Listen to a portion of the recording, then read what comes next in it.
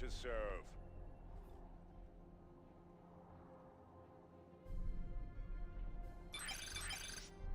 Death be destiny. A requisition point.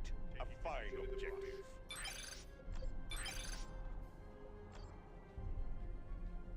The enemy has won this day.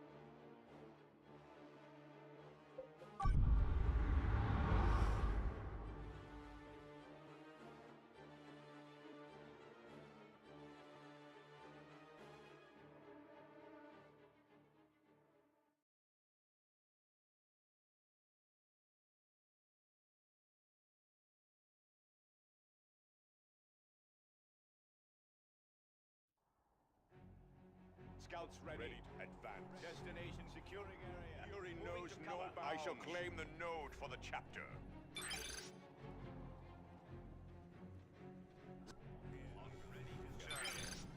I am fearless. We shall secure those resources. Squad on the move.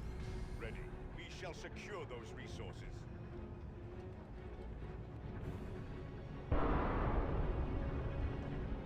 We serve the chapter. Advance. Scouts here. Go ahead. Requisition point under control. Advance. Field asset location secure. Adding support structure. Head in position. Destination confirmed. Forward to victory. Understood. Advance.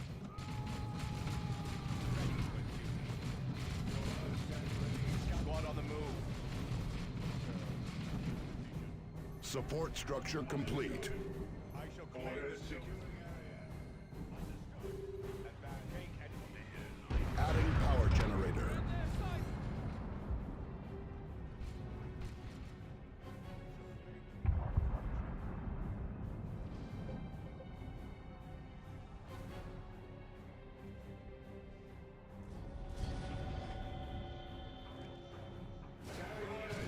Generator operational. Target acknowledged. Valor and duty.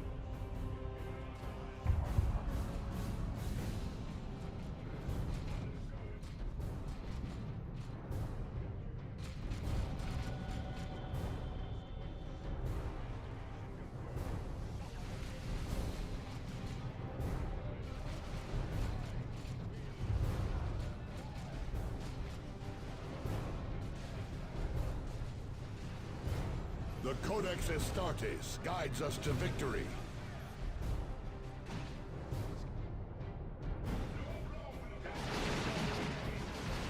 The enemy is destroying a key structure.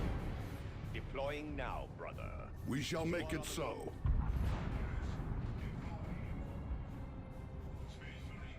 Securing area. Our requisition pool is depleted. Advance. Scout squad on the scouts here. War gear deployed. Destination confirmed. We shall not. Advance. Moving up.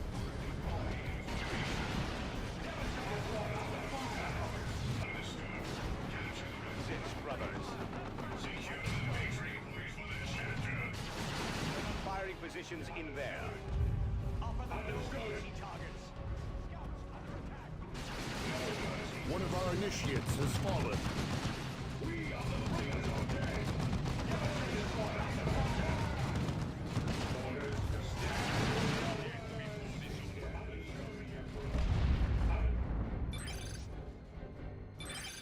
Field asset location secure. None can stop the crusade of the righteous.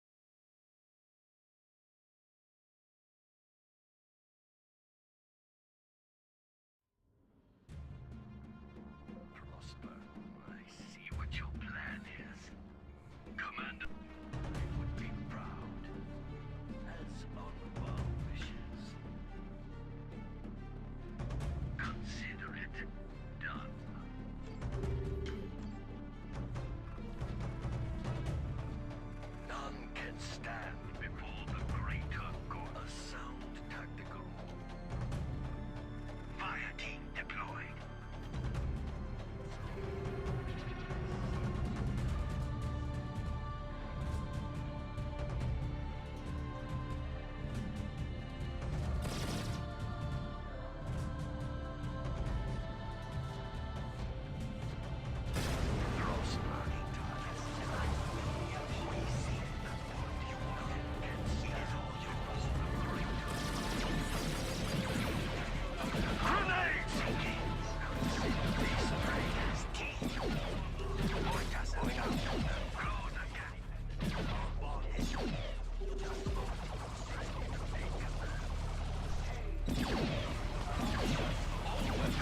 Allied infantry unit has been lost in combat. I'm pulling out.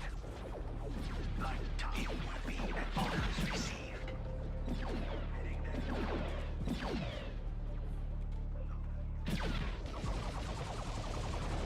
Understood.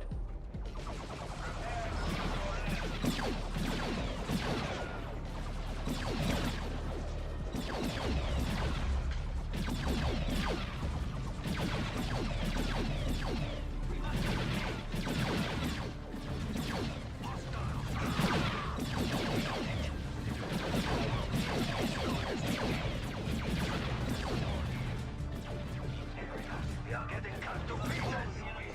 Insufficient resources to execute. Activating support structure.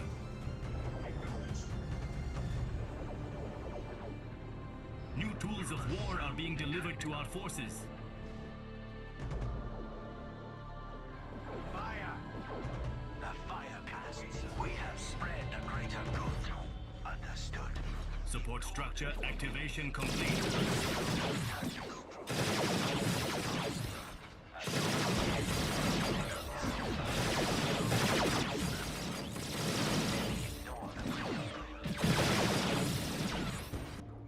We must gain more requisition. Deploying fusion generator on power node.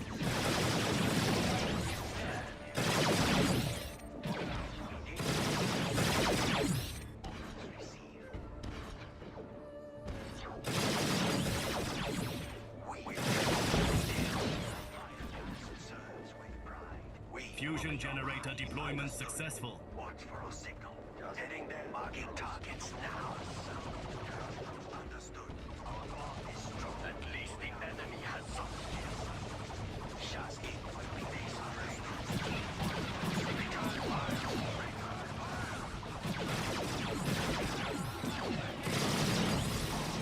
We are wasting town lives.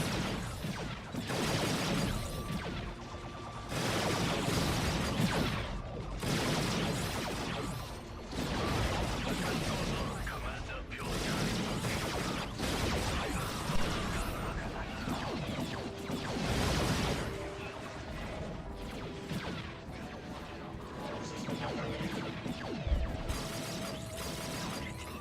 Understood. Nation under their prey. Sound tactical. Fall back! Fall back!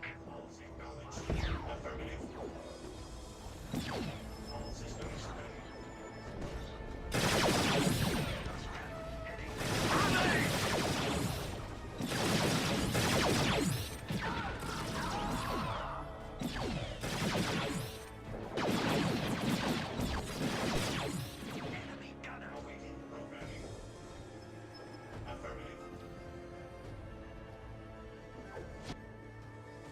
Our show ready for action. We are counting more and more dead amongst our cadre. Fusion generator deployment successful. We prosper. I see what you Activating support structure. One of our turrets is under attack. New combatants are replenishing the squad's numbers.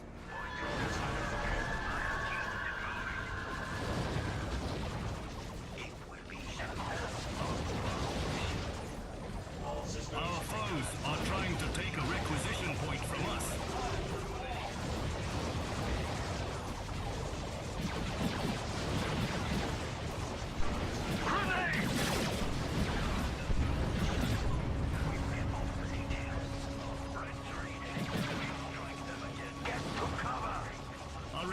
ammunition reserves are insufficient. Our foes attack our relay beacon. The enemy has raised one of our structures.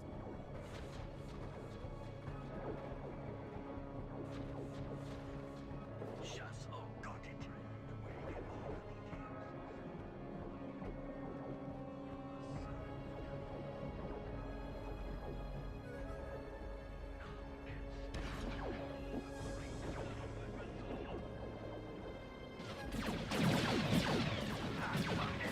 We're going to need some support here.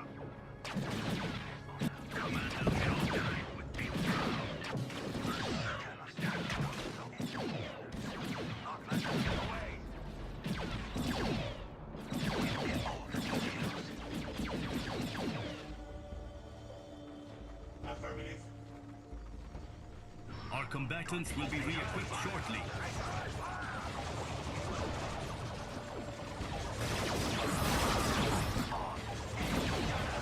Our losses are growing. The Contra will crush them.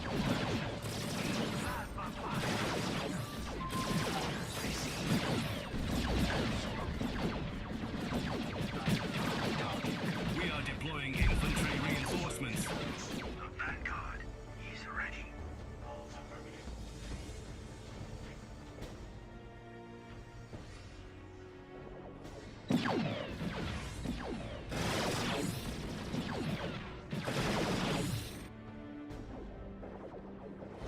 These shots not ready for action. Orders received. It is honor.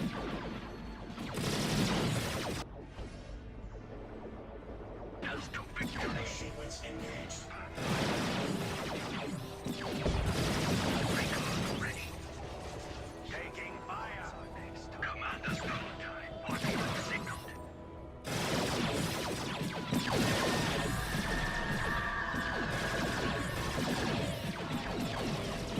Allied infantry combatants have been killed in combat.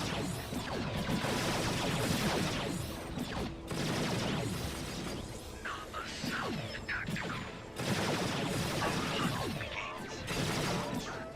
We cannot win here. Remember the lessons of Yola. You will take your time. Incoming this drone. Signal. Close the gap. Grenades! Heading there now. Got it. New infantry units are available to our cadre. We understood. Watch for our signal. Into battle. Like coordinator volleys.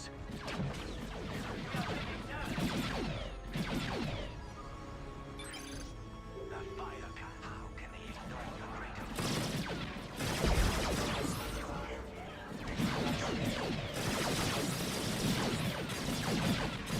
Enemy forces have trespassed our perimeter.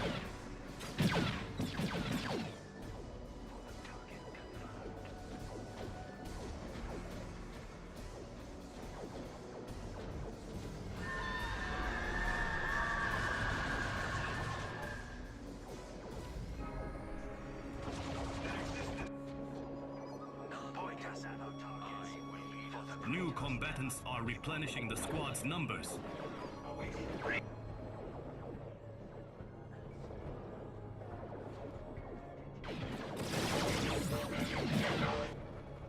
None can see command. Equipment upgrade underway. Prosper. Broadside battlesuits ready. A fusion generator is under attack. The fire warriors have given their lives for the greater good. A sound tactical. Firepower on the move. Acknowledged. Moving out. Our foes are trying to take a requisition point from us.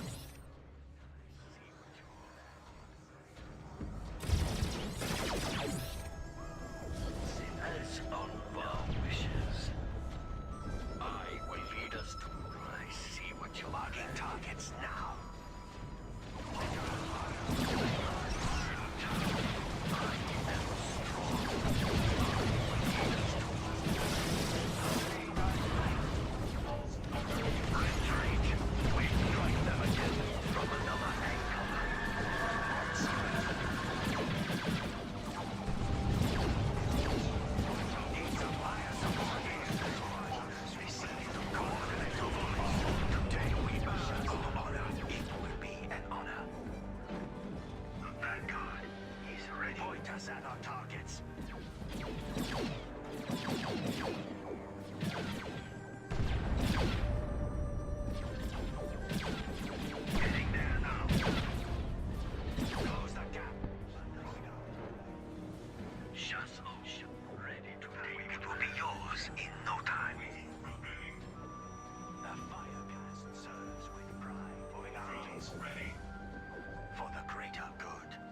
Mobile artillery ready by a awesome.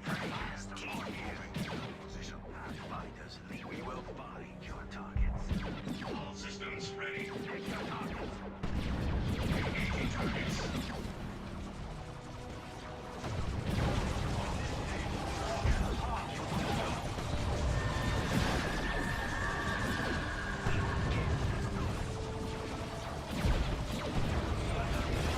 We are counting more and more dead amongst our cadre. For the greater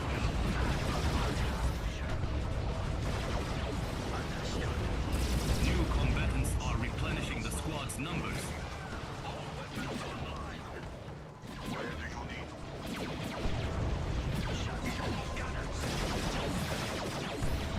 We are deploying infantry reinforcements.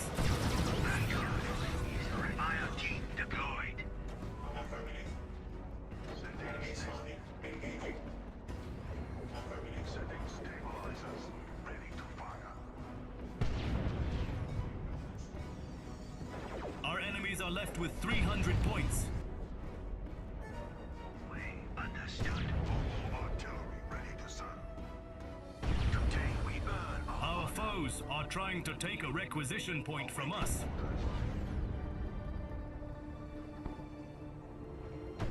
locking on target.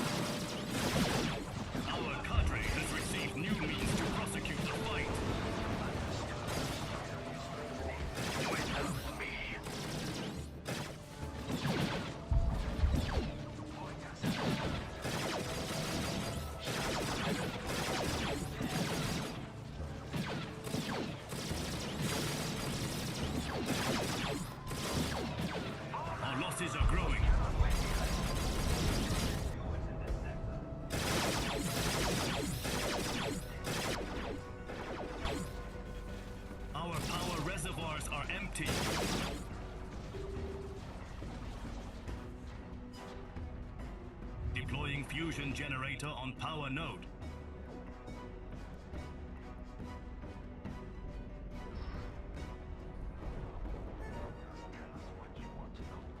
Fire team deployed.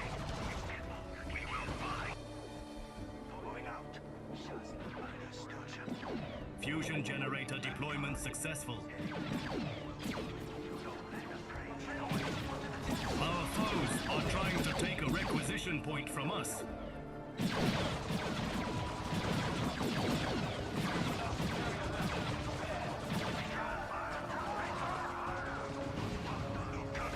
Grenades!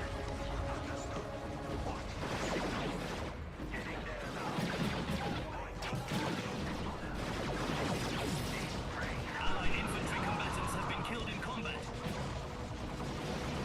The fusion generator is under attack. We need more power.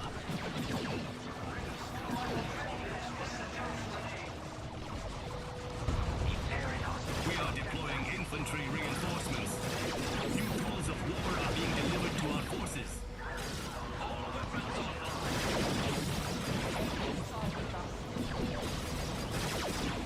New combatants are replenishing the squad's numbers.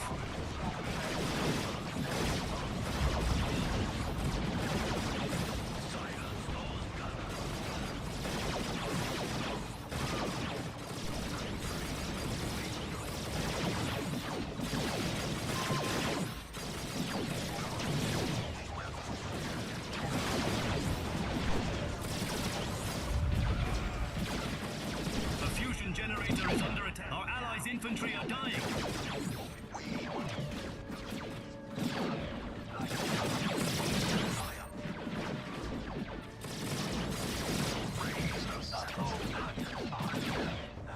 Close the gap. We see it. We'll take it. Too strong. We see it. We take it. Our combatants will be re-equipped shortly. Taking enemy fire. Our foes are trying to take a requisition point from us.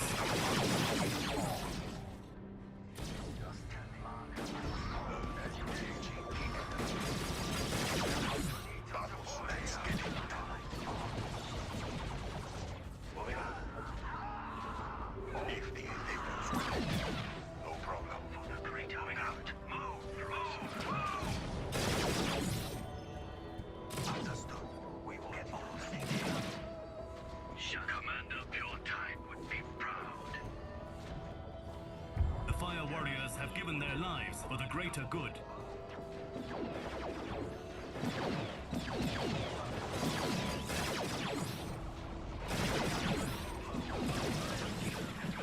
This prey has teeth.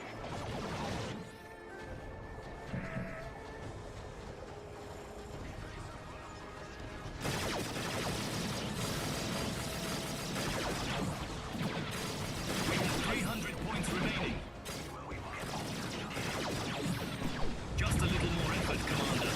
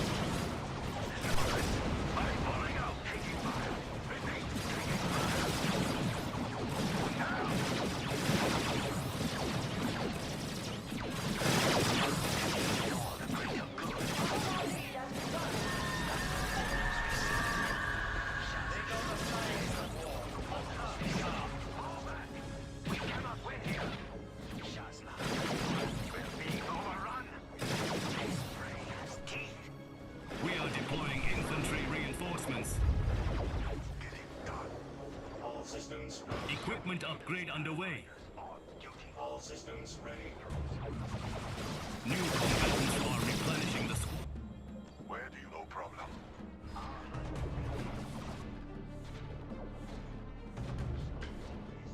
Lead us to we will unveil. Sound tactical.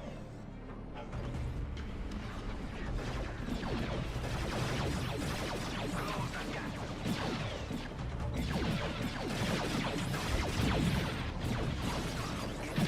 We will be as good as we can.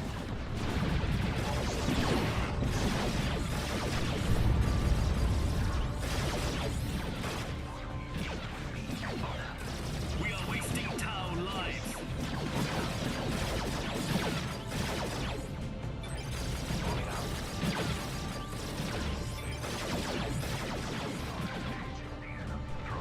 Consider it done. Point us at our targets. Activating support structure. Acknowledged.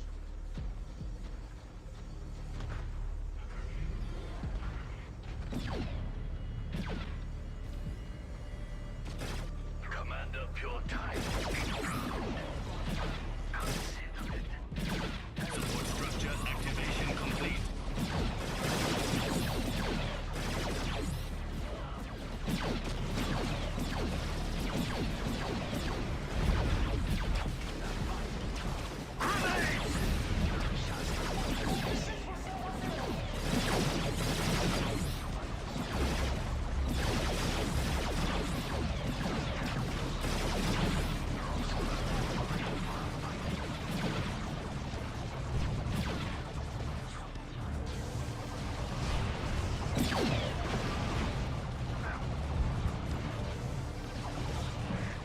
We are deploying infantry reinforcements. Commander Pure Time would be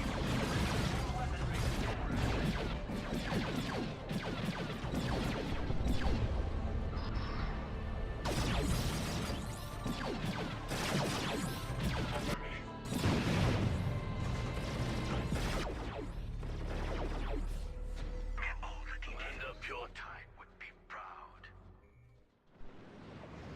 A sound tactical.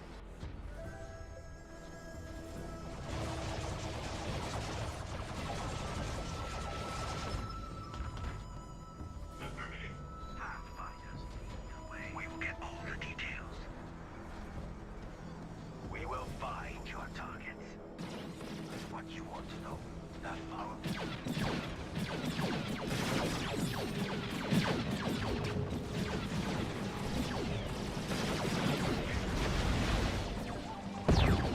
All systems ready. Acknowledged.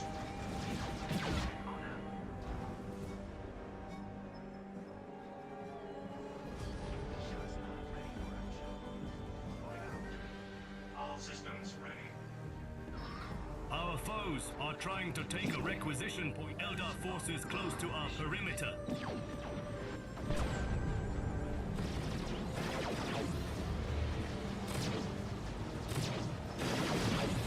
is too strong. Ready.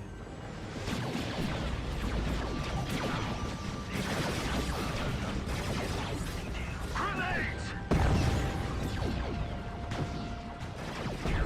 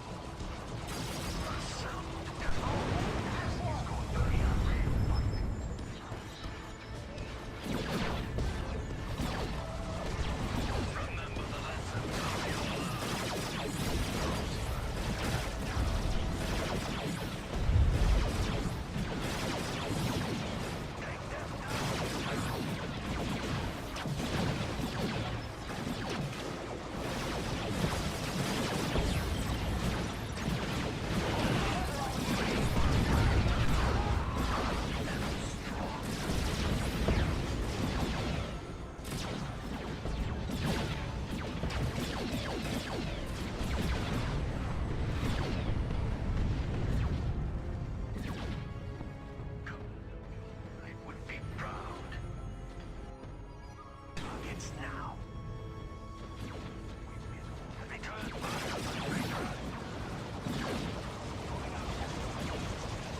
I see.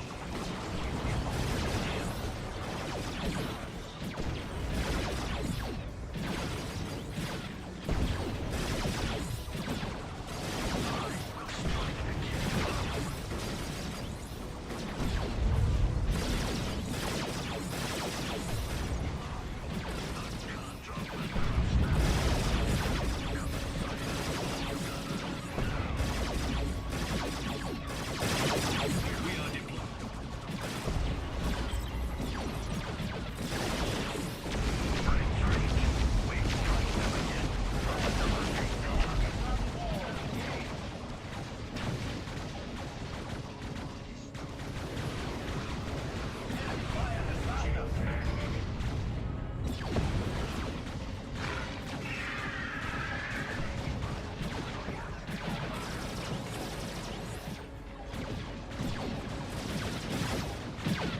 Allied infantry conductors. They know the science of war.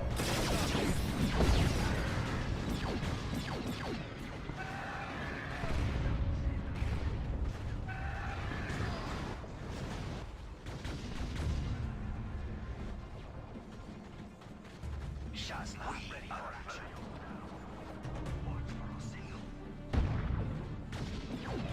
We'll find your targets.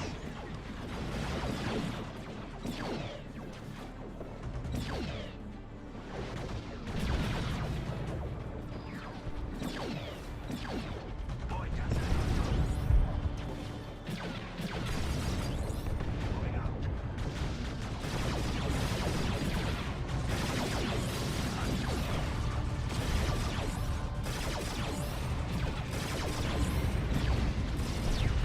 Our foes are trying to take a requisite.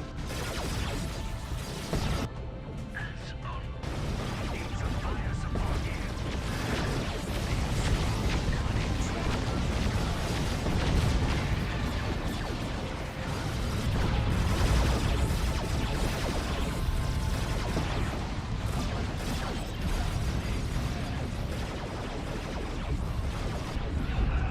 New combatants are replenishing the squad's numbers.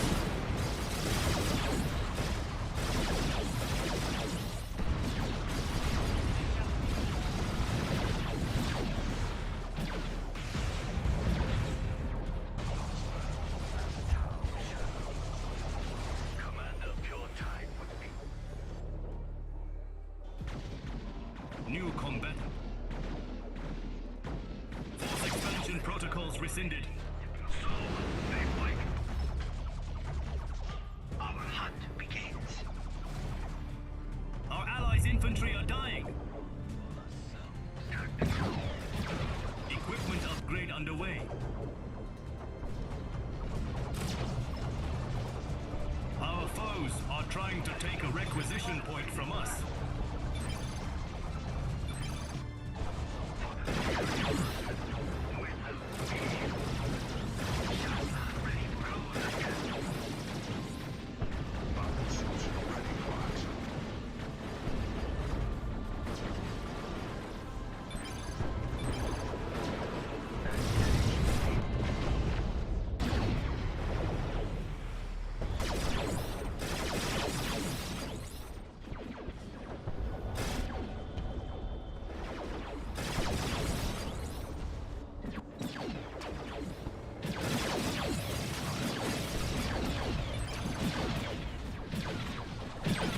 We have been humbled.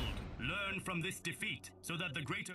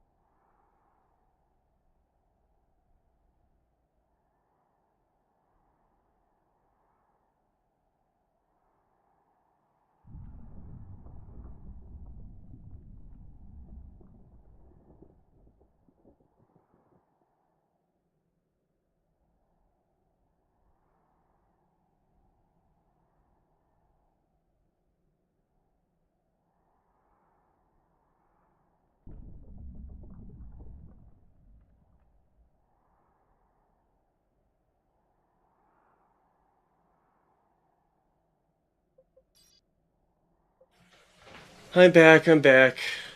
Yeah, I did win this Tau. How'd they go? Look at a couple things.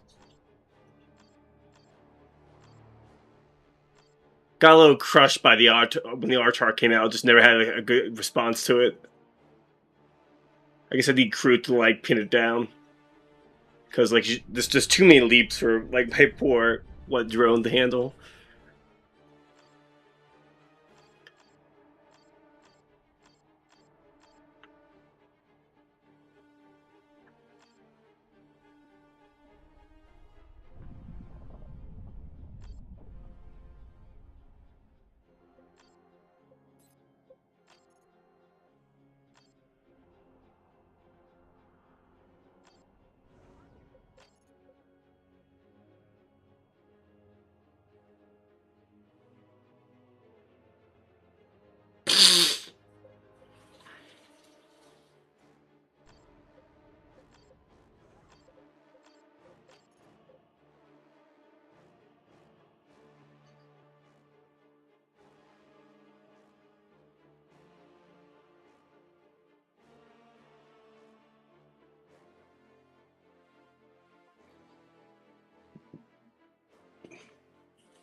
But yeah, it was my first game playing Tau against like Artarks.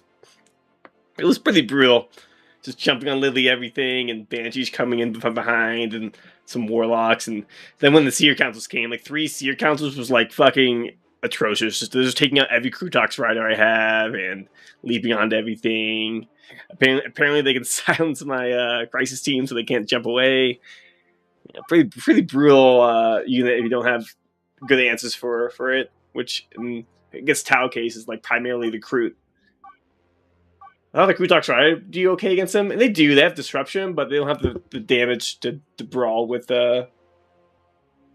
Seer Council. Apparently, even though I thought the Krutox Riders do splash, but apparently not enough. Wasn't particularly close. They did like some damage, but the Seer Councils just have insane DPS.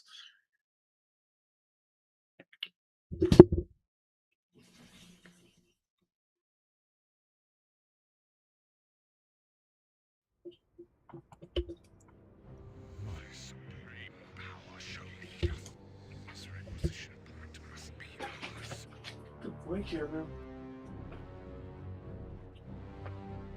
You're being good. Yeah, you are. You're being good. You're being good. You're being good. Oh, my cat. My cat.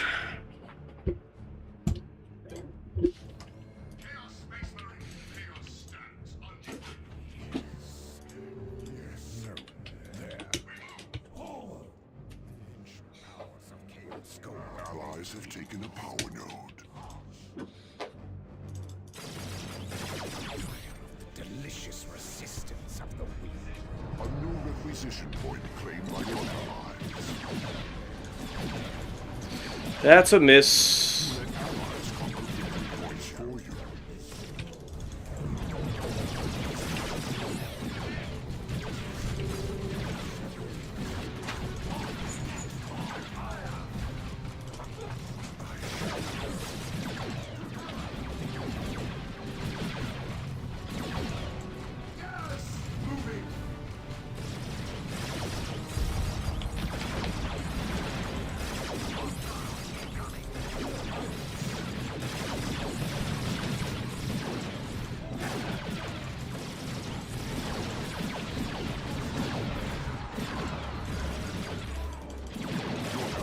Oh, oops, I didn't mean to build a third one. Oops.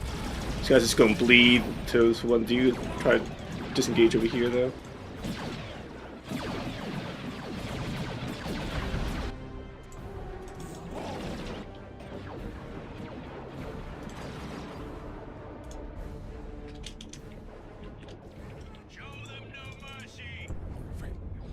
Let's punish this no Kroot Was this day. with some teleporting.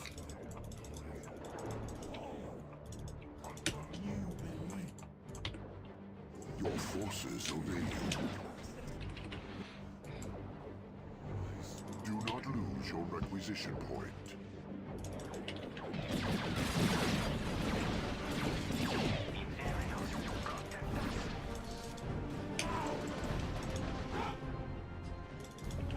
Your fulfill your command.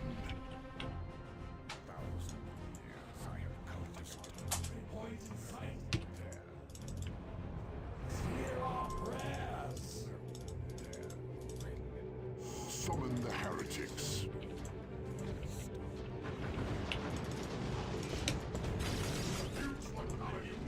Your units fulfill your command.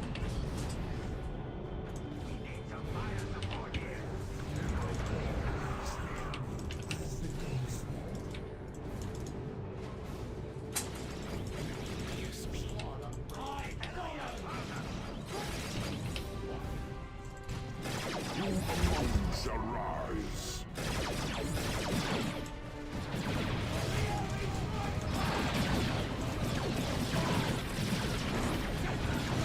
Oh, he does have fruit now. He's gotta run.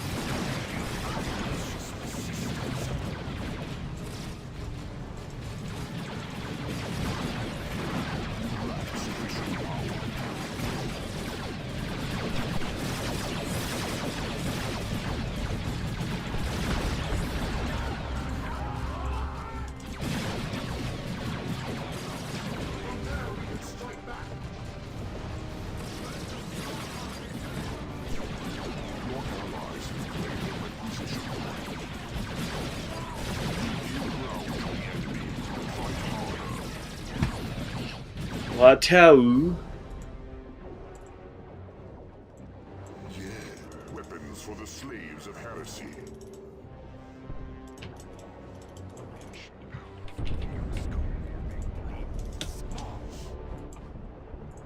A requisition point is slipping away.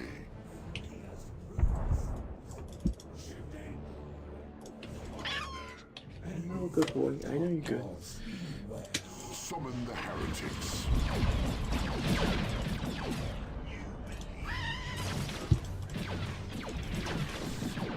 Powers of chaos.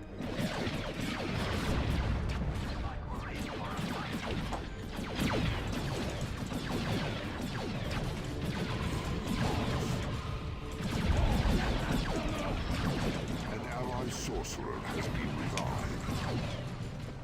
Your ally's generator is under attack.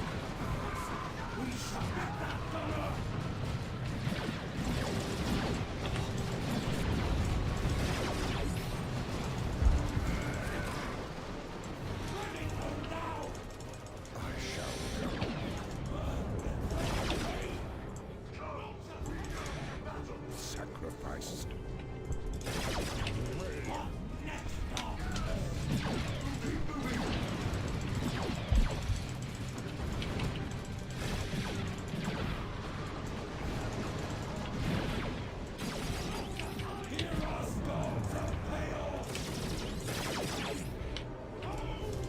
Your allies may lose a structure.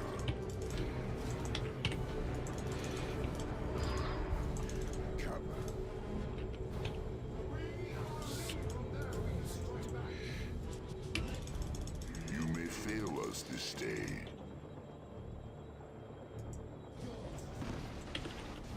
Your forces obey you. That is formidable cover.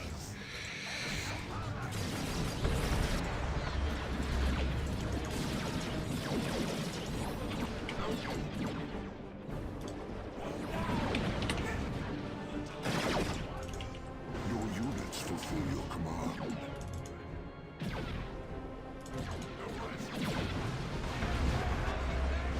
Oh, I got some submarines. I like that.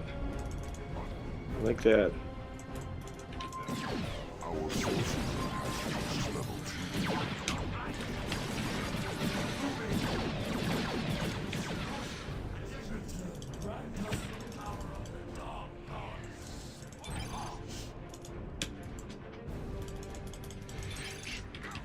An ally's generator is taking damage.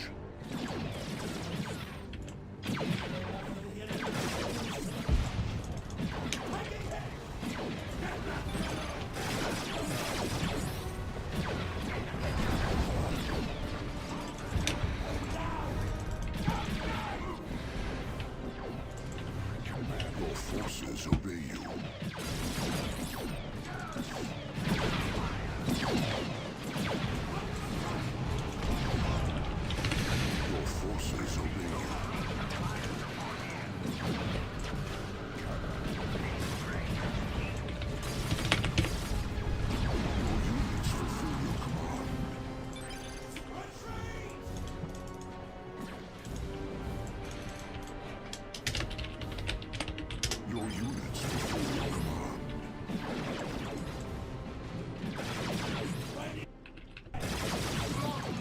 Give ground to the enemy.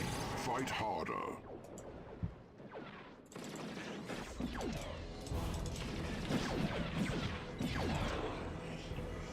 The enemy seeks to destroy one of your generators.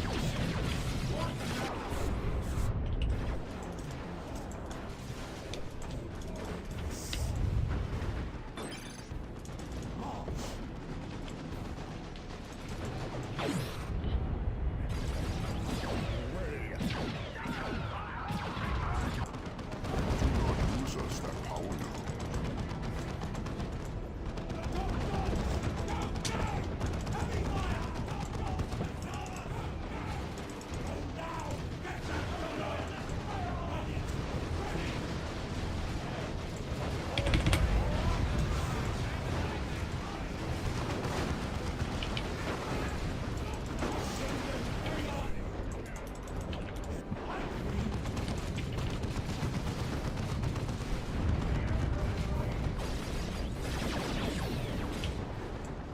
No.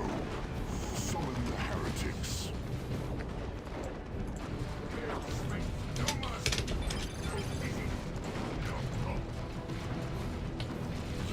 Defeat is not the way of chaos.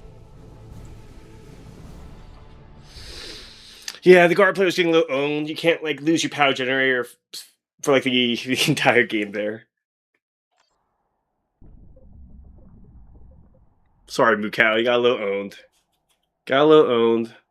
Sorry. Because Soul Reaver is a good player. It happens, it happens. Sometimes there's not much you can do about it. You just get a little owned sometimes. That's how gaming works. Warrior Callus, heyo. What's up? Let me bring up my timestamps. Oh, I'm 8 minutes late on that. Oops. Well, hello anyways. Hello anyways. Stoned Elf. Do I play 1v1 against Stoned Elf? I guess so.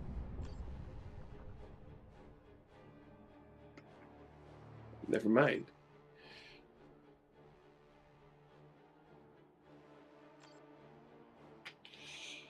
Yeah, I don't know how he's still getting pushed back, especially after he lost the ASM. Like, yeah, he rebuilt the ASM, but what's a guard player building? You know, like he had like 2 guards in the squad and then Cad-Chan. Did he like? I guess like his Sentinel got crushed fast or something. I don't know. Wasn't great though. Wasn't a great performance. It happens. So like I said, you know, sometimes you just get owned. I got owned the previous game as Tau against the Eldar for sure.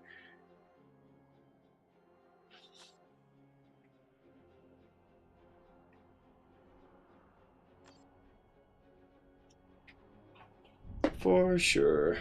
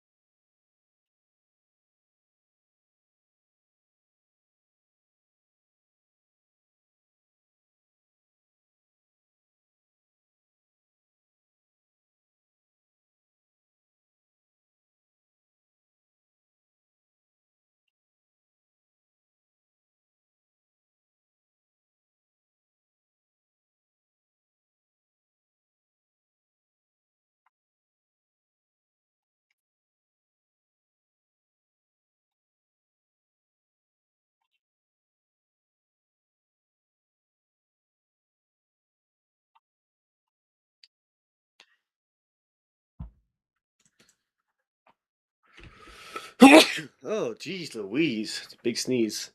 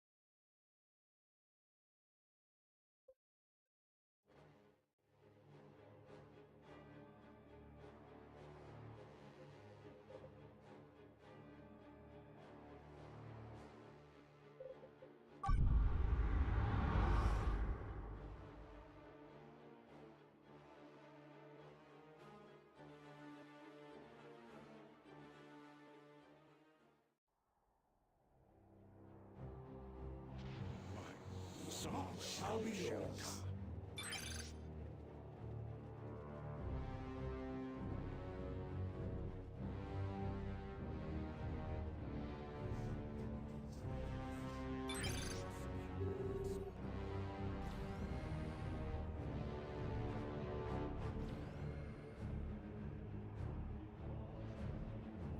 Chaos Space Marines, eternally evil. Chaos Space Marines, use what cover you can. Yes, what's now? Position point is ours. Use what cover you can. March. Confirm. Our victory point. Sight. Chaos Space Marines. With it.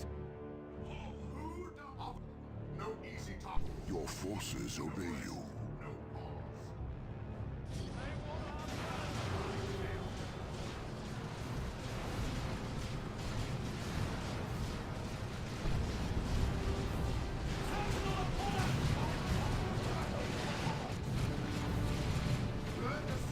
Your units fulfill your command.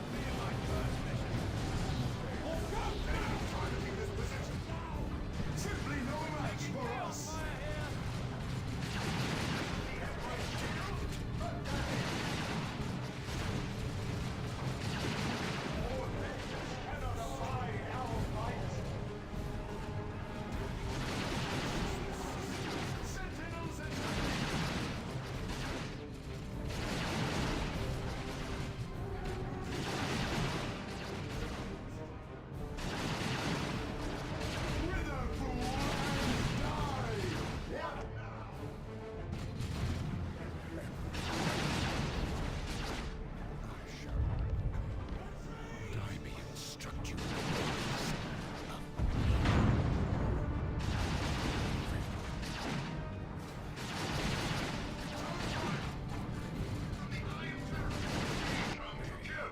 Your forces obey you.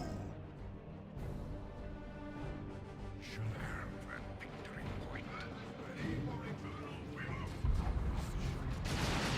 Your forces obey you.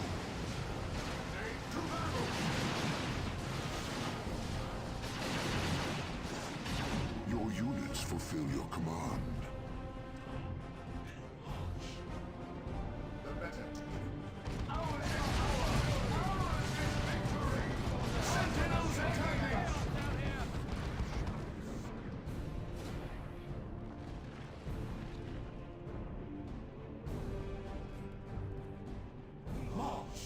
Use one another.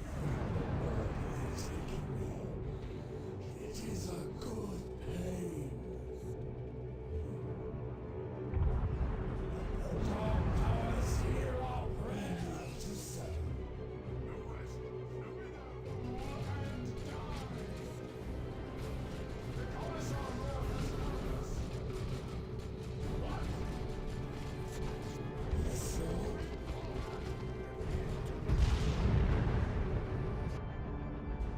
Your forces obey you. Yes, Lord. Who among you shall rise?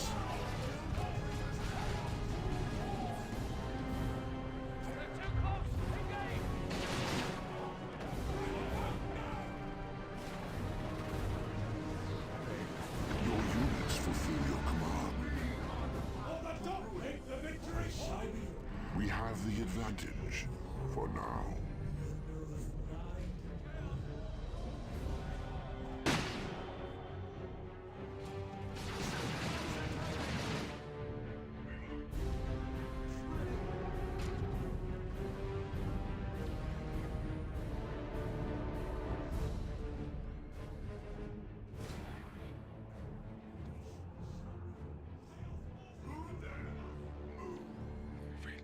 Ready for eternal war! Attacking! Moving! What? Keep moving! It is time to show courage. It is a good pain. We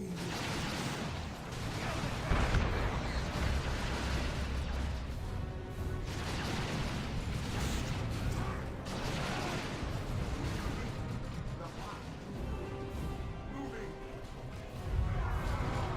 We another sacrifice against the Walker Tower! Sentinels attacking! What? Keep moving! Rush these! The Emperor's launch!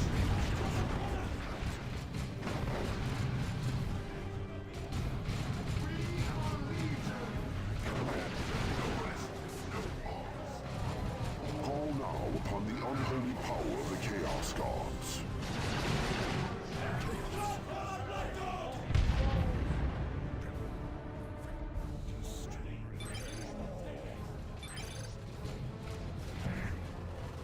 Victory was inevitable.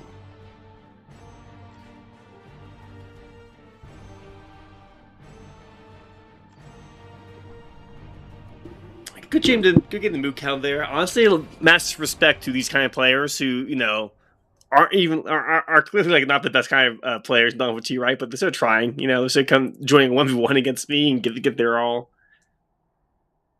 He just needs, he particularly just needs tighter Sentinel micro and better discipline with his guardsmen staying around his Sentinel. That's kind of like the bread and butter of guardsmen. Just keep your guardsman next to your Sentinel and just push in and scout things with it. Keep and have the double guardsman behind it be like a backstop to repair it. I know, good boy. I know you're good. Okay, I know you're good. I know you're a cat. I know. Come on, let me put this away. I know.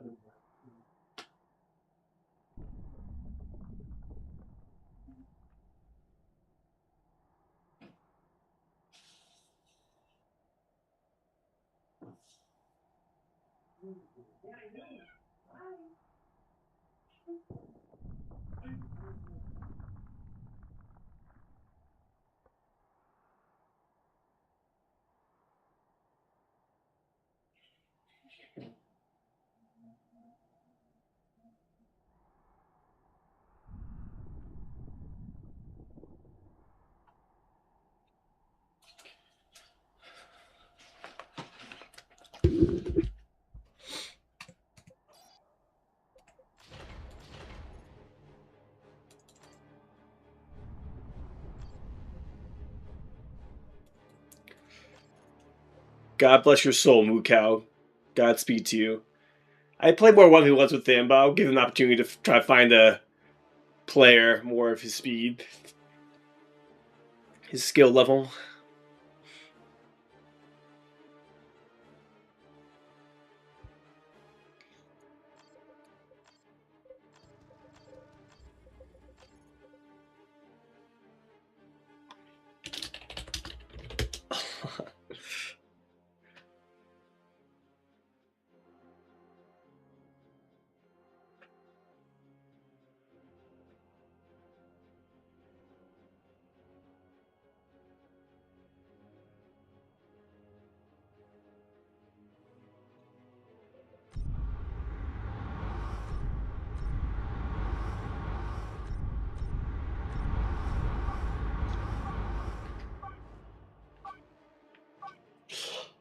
Oh, jeez.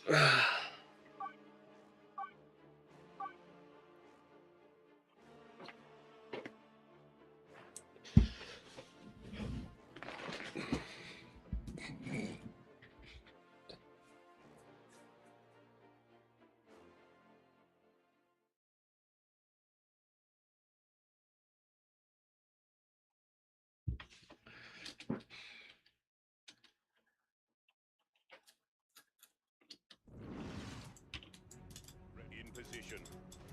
Destination. Good boy. Yes, you're a good cat. Want to go on the stream? Yeah, put the camera on.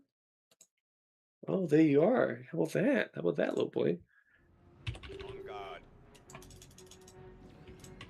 Requisition point. Squad on the mine objective. Ready. Moving out. Advance. Squad on the move.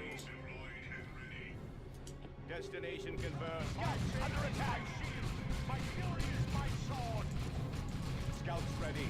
An ally has secured a requisition point. On guard. Field asset location secure. An ally has taken a victory point. Forward to victory. Adding support structure. Ready to serve. Tactical squad. Open. Rain fire upon us and we shall return. Our ally is losing forces to enemy fire.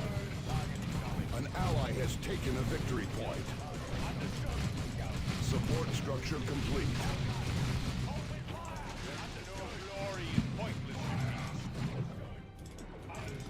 The enemy is... Scouts here. Moving out. Scouts advance. Scout destiny. An ally Those are has Hormigons. secured a power node.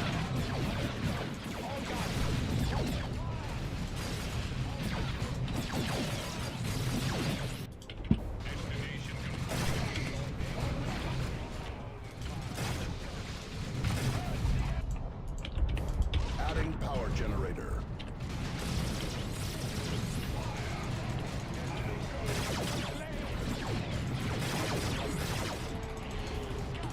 Press on to victory, Space Marines.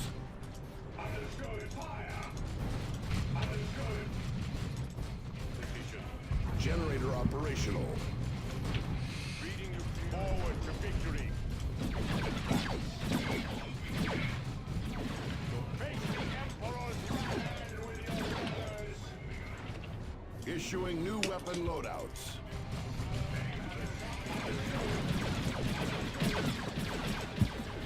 The enemy is capturing one of our strategic points. Forward to victory. Understood.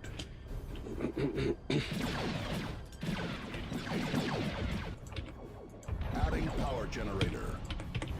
Adding power generator. Initiates, follow me.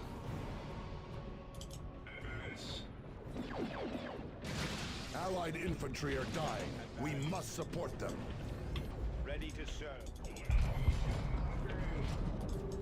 Generator operational. I fear nothing from us. Go on, answer. Advance.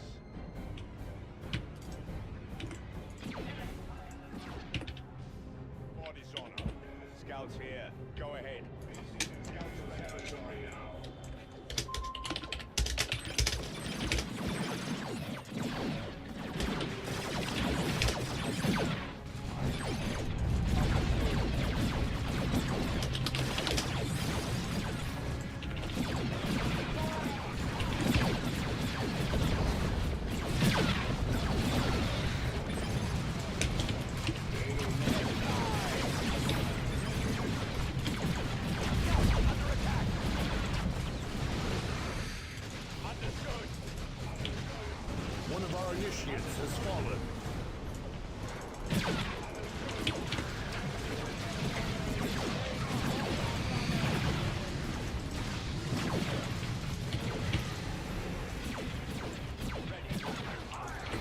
There is no glory in fighting defeat.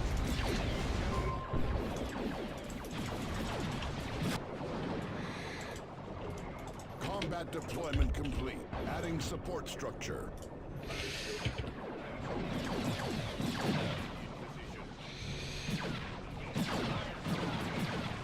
An ally has secured a requisition point.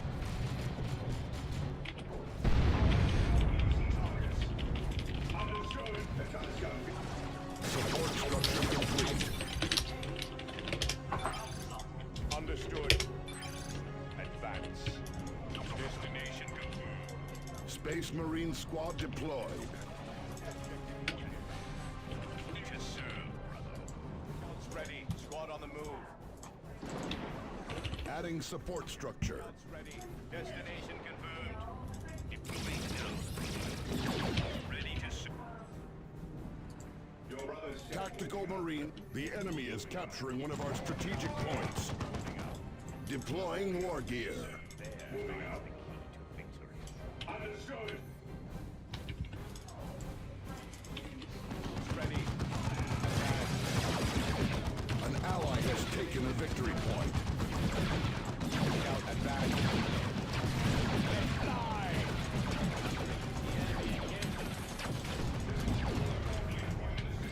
Be ready. An ally has secured a power node. Understood. Advance. We must reverse the course of the battle. I am at your command. Fearless. I am in.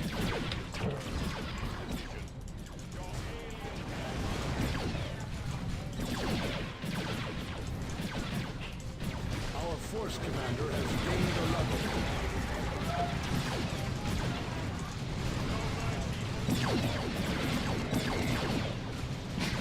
No mercy.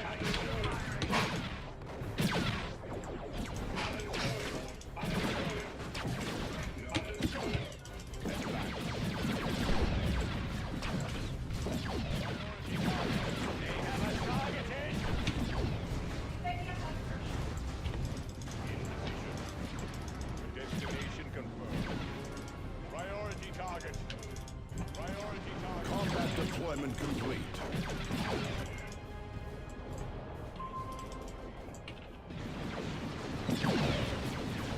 Ready to. Requisition point. An ally has secured a requisition point.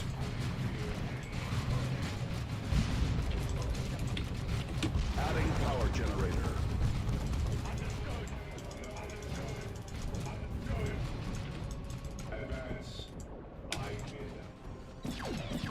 The enemy is claiming a victory point.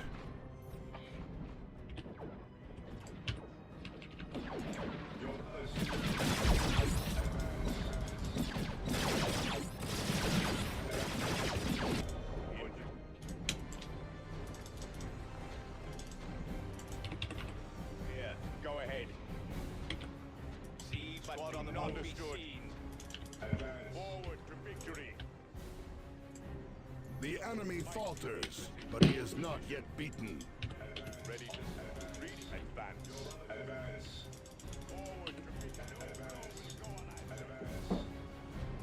Moving up. Destination confirmed. Advance. Demonstrators at your command.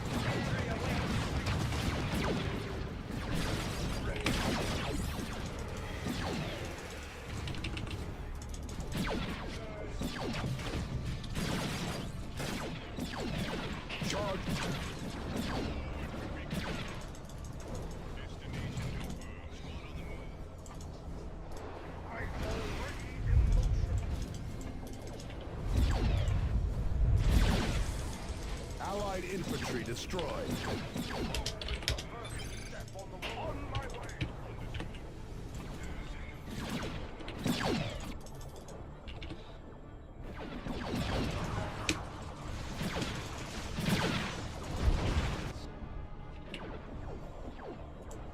No power is unknown.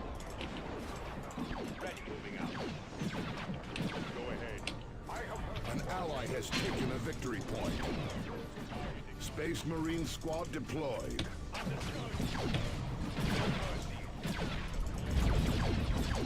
Our force commander has reached level 3.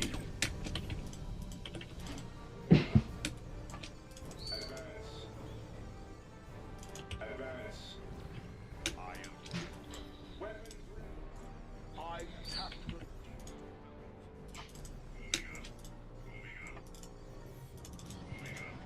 Scouts ready. Hey. Understood. Scouts moving out. Brothers, return fire! I fear nothing. Ready for duty. Go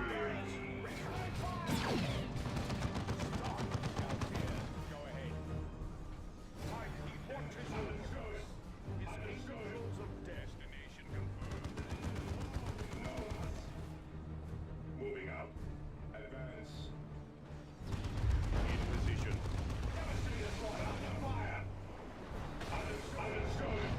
Advance.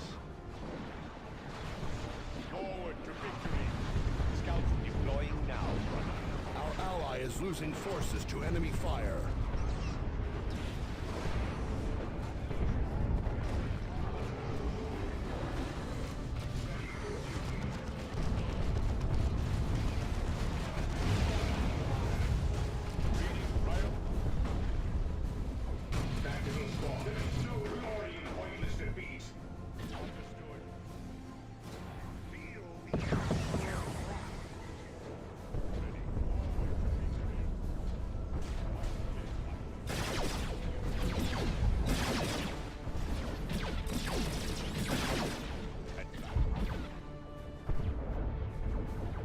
Moving out. Advance. Adding power generator.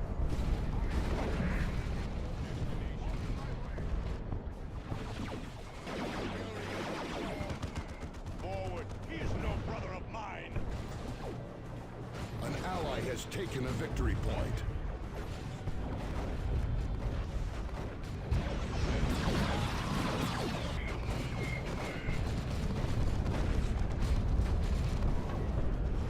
Without hesitation.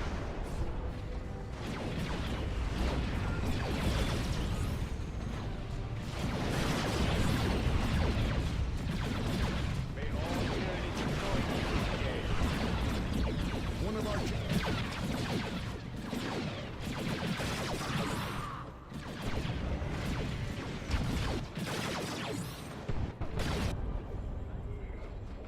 We are losing a requi...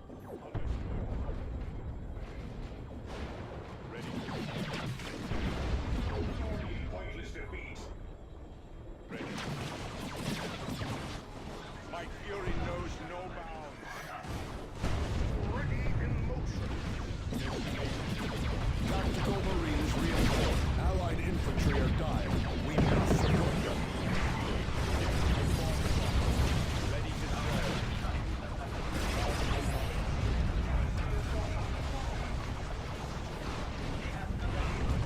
Taking fire.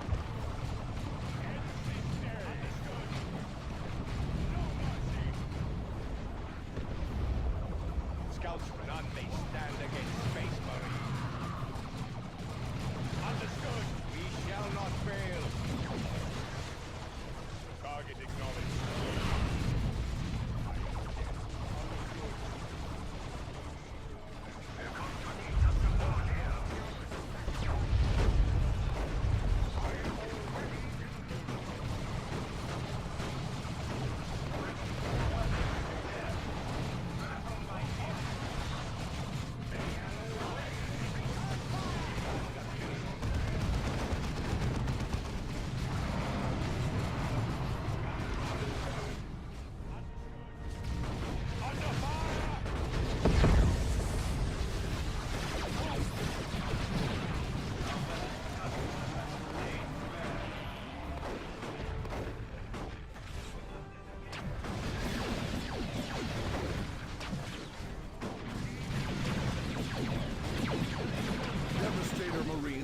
reinforced.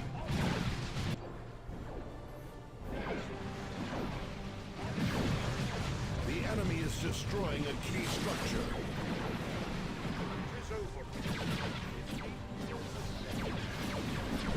An ally has secured a requisition point.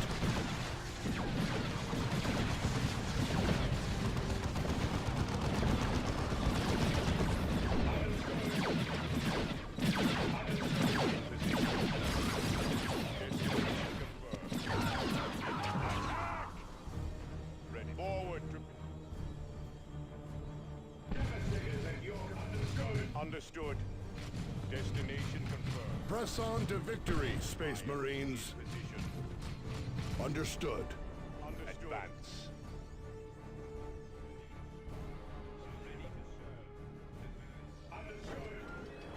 Advance. Forward to victory. I shall claim this land. Additional units have become available, Commander. Understood. Ready. Deploying now, brother.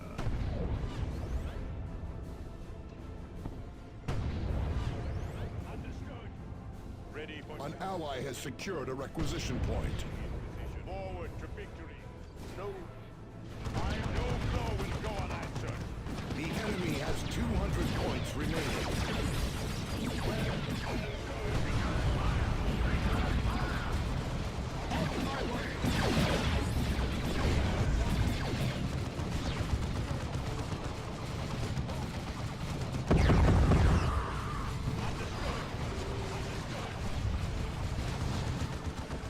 Alien. Without hesitation. Glory is pointless with me.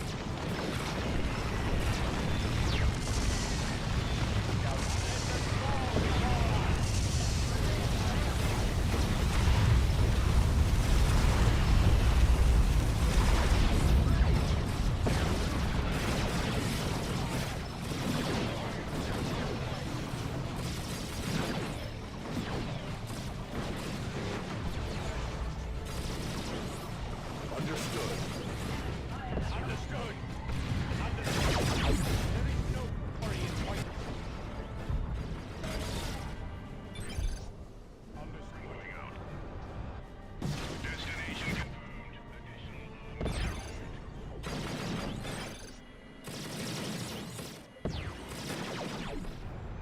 Go ahead.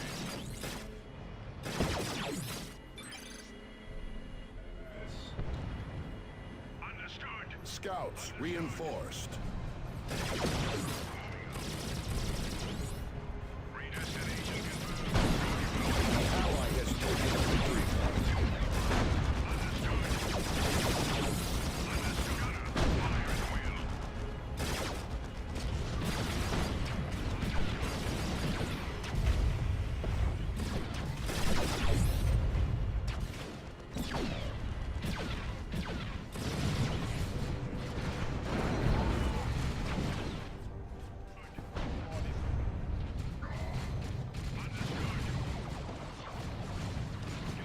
The enemy has 100 points remaining.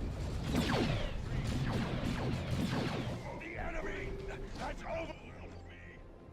Reinforcements have arrived.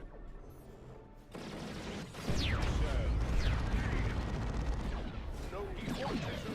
Let us to the mark.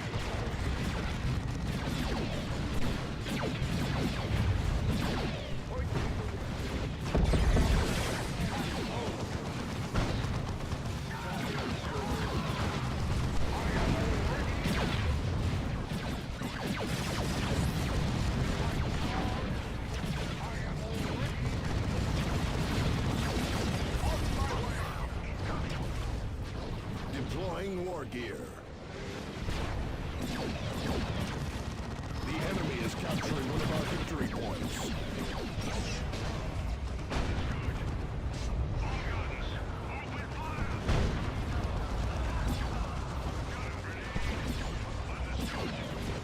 No respite, no mercy.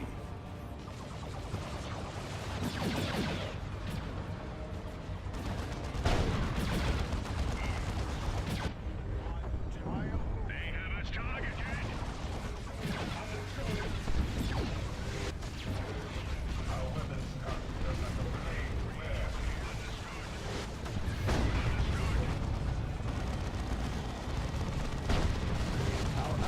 is losing forces to enemy fire.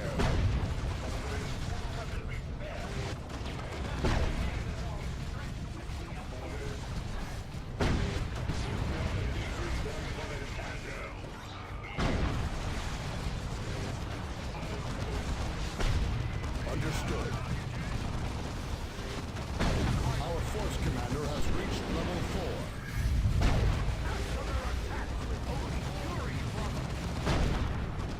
Understood. And back. Take and hold. Yes, brother.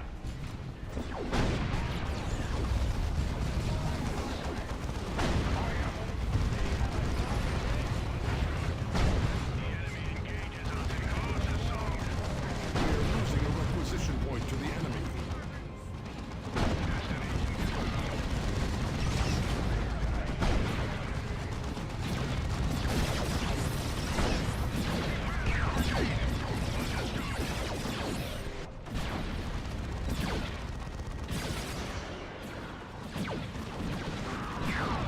Combat deployment complete.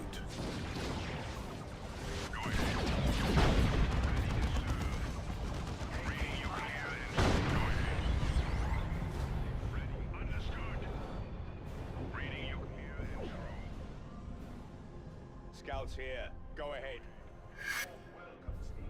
The Emperor rewards those who fight in his name. Ready to serve.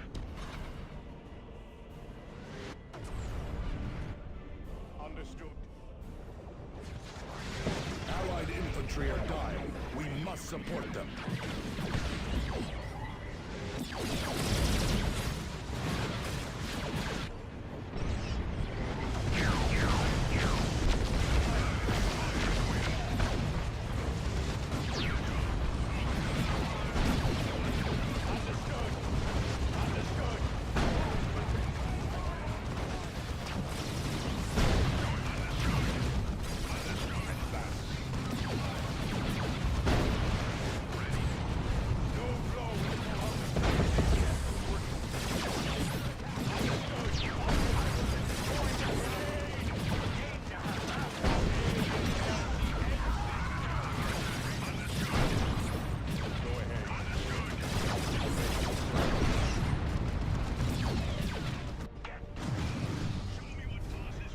We shall make it so. Our force commander has gained a level. Allied infantry destroyed. Ready looking forward to victory.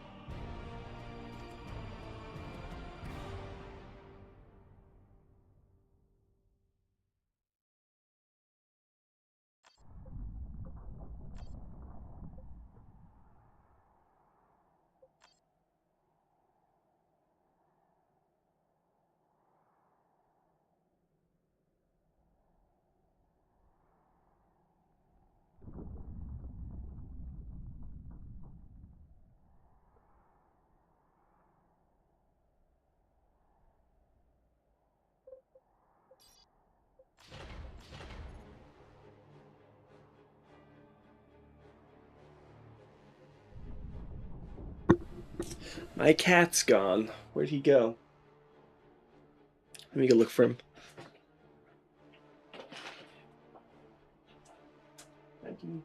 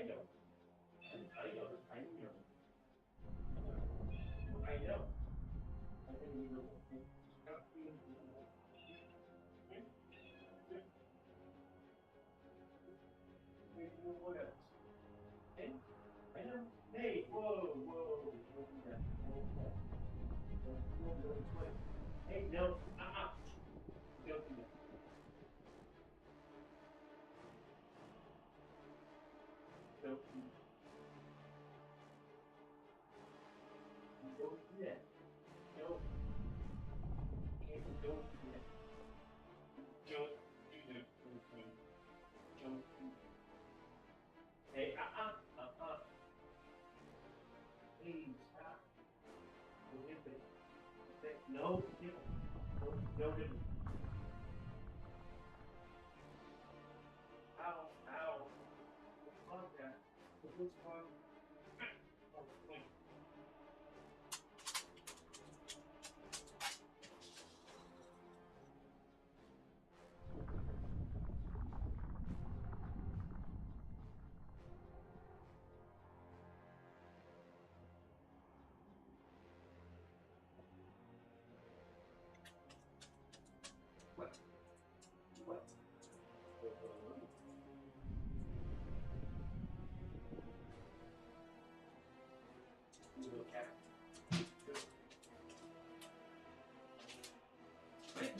Right here. Go back in your bed.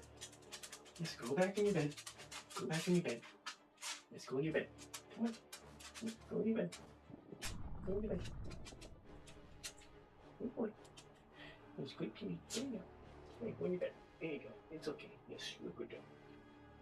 You're a good dog. My cat's in the living room.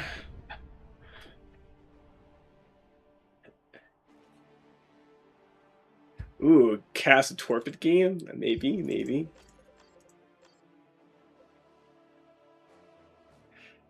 Okay, Torpid, let's see what you got. You see Mr. Master of the Tau race? Mr. Kroot lead power melee, heavy melee?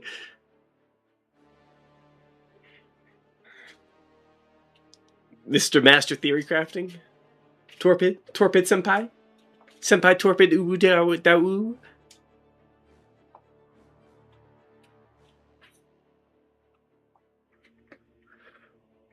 The Artark seems particularly nasty against the Tau.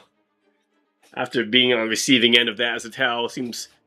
I don't know, it seems like... I imagine... It's got to be like maybe an ethereal ability that can handle it, but the Repulsor Shield's not... It's better against like lots of infantry to knock them over. It would still be something against the Artark. The Artark can like probably dodge it.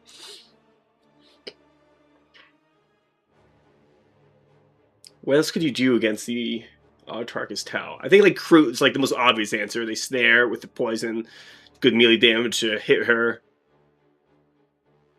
Because you don't really have a lot of other CC as Tau. Because like the slow grenades aren't really that effective against her because you can just leap everywhere. And your weapons teams will also just get leaped on. So I think it's like bondage just Kroot, and like maybe you can use like stealth teams to leap away or leap after her to burst her down. So I think it's Kroot stealth teams and just your normal focusing fire after that. Maybe there's like an ethereal ability that helps handle her too. Kind of forget what his abilities are. There's a lot.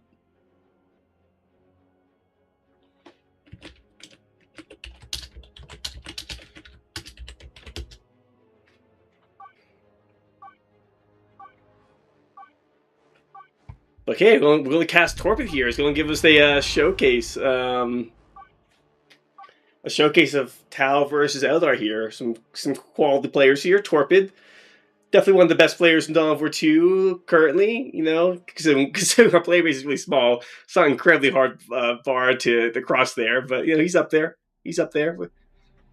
Critical is also very strong. I think he's like just below Torpid's level, but I think he plays well enough to be able to take a game off him, or at least a couple fights. We'll see what happens here.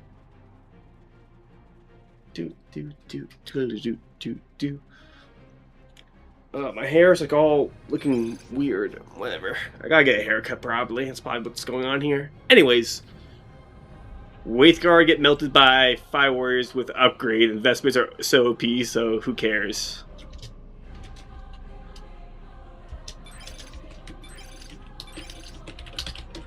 Yeah. I've been playing Tau without using the auxiliaries much, just because I like the idea of just having huge amount of pew pew, just like an endless gun line, just to blow things up immediately. It's always fun as Tau, lean into the Tau railgun fantasy. But the Kroot and Vespid are really strong. I do think they're a little too strong. I think they designed basically to hold the Tau Tier 1 together. And I would rather see like the Fire Warriors and the gun team, the gun drones, have more of a prominent role in holding the Tier 1 together. Like, they're decent units, but they don't have much outside of just right-clicking people, right? Which is fine, but it kind of means it's kind of hard to rely on them and solely them. It depends on your command upgrades, like I said. If you have a Pulsar Shield, maybe you can get away with it without having crew. But it gets hard pretty quick if he goes a lot of melee. But he does not have to be Guardians here, pushing into the Tau. Lost a few Guardian models. Lost one Fire Warrior. Or a quarter EXP there. All the other are sharing EXP up that one Fire Warrior. Oh, wait. Oh, man. Already getting a lot of EXP here. We're killing Guardians. Almost level 2 as well. These Guardians are really feeding a lot of EXP. Didn't realize how much EXP they give. Like, this is actually pretty crazy here. He's like almost level 2. Like, if you got level 2 off the first fight, that'd be like really good. Just like you just start racking up so much efficiency just by virtue of getting level 2, and after you get level 2, you just become more efficient, so it just starts snowballing from there. As opposed to the Eldar here, who've not been doing a good job getting kills. To be fair, it's pretty hard to bleed Fire Warriors. 200 HP per member. They're actually pretty tanky.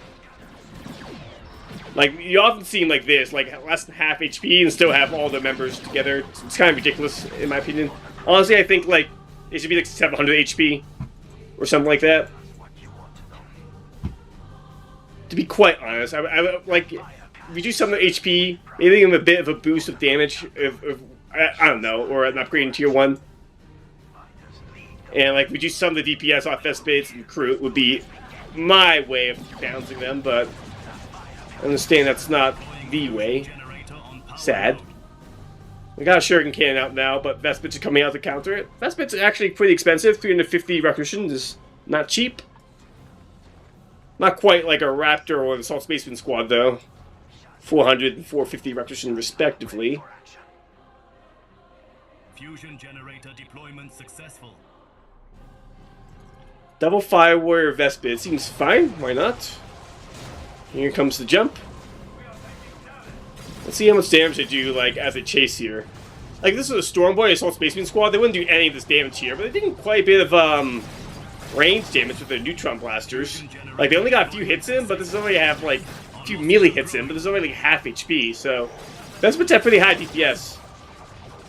Vespids do have high DPS, and I understand, like, the more of, like, a hybrid range assault squad, you know? So be it, but I do think the melee damage is a little too high if they're going to have, like, a decent amount of range damage as well, particularly with the Flamers.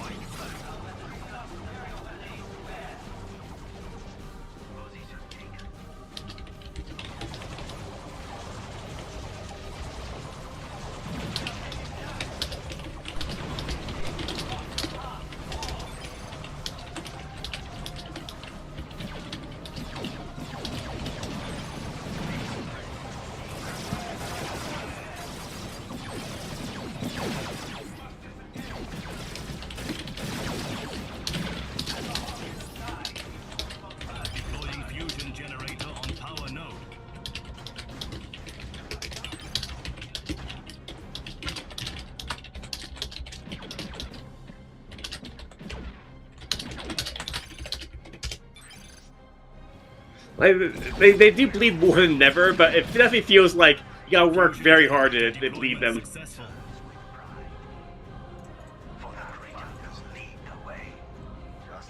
The Eldar are bleeding a lot of EXP. You already have a Burst Cannon level 2 Crisis Commander here, who's basically going to go uncontested. He basically counters everything here. The Shuriken Cannon team is like your best bet against him, but he can just jump and be in cover, so even that's not going to be great.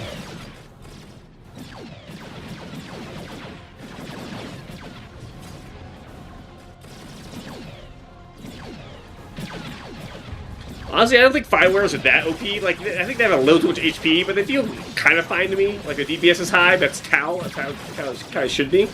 I just think that Vespids and crew kind of, like, glue them together too much. It's very hard to find a weakness in their roster, you know? Like, the roster is basically designed to, like, you know, counter anything they can come across instead of having like a weakness, you know, to melee. Like, yeah, they're somewhat weak to melee, but like not really. Between like your commander abilities, Kroot and Vespid, you have quite good anti-melee options. It's just as good as any other race, really.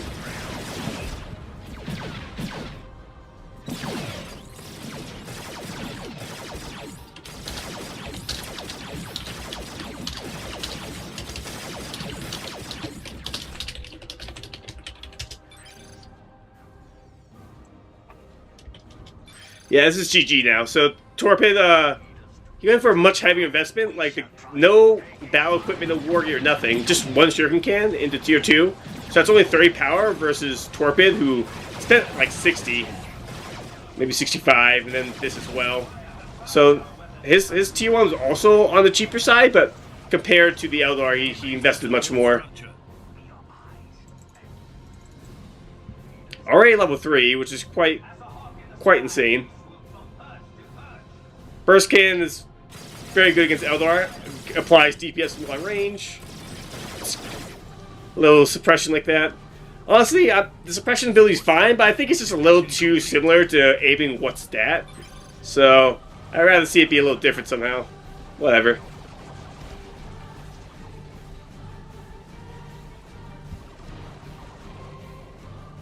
You know, the Pathfinder leader is, you know, he's not being useless. He detects. Makes him a little more tanky, has a little more DPS. It's a fine upgrade.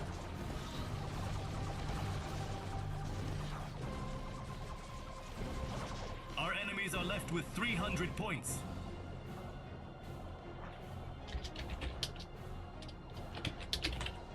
We have lost one of our structures.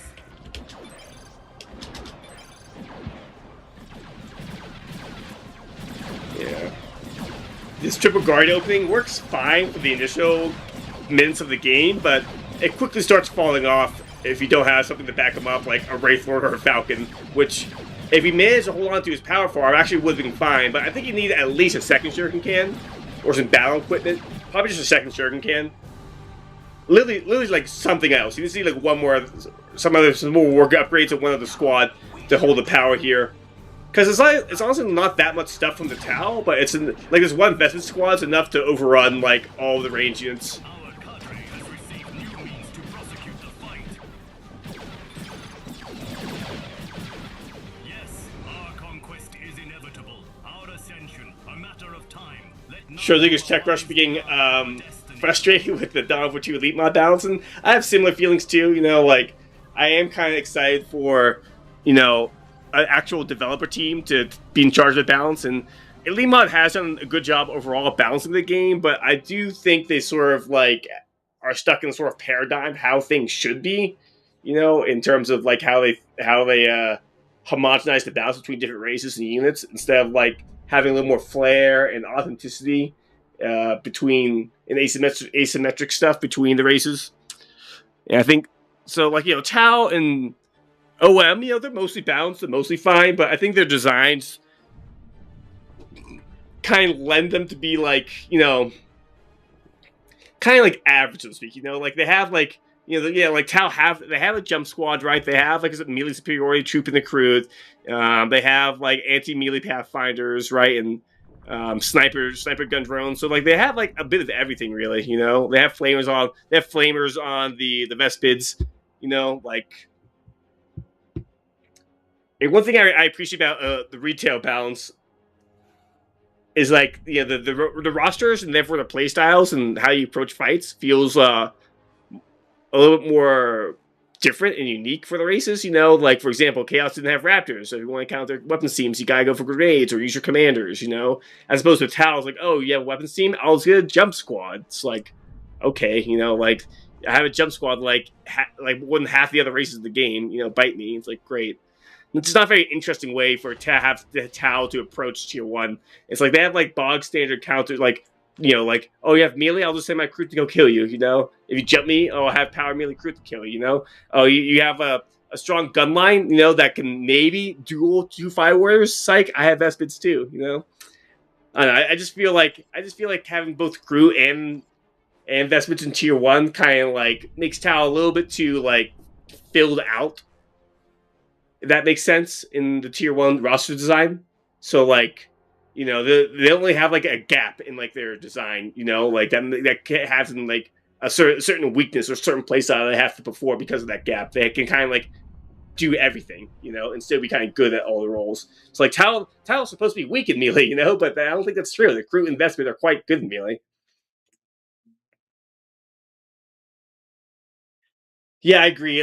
I think a lot of design, particularly the crew and the Vespids, make it so like the Tau do not have to rely on melee range that much, which I think they should be. They're Tau, you know. There's like them and Imperial Guard, like quite frankly, should be like the gun races, you know. Like yeah, Tau has some auxiliaries, but they should really just be like a supporting unit, you know, much more similar to Heretics, rather than have crew be this like a brawling, CC melee poison snaring, power melee, heavy melee, 275 requisition cheapo squad, you know, like it's crazy. He didn't even go crew that game, and nor did he need to, because, you know, his investments were obviously the better choice against only range units. But that's kind of my thing, you know, like, I feel like Tau would have, like, just a perfectly fine time, like, dealing with, I should have joined, especially him again, whatever, I'm rambling.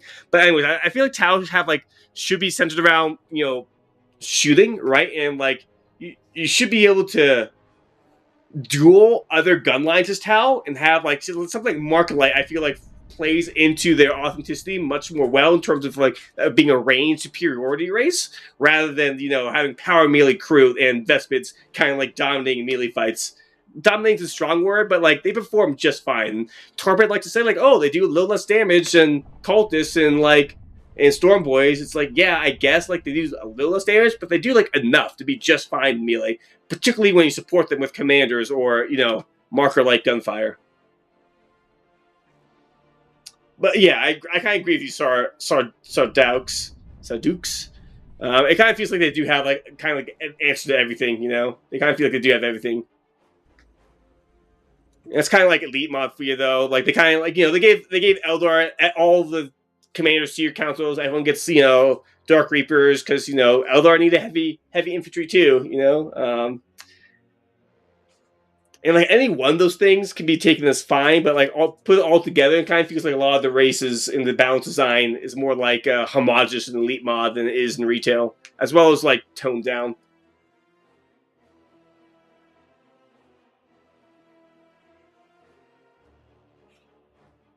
Yeah, I agree. Even Firewares themselves, with nothing else going, with nothing else like being filled into the fight, Firewares with a pure DPS is enough to really chip down melee to kind of count them that way. Just pure like, you know, kiting and shoot and scoot and pew pew can like actually quite handily handle the melee. You know, like if I have a heretic running into one Fireware, you know, he'll probably lose half his HP by the time he gets there.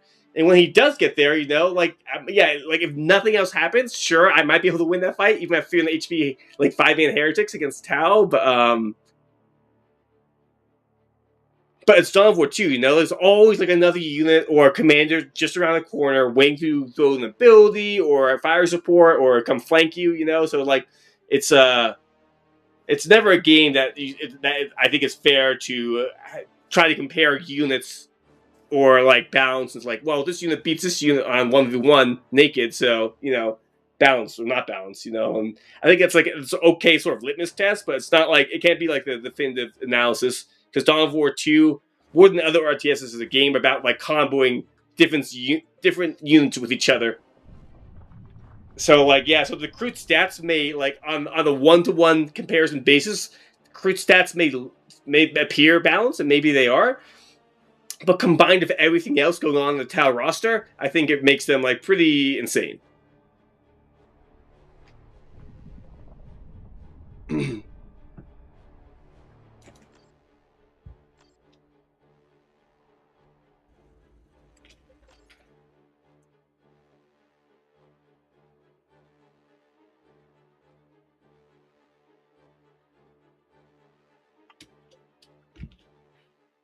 So like overall, I think Tau like are a decent spot, you know, all things considered. But I just wish they were more asymmetric, a little bit more unique compared to the other races and rosters, and B, I wish they had more emphasis on relying on their guns rather than their crew investment to carry fights.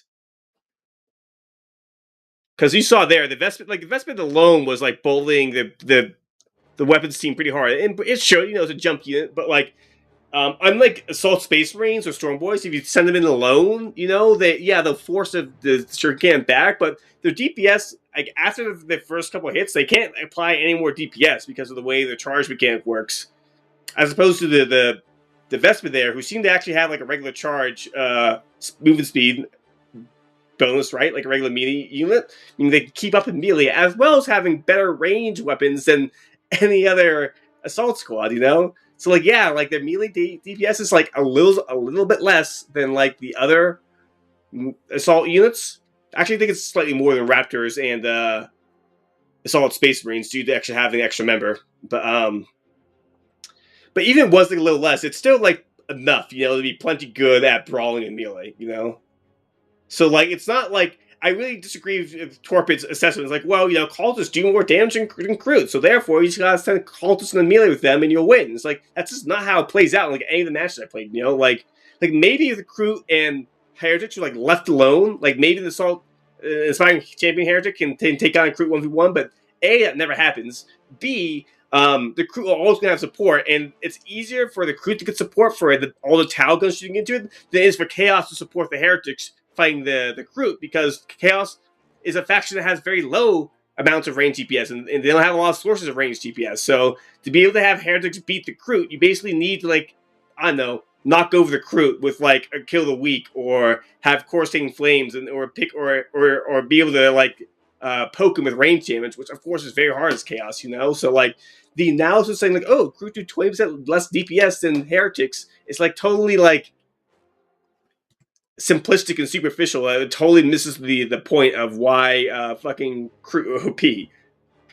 Because like, and even in like the 1v1 only melee fight between Kroot and Heretics, like I would imagine like it takes Heretics quite a while to win that. I'm not even sure they do win, because as soon as Heretics start bleeding, the Kroot will start regenerating, right? As well as the Heretic DPS will start going down faster than the Kroot DPS. I would actually be interested in testing a naked Kroot versus Aspiring Champion Heretic to see just how well the Heretics are supposed to perform there. Because according to Torpid, according to Master Torpid, Kroot are supposed to lose to other melee squads because they have less DPS, but like it's really not that much less. It's like marginally less, And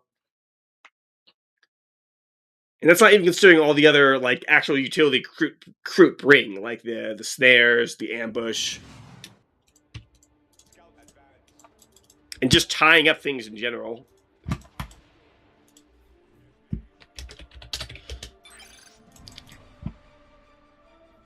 All right, rant about Tau over. Yeah, so like I just feel like this need like to nerf the Kroot, nerf Vespids a little bit, and like they'd be fine, if nothing else.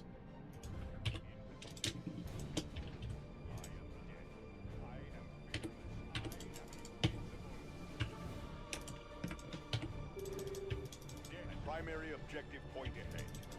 An ally has taken a victory point. Adding support structure. An ally has secured a requisition point. An ally has secured a power node.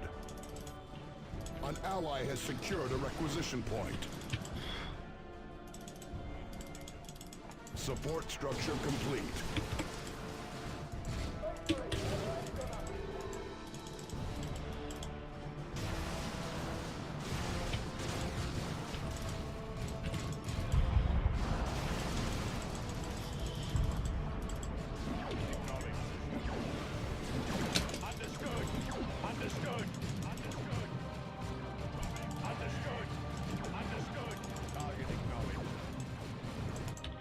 Adding power generator.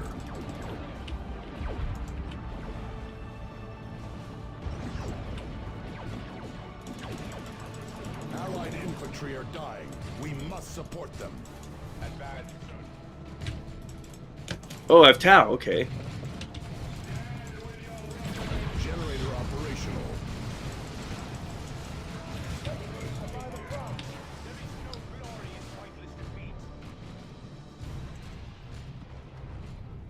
Orders. The enemy falters, but he is not yet beaten. The enemy is capturing one of our victory points.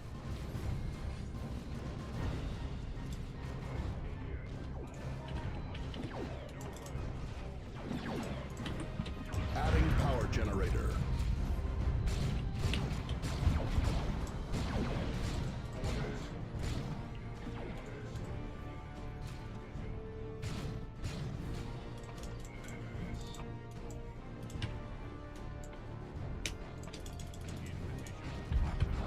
Generator operational.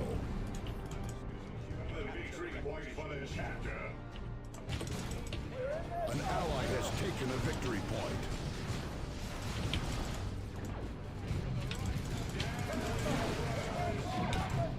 An ally has secured a requisition point.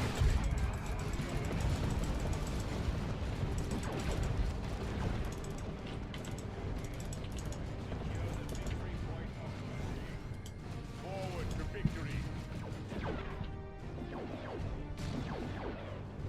Allied infantry destroyed.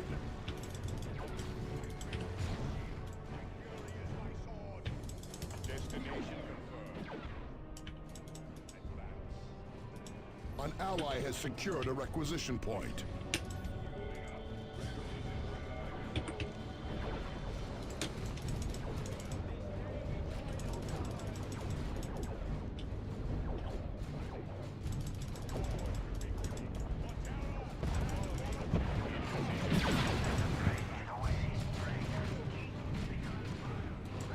Reading you clear. Destination confirmed.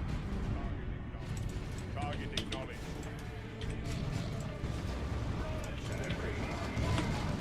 The enemy is capturing. The tide of battle turns toward the righteous.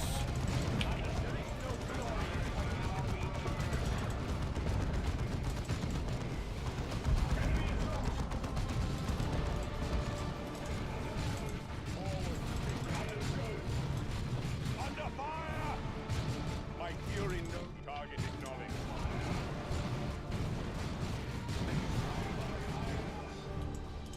Our brothers die at enemy hands. Enemy assault. The enemy engaged on close assault. Ready to deploy.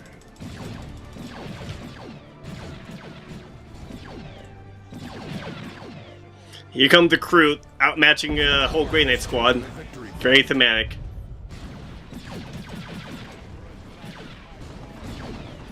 An ally has secured a requisition point. Scouts reinforced. The chapter calls and we answer. The enemy is claiming a victory point. There is no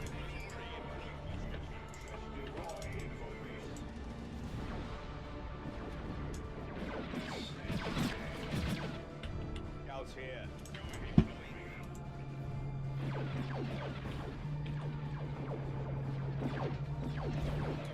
Scouts press one on the move.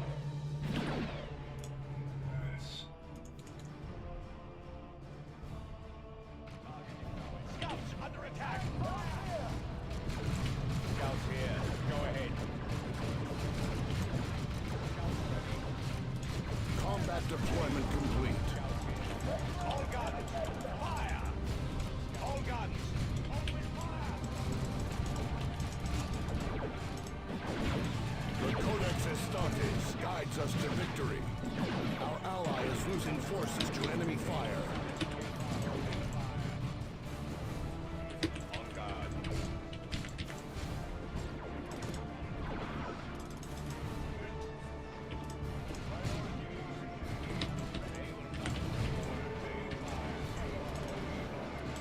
Scouts under attack! The enemy is capturing one of our victory points.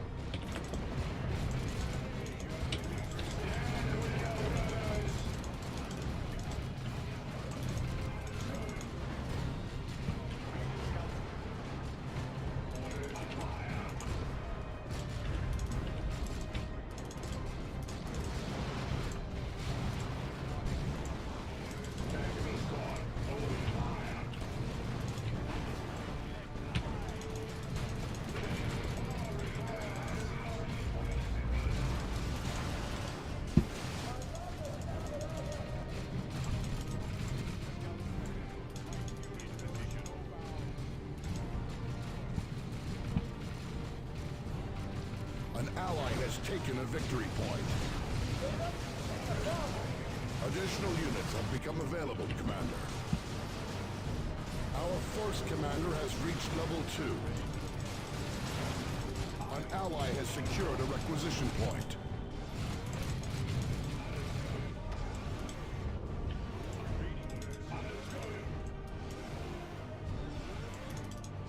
No blow will go unanswered.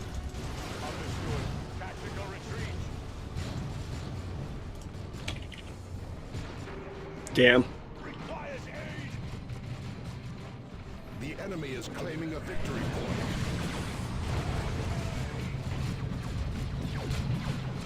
Press on to victory, Space Marines.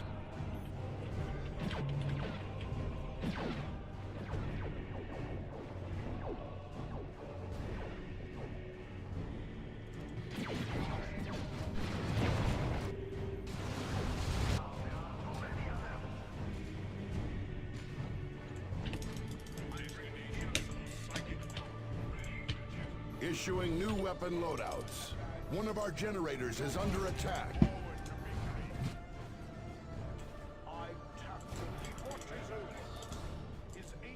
Understood.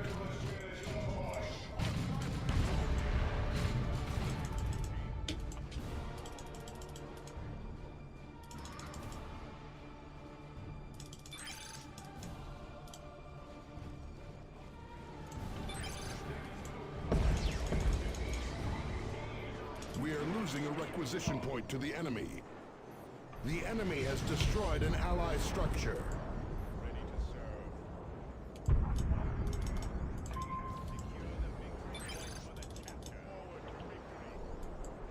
An ally has taken a victory point. Bring forth the Artificer's armor. Position. Point me the way. Have a target. No reading yet. An ally has taken a victory point. Our force commander has reached level 3.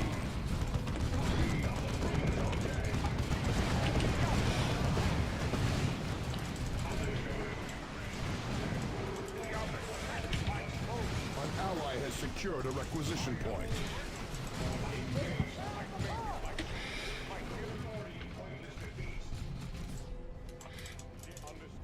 The tide of battle turns toward the righteous.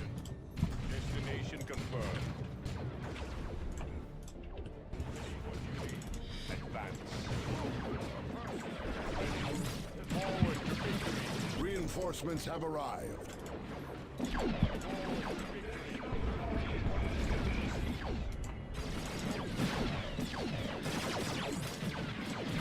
ally has secured a power node.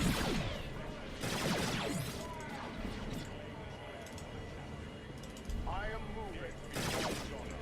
Rearming. Adding support structure. An ally has secured a requisition point.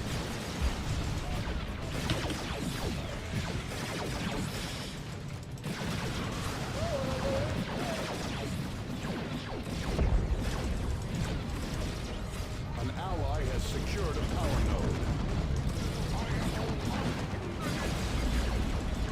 Allied infantry are dying. We must support them. An ally has taken a victory point.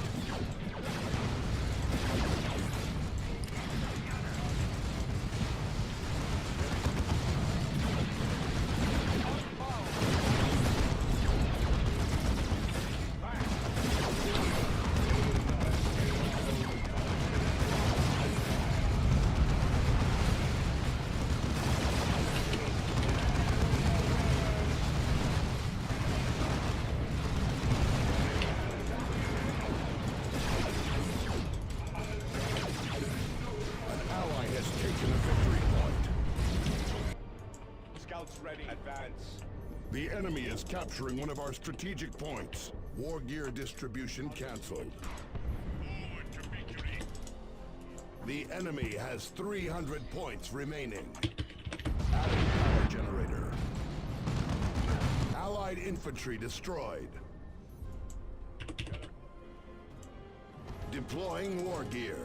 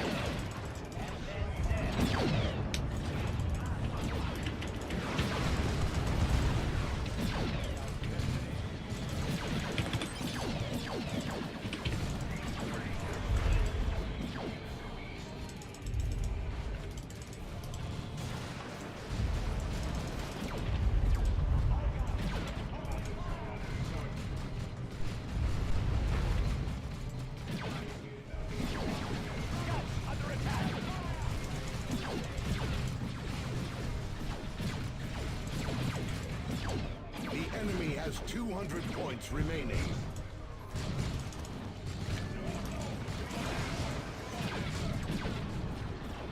We're losing a power node to the enemy.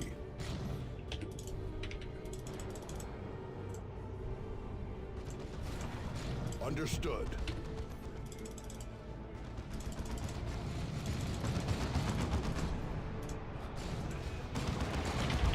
A battle brother has fallen. Do not let his sacrifice be in vain. Understood. Take and hold. Yes, brother.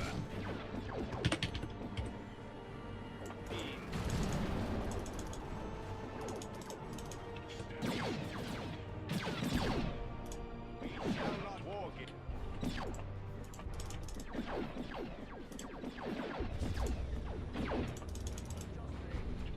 Space Marines, make haste to reinforce your brothers.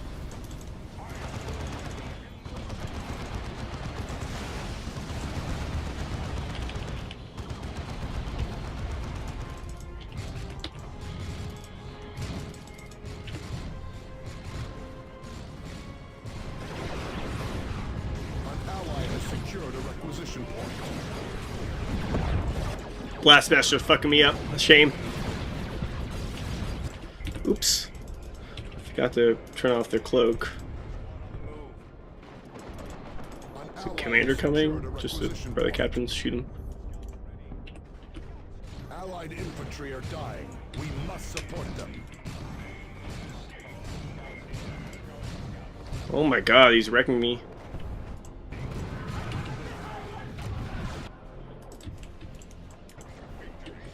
Let fly. There is no glory in pointless defeat.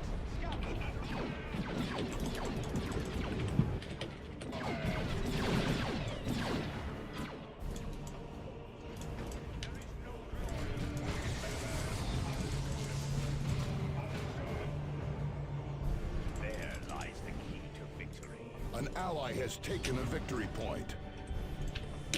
All right, Technology picking unlock up. beginning. I think we finally stabilized the game that we're winning. Scouts reinforced.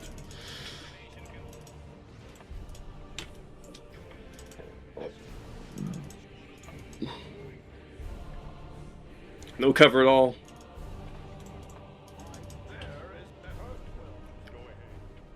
An ally has secured a requisition point. The enemy is capturing one of our... Psychers and witches have invaded our territory. What are those fucking paladins? Holy shit. Let's go fucking deal with them, I guess. The enemy has 100 points remaining. No, he watches over us. His angels of death. God.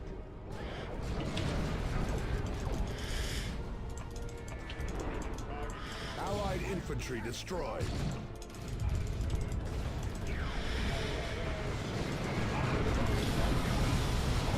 That's good. Now, there's a good blastmaster shot.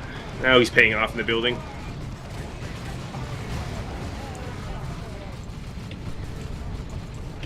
We shall make it so. Okay, Additional units okay. become available, Commander. An ally has secured a requisition point. RUSW. RUSW! Oh no, that's a mistake. Our Alright, let's just force rebuild. commander has reached level 5.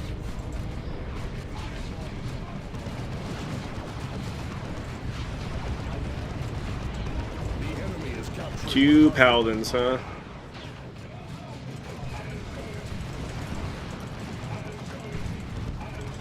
We got 1 paladin.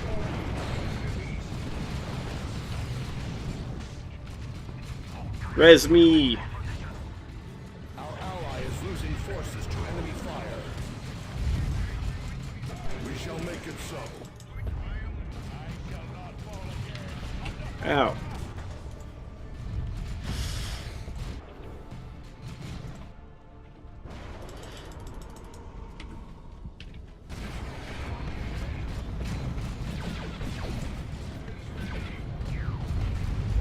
Burn our place.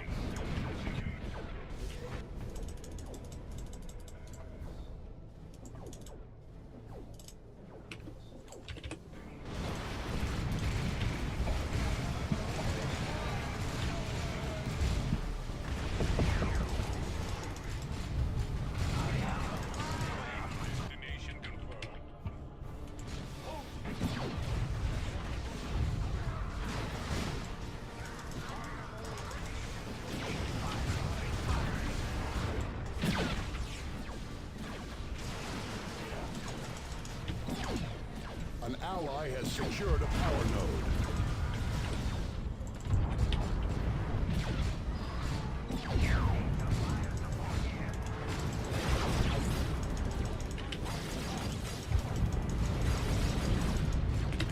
We are losing the requisition point to the enemy.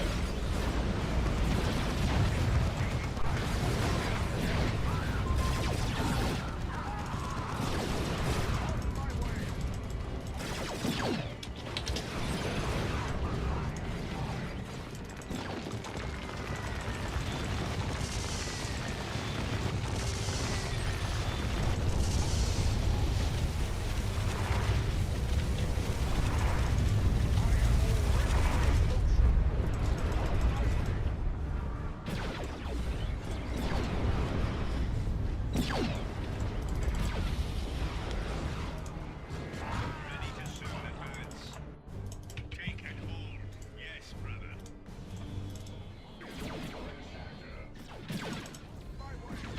An ally has taken a victory point. Save for a Land Raider at this point. The enemy is capturing one of our strategic points.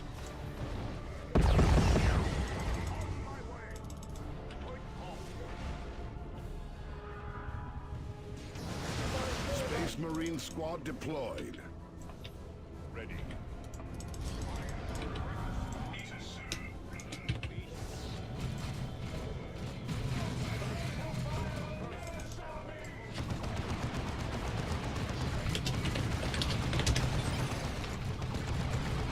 Allied infantry are dying. We Oh, that's a great shot. Great shot. We take those.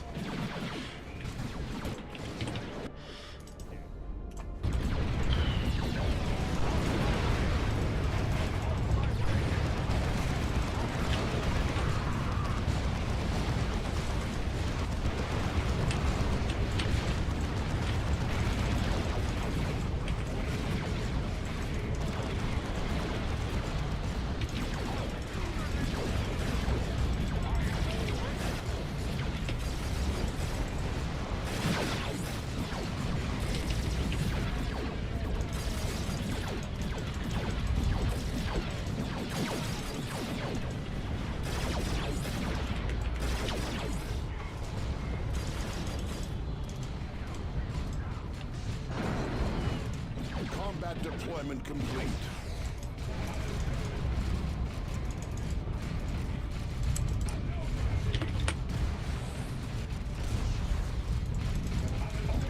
Our force commander has gained a level.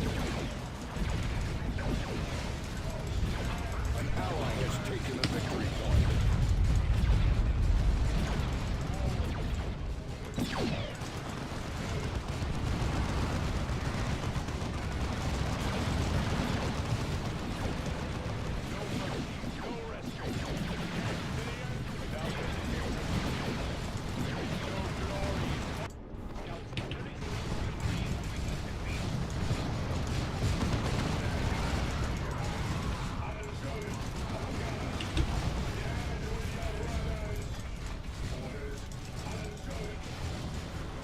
Reinforcements have arrived.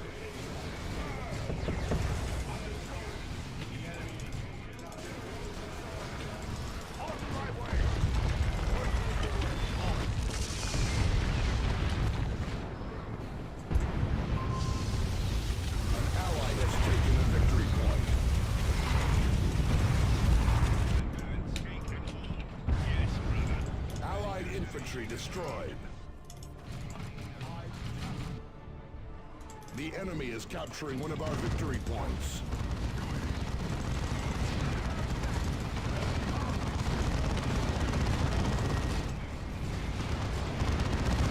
Space Marine Squad deployed. 2 Land Raiders. Oh my god.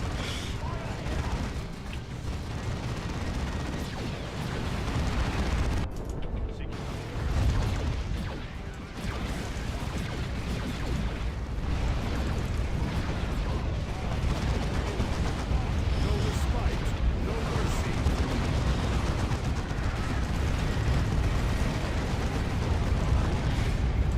Devastator Marines. I lost lost him again. He always seems to have dudes over there.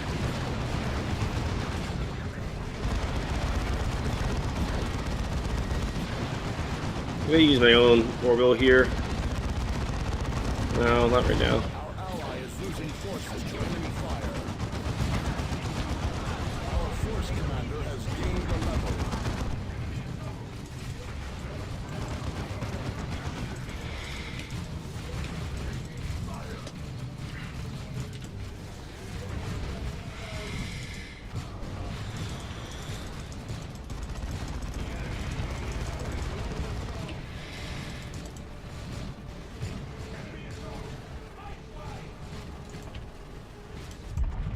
Sad. One of our generators is under attack.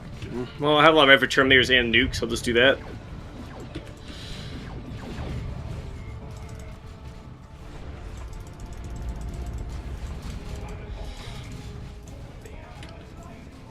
Deploying war gear.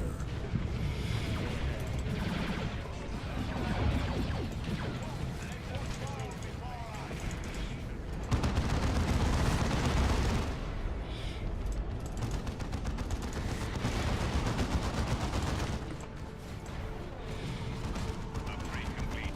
Allied infantry are dying. We must support them.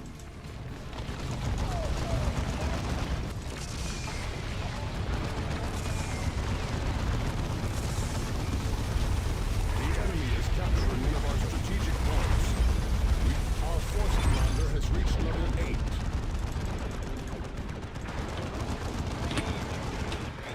Victory looms.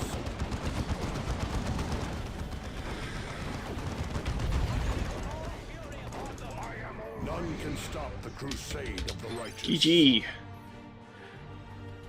And they killed my Land Raider pretty easily. It's like I set my Land Raider up, like, oh, there's 2 enemy Land Raiders here at the same time. What a coincidence. That's kind of funny. Just like a Land Raider party in the middle. And then my Land Raider's getting stuck on like my scout squad or something. Couldn't back up to my base, but you know he dove hard for it, sacrificed a Paladin for it, and honestly, a Land Raider for Paladin, I think it's a favor. I think it's pretty even trade. Paladins are a little cheaper, but like they're global, so they cost a lot of red, and so it's a little harder to get out a new Paladin than it is a new Land Raider.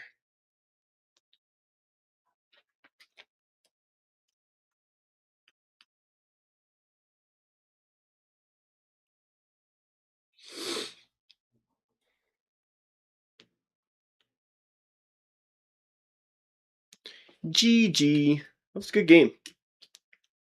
I like that game. Probably goes decent back and forth. Like they power bashed us, but then we start stabilizing. And they had a good comp and good coordination, teamwork, like flopping with each other, but they sacrificed a lot of VPs to do so. It looks like at least double brother captain, double paladins. Man, that's pretty crazy to fight end game. Pretty crazy. Good game.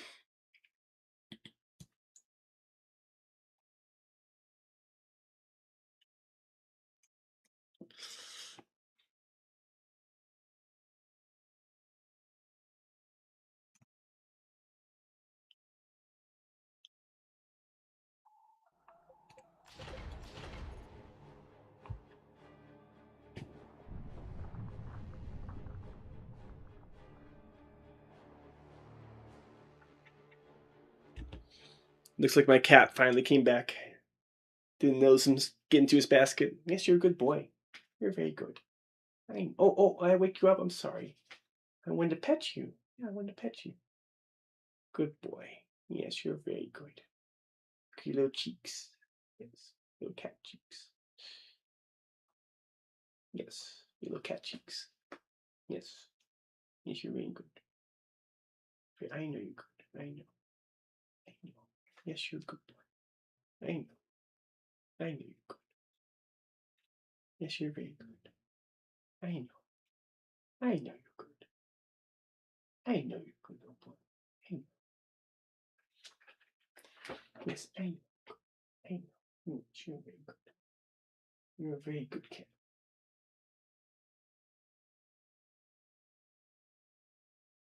Okay, okay, okay. Don't get all riled up now. Just getting some pets. Yes, good boy.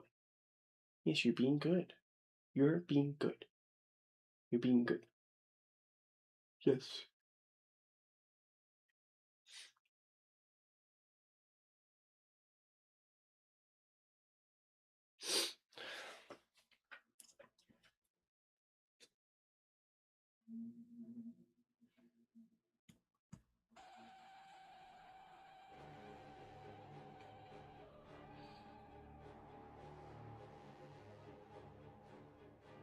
I've been streaming 3 hours. I might stream a little while longer. But I really do. I keep saying the make my chaos nights, but I keep getting distracted and have family in town. Had to go out for a bunch of dinners this week and last week. But not having as much time as I would have liked, but I can change that now. I think I want to play like one more though. Trying to see which lobby looks good to join. It's kind of fun seeing 5 lobbies up instead of 1 at this hour. Go Dolph, where to go? Be not dead. No. Right now.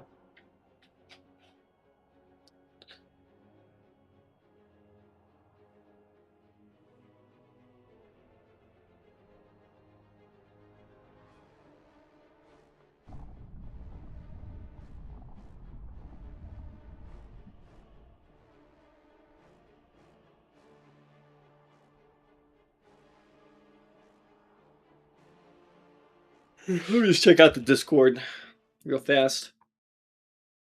See if there's any hype. I get pretty heated and let's say passionate when it comes to balance discussions, especially in Dawn of War 2.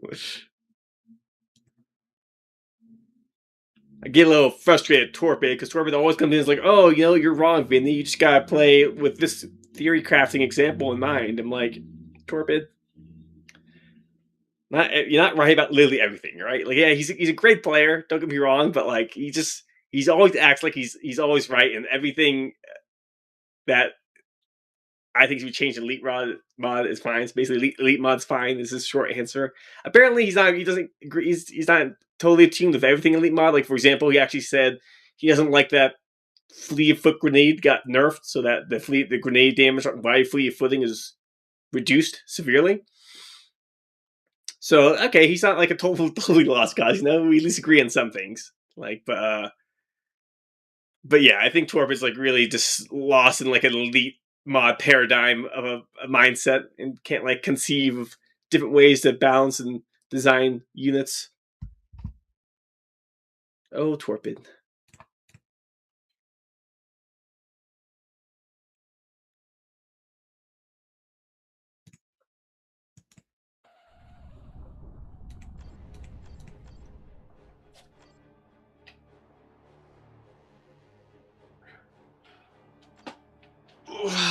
Oh. Oh boy. I pull up my chat too. See if anyone's chatting me. Oh no, not right now. That's okay. That's okay.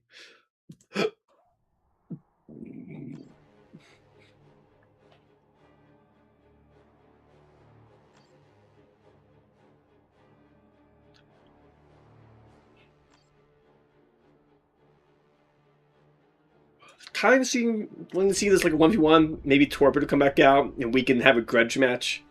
See whose skill can determine who's better at talking about balance, whose opinions matter the most with this victory. That'd be funny.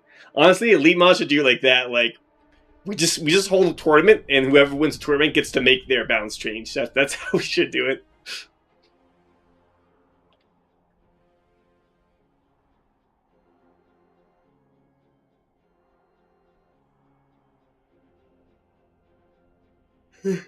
Not really, of course, but it would be funny. It would be pretty meme worthy.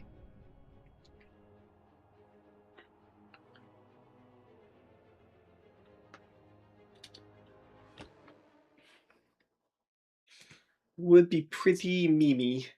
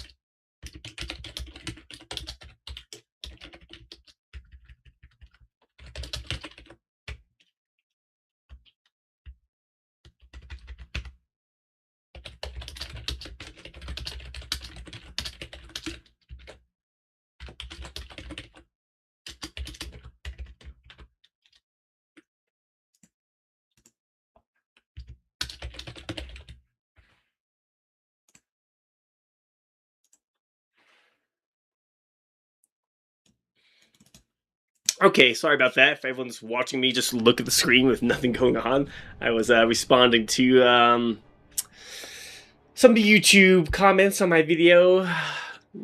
I think I should. I don't want like post Dawn of War 2 videos on my channel. I want like to be primarily like a Dawn of War 4 channel. But I guess I could like record like a 1v1, but like maybe just like give my thoughts about like not only Dawn of War 2 but also Dawn of War 4. Because right now, Torpid and Indrid kind of do already a fantastic job of like making Dawn of War 2 PvP content.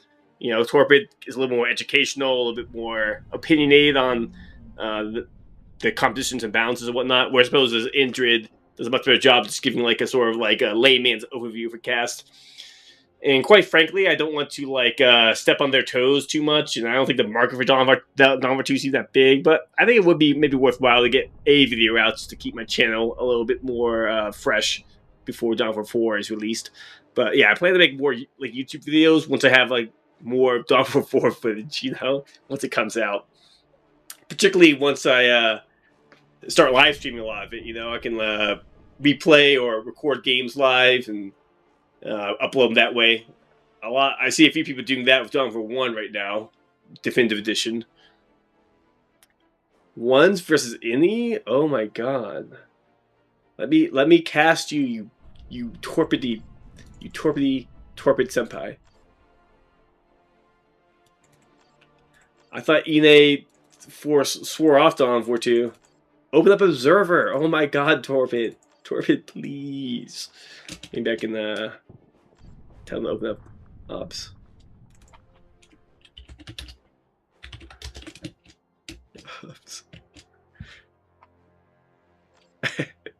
Give me Obs, Torpid. I want to cast something.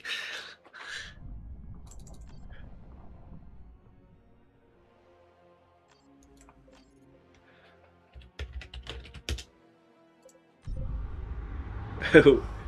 Where's Ine? Wait, where's Ine? This is critical, not Inakura. I was kind of excited to see Inakura and Torpid play. They're actually like, there's only, I would say like, there's never been a whole lot of like top level Dawn of War 2 players, but even now there's even less. So like Torpid, Inakura, Crisis, a couple others like Mr. Crow's up there now. Maybe Vagrant Table. There's like half a dozen players who are like basically in a league of their own. You know, where like. Critical, he's a good player, but he just doesn't have quite the micro discipline as well as the composition build order discipline, so to speak, to really take games off of a player like Torpid here. Like I said, I think Critical can take a game off him, but it's more like I put the odds like 80 or 90% in Torpid's favor, to be honest. But maybe Critical can prove me wrong.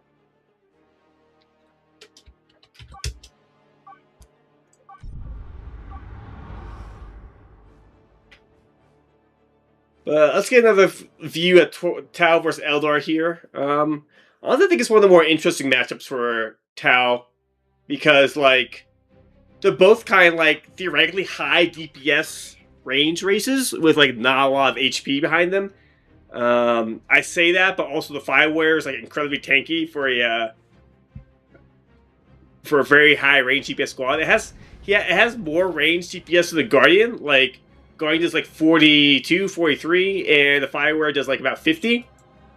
So they have more range DPS than Guardian, and they bleed less, so they can retain the DPS better. And they also have 800 HP versus the 500 of the Guardians. So like, sure, Guardians get battle equipment, go up to 660. But this is like quite a lot of HP out the gate. And I honestly think it's too much. It's like it feels like too much. Like Fireware should not like be this hard. This should be a relatively fragile unit, kind of like Guardians, you know. Yeah, does it have a little more health than Guardians? Sure, because Guardians are like faster than the Eldar, but they really should not be this much more tanky. I feel like they're only like 800 HP because they wanted to differentiate them a little more from Guardians. Like, hey, this is like a slower but more tanky Guardian. Which is like, I think it's fine to make it a little bit more similar in stats. Like, it's like not every unit could have like a unique stat line and squad member count, you know? Particularly when we have all these new races. Anyways, Fireware is putting in a lot of work versus this Farce here. Now with two of them, oh, Critical, come on, man. It's way too greedy. I guess he wanted to try and, like, deliver his banshees in there. Not like a bad idea, but just way too much damage to have double fire warrior. Like, especially if he lands his slow photon grenade, they just like chew everything apart. There's Markalite. We are losing infantry combatants to enemy action. Now with that commander kill, like he's once again on his way to getting level 2 whole squads, and yeah, this is already basically over in my opinion. Unfortunately, like if Critical is really good, he might have a chance to come back with a good fight, but in this position and with this resource disadvantage, particularly with the dead Farseer, Torpid's not the kind of player just to make this easy for Critical here. So Critical has to pull out some insane fight and then get a Gem Bash to come back here. Because now Torpid's going to capture the entire map with making the Eldar fall back like twice in a row. Like with his Farseers here, if he wanted to go attack a Farseer, he'd need to like bring this Guardian over here to help fight. Because like he's basically fighting with one Guardian and a Farseer versus like all of Torpid's army. And wisely, I think what you basically should do, unless you're committed to ratting, you basically need to group all your squads up, because like if you try to take a fight like what Critical just did with your commander and your starting squad versus his commanding starting squad, but also he had a fire warrior, you're gonna lose because you just like down the whole squad, you know. Which is particularly, you know, matters in any RTS being down in numbers, particularly so in Dawn of War 2, where like each squad makes up like 25% of your entire party, you know. So it's a huge difference in terms of battlefield firepower and ability to take fights by having extra squads versus your opponents.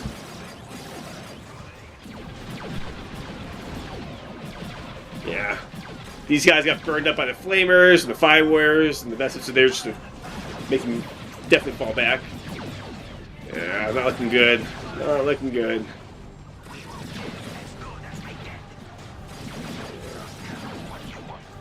The Fire Warriors are so good at chipping units away, and rightfully so. The Tau should be good at shooting. Here comes the recon battle suit, so Torpid's going hard on tier 1, going to press his advantage. And yeah, there's the concede. A little unfortunate. Critical got a little owned there. He definitely plunged pretty hard with the Farseer. That's the kind of thing about Dawn of War 2, though. You need to, like, he sends Farseer just, like, a second or two early. You know, if you just stepped back and waited a few seconds, wait for another squad to come help them, stay in cover, use guide until you find your moment to flee foot in. I think we would have taken that fight much better, but he was just a little too... He took the first fight too haphazardly. He needed to, like, bring more squads in or stall a little better instead of just trying to take the fight with the Farseer immediately and having no backup.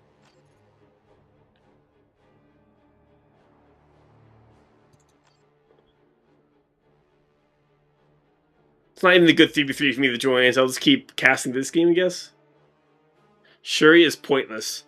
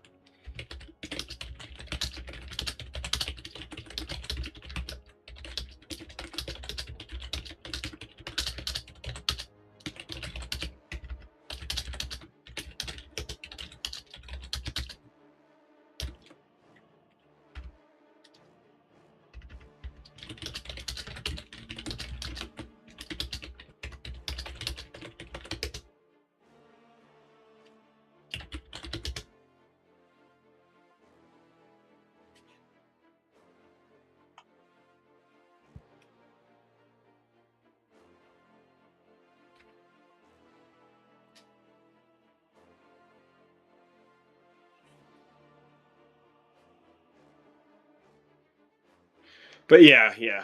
So, like, that's why I think it's important to kind of, like, in Dawn of War 2 in particular, I mean, you can't, depending on the map and the race matchup, and what units you have, like, for example, like, Lictor Alpha or Hormagaunts, Eldar have fast units. You know, fast baseline units, default units, can do well at like kind of splitting across the map and ratting. But you also have to be wary about when that's happening. That you do not take a fight that you are like totally unfavored to win. You can try stalling tactics with like backpedaling into heavy cover or going to take another point that he's not around. But eventually, you do have to kind of like group up your dudes to defend your gen farm because Dawn of War 2 is ultimately a game about like taking a fight with your squads, using your combos and abilities effectively with each other, and then pushing to take victory points and generators off those fights. You cannot really win a game by just ratting throughout the map. I mean, it's an okay strategy to kind of hedge your bets about map control and it maybe even works out if you do get like a lucky pick somewhere else on the map that you don't even need to bring your whole army to bear. But against a good player like Torpid in general, I feel like a lot of good Dawn of War 2 players will basically group up their entire army and then push with it in tandem with each other. Because what you don't have in Dawn of War 2 is having you get picked off and be forced to retreat without doing anything. You know, that's why I really don't like send my units alone. At least not at first. Like maybe if I have a lot of squads, I can afford to have one like back cap. But in general, like you really have to like. I think it's true on all Dawn of War games. You know, like it can be really incentivized in tunnel vision to like try to capture the points, but you really have to think about Dawn of War's games like, okay, like it's fight first and then capture, you know? So like, yeah, capture your beginning points, you know, that's fine because it's very unlikely they're going to be pressured there. So you might as well. But see, over here, he should not be going to capture this point. Right now, he should be expecting a fight to break out, right? So he needs to be in position, not only in cover, but with his warp spire to cover each other. So he should have been able to get like a little bit more damage onto this Fire Warrior here if this Guardian was attacking. But the Guardian is instead capturing the point, and like that's okay, but he needs to focus on winning the fight, which right now Torpid is effectively doing because he's grouping his guys together and he's trying to take a fight, you know. So now these crew like are getting basically free engagements because these guardians are just kind of trickling in, you know. They're trickling in instead of all being in formation at once to unload on all these Tau units. That's like the biggest problem here that I'm seeing out of Critical. Like he needs to like group his units up in formation and push, then capture.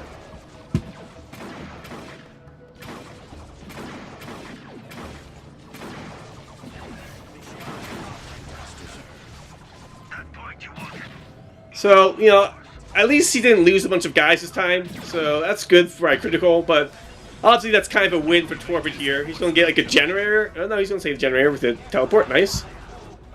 So, small win for Torpid. Be able to take this victory point. Push the Eldar back from capturing more of the map. And he's even able to, like I said, he is using one of his scout squads, his Pathfinders, to come rat over here. Support structure activation complete. See, this is a case where it actually would have been okay to have the Guardians come over here, because Guardians will beat the Pathfinder and their Pathfinders one-on-one. And, like, it's fine to group them up, like I've been saying, group them up, because that's kind of what you should be doing, but he didn't do that right out the gate. Like I said, he had, like, one over here, or guy over here, and guy over here, like, none of them are covering each other, and they're all just, like, engaging one by one, and, like, leaving the Warp Spire out to dry, which is unfortunate. Like, yeah, now they're together, so now you can finally, like, you know, take a fight, effectively. He's pushing up to a generator. You got a second Fire Warrior after a crew. I like it. Good job, Torpid. Not for going for Vespids every game, you know. Try something a little different. But obviously, against triple Guardians and Rangers, it definitely seems like Vespid is like the most obvious counter, you know. It's just how assault troops work. But double Fire Warrior can definitely put on the hurt with good cover and positioning and usage of Ethereal and Crew to make space for the Fire Warriors and buff them. They can easily trade with these three Guardians. Here we go. Big fight. Big fight. Trying to backpedal the Fire Warriors. Oh, good grenade too. He threw the grenade just as Oh my god, great grenades. Oh my god. Oh, poggers. Oh my good job, Critical. Wow. See, there you go, my man. Like, you see, this is what I said, you know, group your guys together, you can take some fights, you know. And he got a little lucky because he timed the grenade just as Torpid was treating with his Fire Warrior, so he was a little late on reacting to the grenade with his Kroot, and the Kroot got kind of slammed in the face by a grenade.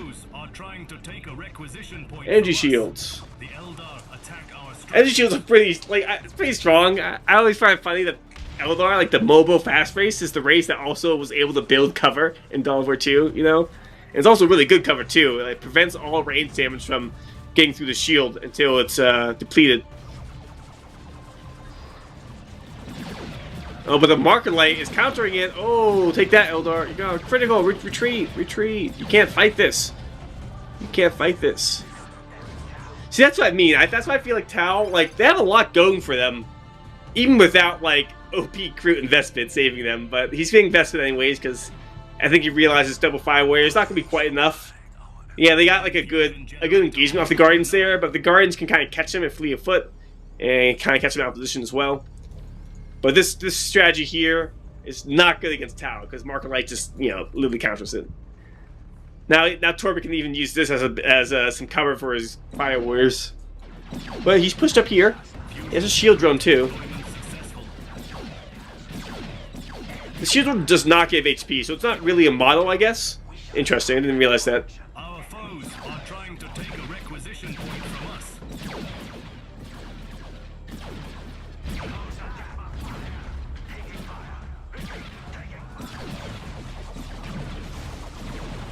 Fusion generator deployment successful.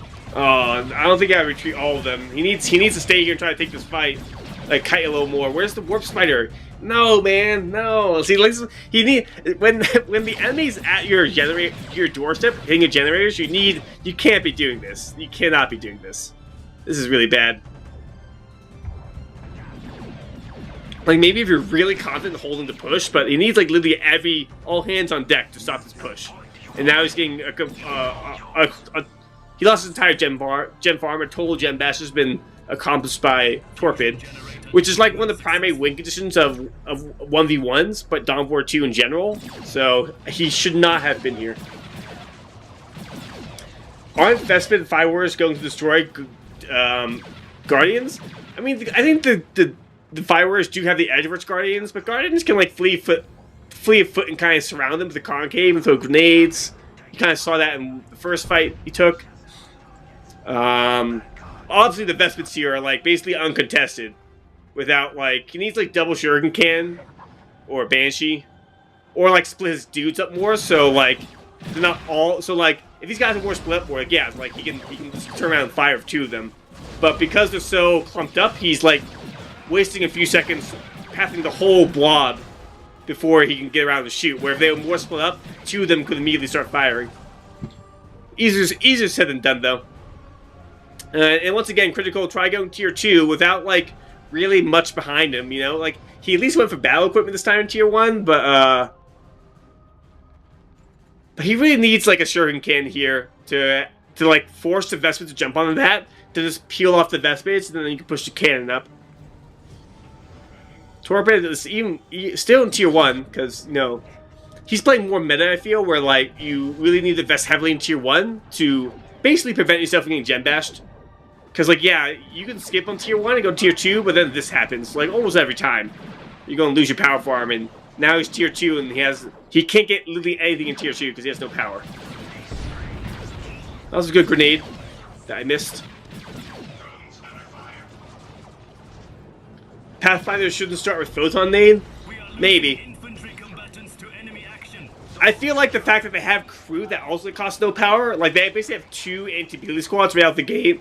So I can see an argument for that. Like, maybe Pathfinder should be a tier 1.5 squad. Or they need an upgrade for Photon Grenade.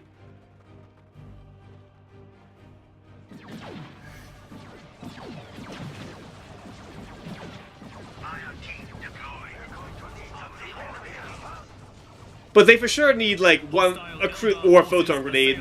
Maybe not both, but they need something to counter melee right out the gate, because If all they had was like literally 5 warriors, it wouldn't go well, obviously. So like, yeah, his army's not bad. It's just Michael's a little lacking, but you can see here he did manage to push to the Tau generators, and he's getting some bashes in. That's good. Could be a little tricky to engage this. Oh, here's Market Light. I was about to say a little tricky to engage this, but he's making sure to leave with his Pathfinders before the 5 warriors start shooting.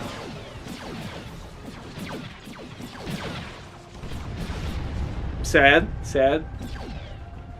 But he's shooting a Devilfish out, which I think is going to spell a good game for Critical here, because he has like nothing to upgrade to get anti-Vehicle out except for an EMP grenade and like maybe like Tower Blades.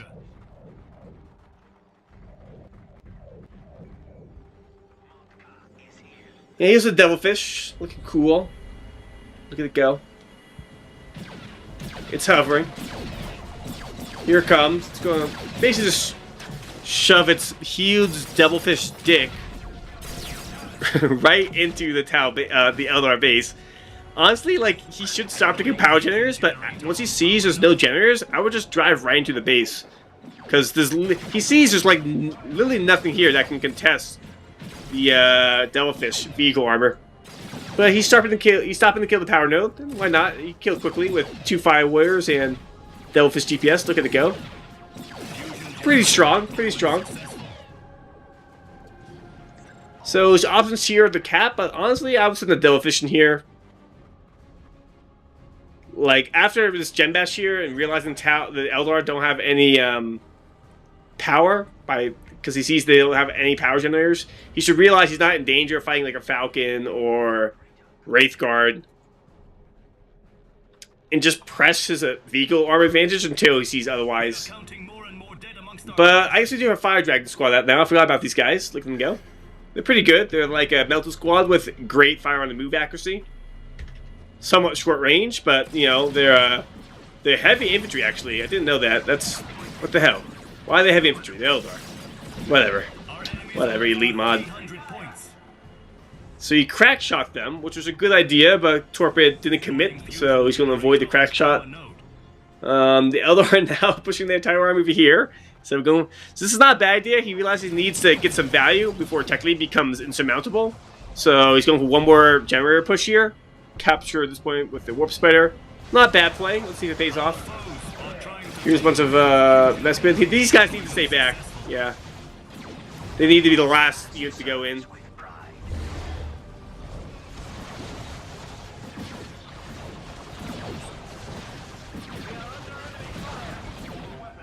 It's a little tricky here with the Eldar. He needs either push in hard or back up more to kind of bait the Tau out a little bit. But the Fire Warriors are not being contested right now. They're just kind of getting some free shots in. Like, yeah, they got a generator, but these Fire Warriors, man, they're putting in a lot of damage. Equipment upgrade underway. He doesn't even have the Vespid Flamers, which I think is a bit of a misstep, considering Flame DPS is really good against Eldar. I don't think they have any fire resist infantry, and they have like decent model counts, so Flames are actually pretty good against Eldar. If you actually manage to get the Flamer in position. Uh-oh. Yeah, okay, good retreat. Good retreat. So Torpid's probably going to focus the Fire Warriors here. Oh, look at this damage, though. Almost got it. Almost got it. Yeah, not bad play by Critical. But I think Critical is just kind of... He's kind of blobbing a little too hard. Like, all his units are too blobbed up so that this one Vespid squad can just wreak havoc and tie up multiple things at once. If he staggers his units a little bit, he'd be able to bait out a Vespid jump and clear off the Vespid before moving his Fire Dragons in. Almost got the Devilfish, though. The power of the Fire Dragon there. Fusion generator successful.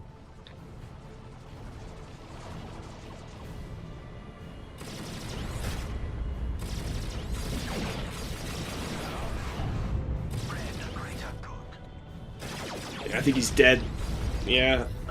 A little too greedy there. He needed to be much faster in reaction to save himself there. but I got blown up pretty hard by Devilfish and Pathfinder. Level 3 Fire Warriors. Eldar have not leveled up yet. Kind of goes to show you that Torpid is taking more efficient fights in general than the Eldar. Here we go, round 3 on the generators. Come on, split your dudes up a little more. Like, there's some splash damage from these missiles or something. Okay, that's bold. Yeah. See, like, that's a fine idea, but he just needs, like, a Banshee or a Guardian to fleet foot in to screen for them. Like, if he fleet foot these Guardians in these Warlocks and melee the Fire Warriors to deliver the Fire Dragons, that would have been good. But, you know, I think Criticals is having a little tough time microing all his squads at once, which is fair. It's pretty difficult to micro 5 squads at once. That's kind of why I think it's a little easier to, like, you know, have them staggered. It's like a bit of a compromise between, like, blob moving and just, like, microing all units perfectly. Like, if you have them staggered, you just gotta focus on 1 or 2 who are taking the brunt of the fight, while the ones in back can kind of, like, provide a natural backstop to Thespids or the Ethereal running at you.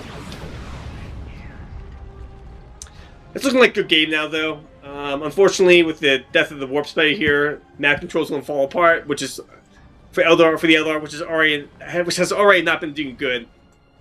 Torpid has been maintaining control of the victory points here, you can see, and Critical has just been pushing to the generators like a madman for like the past 5 minutes now. So he teleports in for the, yeah, you know, like, and if I were to move damage, he is going to get some damage off here, but yeah, I think he's just kind of giving up here. I don't know why he doesn't go Banshees. I guess he's just trying to do something different with the Triple Guardians, and it's working okay, you know. It's working okay, but I think his main problem there, Critical's main problem, is A, not grouping up his guys well enough in the beginning of the game, and B, he skims too much in Tier 1, you know, like 3 Guardians, at least he's talking about battle equipment, but it's like 45 plus 30 power, 75 power, which is not nothing, but he really, I think, like, when the game's a lot closer like this, you really need to, like, get another T1.5 squad out to stabilize your map control. Sometimes even high-level games, it can be worth it to tech rush, like to skip out on the upgrade to 1.5 squad and go straight for Tier 2. Like, sometimes you take a really good fight, you got a good pick-off, which leads to more time for you on the field.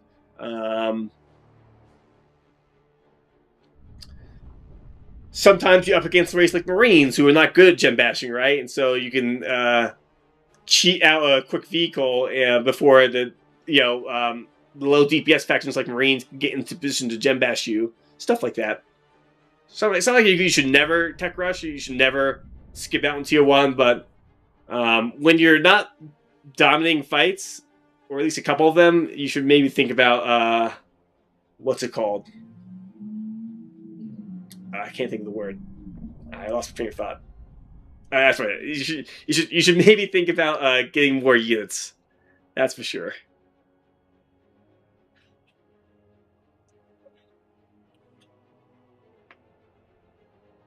Oh, okay. I'm streaming almost 4 hours. I might take a break here.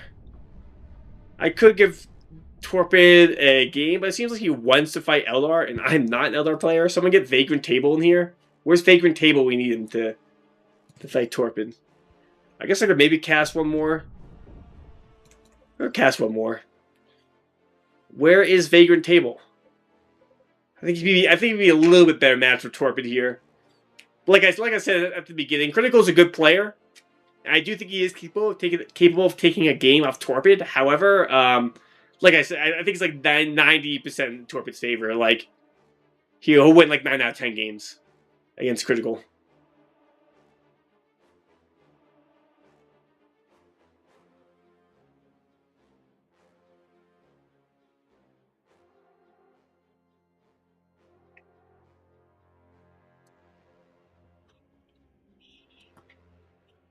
Oh, jeez. It's hot. It's hot.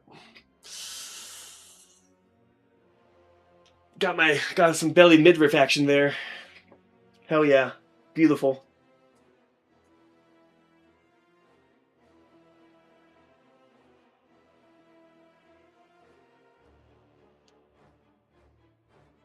Want to try Tau? Tau, I'll give Elite Mod this. Like I said, overall, I think Tau is a good addition. Relatively well balanced. And they got some cool things about them. Like, I think the commanders are really good and cool. They have some really unique designs about them. So they feel fresh and interesting to play and how you approach fights with them.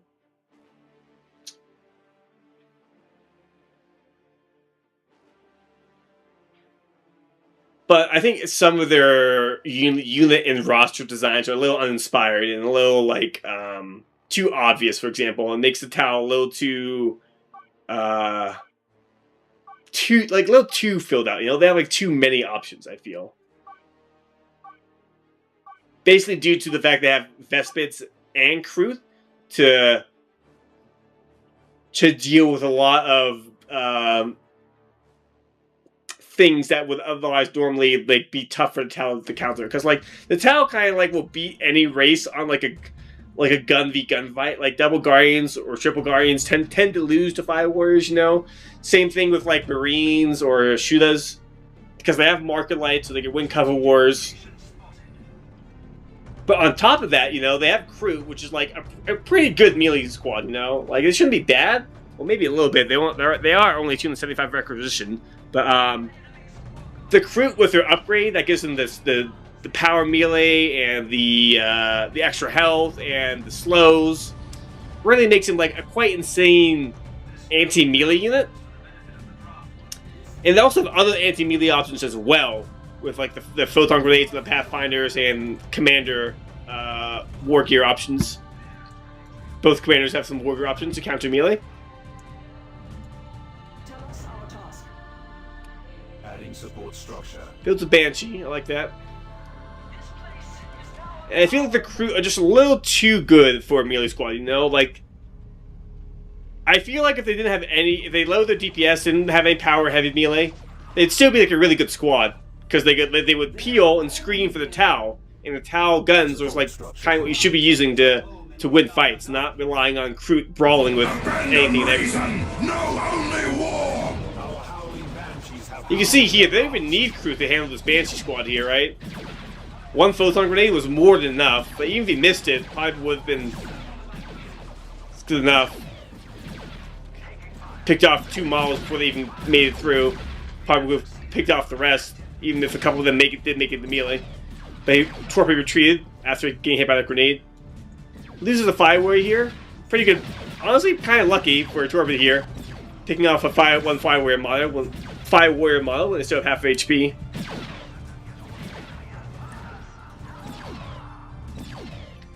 So you see the Tau have like a pretty strong out-the-gate army with the Fire Warriors. Their DPS is really high, and they're kind of a tanky squad. Wait, is he giving them passive HP when he's next to them? I didn't... What? I could have sworn they had 960 HP for a second. I thought he just like gives them a damage buff when he stands next to them. Like a passive damage buff. Is he giving them HP too, or is that his ability? He did use his ability. Hey, wow. Oh, he is giving them HP. Whoa, whoa. I didn't realize that. I thought it was just like a damage buff. It's pretty crazy. I think it's cool, but if anything, it's just more of a reason to nerf the default Tau Fire Warrior HP. Having nearly 1,000 health on your default Fire Warriors is a little crazy, even if it's, you know, kind of the only thing the Ethereal does, buff his dudes. But, you know, you can still tie things up and tank a little bit. 550 HP is, it's on the low side, but it's nothing to scoff at. It's only 100 less than the Farseer. And the Farseer is like, you know, not even that much better at melee than the Ethereal. They're both like support commanders. The Farseer doesn't even have like a range attack. She does, like in theory, but it's not a good one. I think the Ethereal can honestly be like 500 HP. He should be like a little bit more snipeable. He should be like, you know, you snipe the Ethereal and you break the Tau, sort of like Tyranid, you know.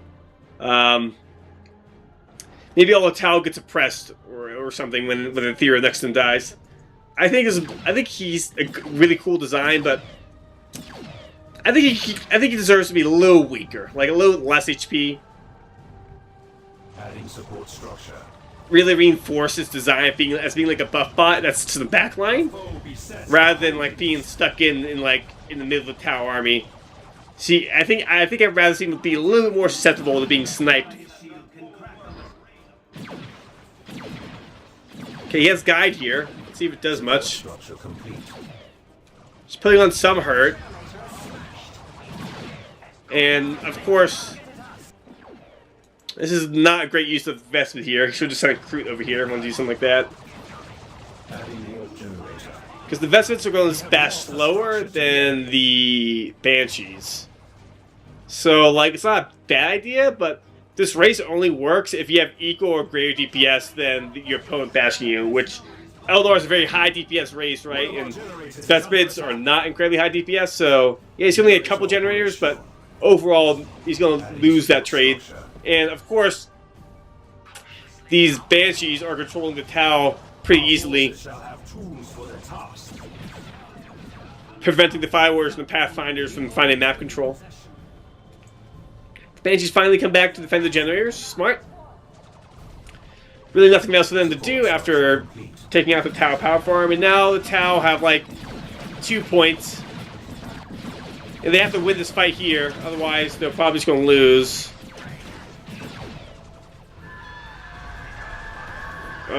Yeah. And now here the Banshees are basically going to wreck face. He's doing his best to target the Banshees here. And here's the Ethereal. See, that's why I think the Ethereal should be a little weaker. Like, he's a goddamn Ethereal, alright? He should not be... He should have no business doing anything in combat, you know? So, I just think it's a little weird to see an Ethereal, like, go up and tie, like, any unit. I mean, sure, his melee DPS is quite low, even though he does have power melee DPS for his default war gear, which is kind of funny. I really think he should have like 500 HP, you know, how maybe even 450. Like, really enforce his like design space a little bit more as a buff bot, as opposed to the Farsi here. This gives her 150 HP, puts her up to 800. Obviously, he can also get some war gear, give him some HP. But yeah, I think 500 HP will be better for the Ethereal. Like, you see him tank there, he got wave 23 HP. With 50 less HP, he'd be able to execute that sort of tactic a lot less efficiently. Do Bro Maximus, Vindy, are you going to try the new RTS Zero Space? I don't think so. It looks cool, and maybe if Dawn of War wasn't coming out so soon, like, give it a try. But since Dawn of War is going to come out, like, in a month, between that and me wanting to put together my Chaos Knights IRL, I just want to try and devote all my time to that, and, you know, do my regular errands and upkeep and exercise and whatever. I feel like if I got into a different game now, it would just be hopeless for me to get any of my Chaos Knights built or whatever. So no, I don't think I will try Zero Space, but I have been watching a lot of streams of it. It looks fun. It looks cool. Looks like a solo RTS. To me, it kind of looks like, you know, what Stormgate should have been, you know? It's just like a better Stormgate, almost.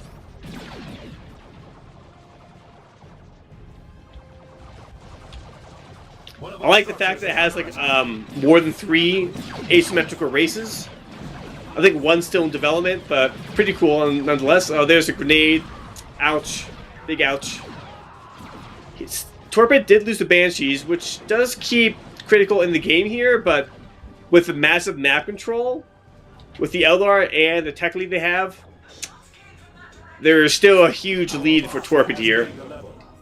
And Critical's doing alright, but like I said, I think Torpid just has better discipline about keeping his dudes together and making sure no one's taking free damage from the Tau, you know? So when his dudes are together, they all go in at once, instead of like, it's very easy to fall into traps to kind of trickle in units into your fight in Dawn of War 2, which can be okay.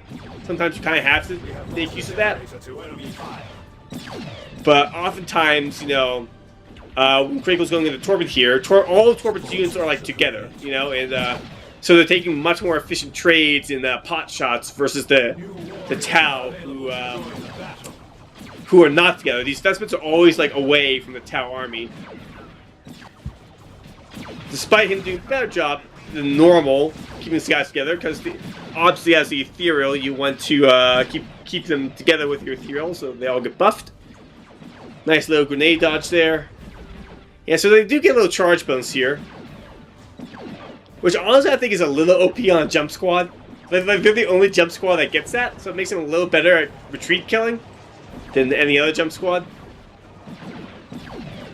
Whatever though, whatever. They can have that. I just feel like their melee DPS should be a little lower. Anyways, here comes the Falcon out. But he's also tier 2 critical, so he can upgrade his drone to be anti-vehicle if he needs to.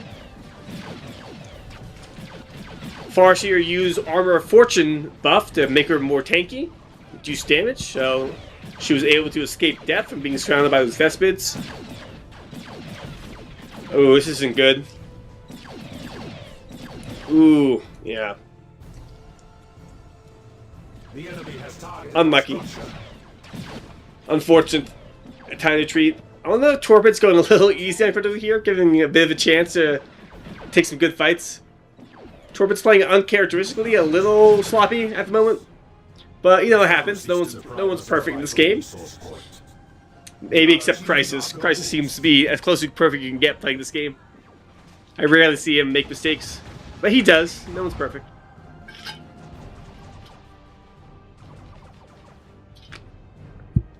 But yeah, so I'll be watching Stormgate. You might see me in like Root Katz's stream or Hupsaya. I saw a couple other people streaming. I forget their names. I saw Marine Lord playing. Unless it was someone with Marine Lord's name, but a guy named Marine Lord was playing Zero Space on Katz's stream yesterday, which I thought was kind of cool. He's like a big name from StarCraft, and I think he also plays Age of Empires. So glad to see he's trying out more RTSs. And I think having familiar names like that helps draw in people to playing new RTS games. That was definitely the case with Stormgate. You know, like for a while, I feel like all the hype. It was like for a while, I feel Stormgate was hyped up quite a bit, and like there was a lot of hype surrounding it. And, you know, all these like pro players being sponsored, or I don't know if they were sponsored, but there a lot of like these little tournaments of pro players and show matches going on. I think even Marine Lord was in there too. So yeah, and then Pig and Loco, or I have also seen him play Zero Space. So having those like content creators and like pro people coming to play RTS definitely makes it feel like the game has some merit to it. You know, like it's not just throwaway awful game if they see like known quantities playing the game. Obviously, you know, that ended up not being the case with Stormgate. Stormgate just kind of fucking died really fast, because I think, you know, for multitude of reasons. Holy shit, look at that damage. Oh my god. The battle goes our way for now. That was a good idea, but a little late. Oh, unlucky that squad member came in and messed up the animation a little more. Oh, look at this, though. Oh, I thought they were going to fire and move like fire dragons, but I guess they can't fire and move. He's cloaking. Alright, that was a good shot. Honestly, I think he could have gotten it here if he just, again, he just needs to wait. He should have waved these two squads, hold your ground, hold your heavy cover, stop the other from pushing in, and just wait for like the rest of your army to show up. Because that was, honestly, with just like two squads, he did quite a bit of the damage there. And I think if he just waited for his Ethereal 2 Fire Warriors, he would have won that fight pretty easily. But now, like, again, he's trickling in here, trickling in. He can't be doing that.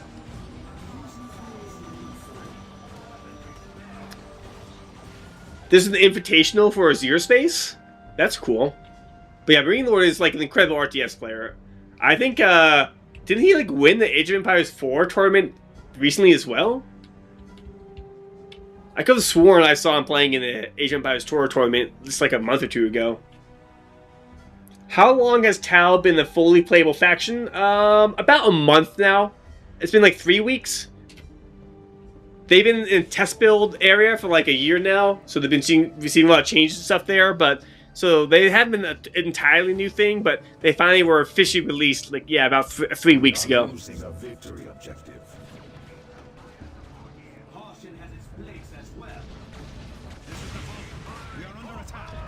Oh, they do fire on the move. Okay. I guess they don't have great accuracy on fire on the move though. They seem to be not doing incredible amount of damage, like a fire dragon squad.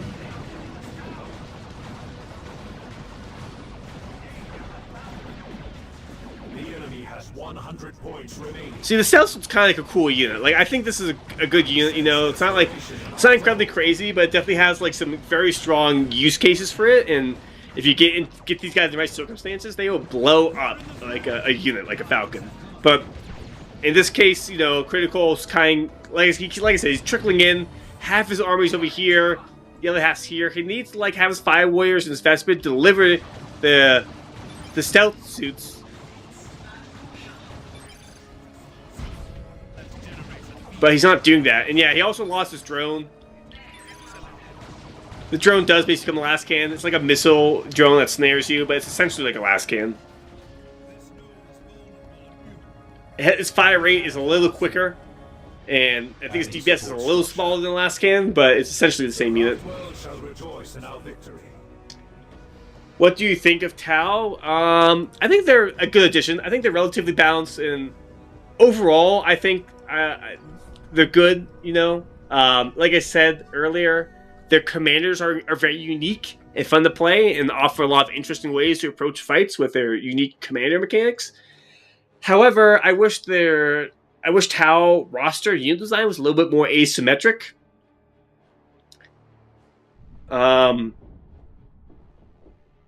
So I'm not sure if they're overpowered or not. Maybe they're on the strong side, but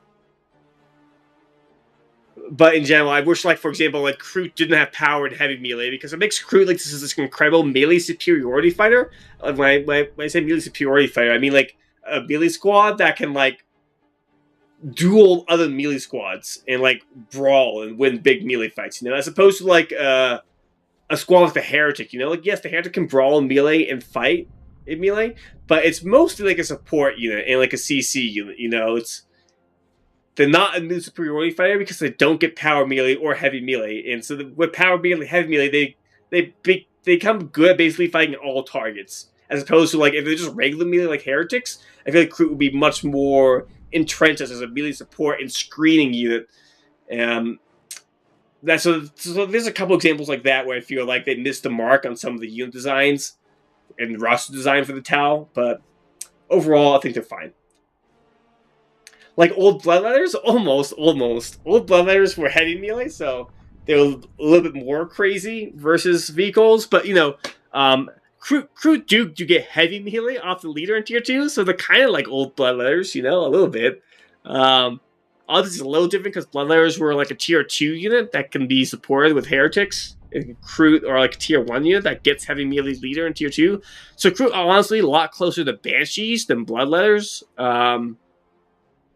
So yeah, I probably Kroot is that they're basically Banshees. Abandon reason, no only war. Oh my god, a follow? Shinichi? Shinichi 860. I'm terrible at pronouncing names. But Shinichi 860, thanks for the follow. I appreciate it. Definitely appreciate it. But yeah, I feel like Kroot are just like a little too much like Banshees, essentially. Like, yeah, they're slower, but like...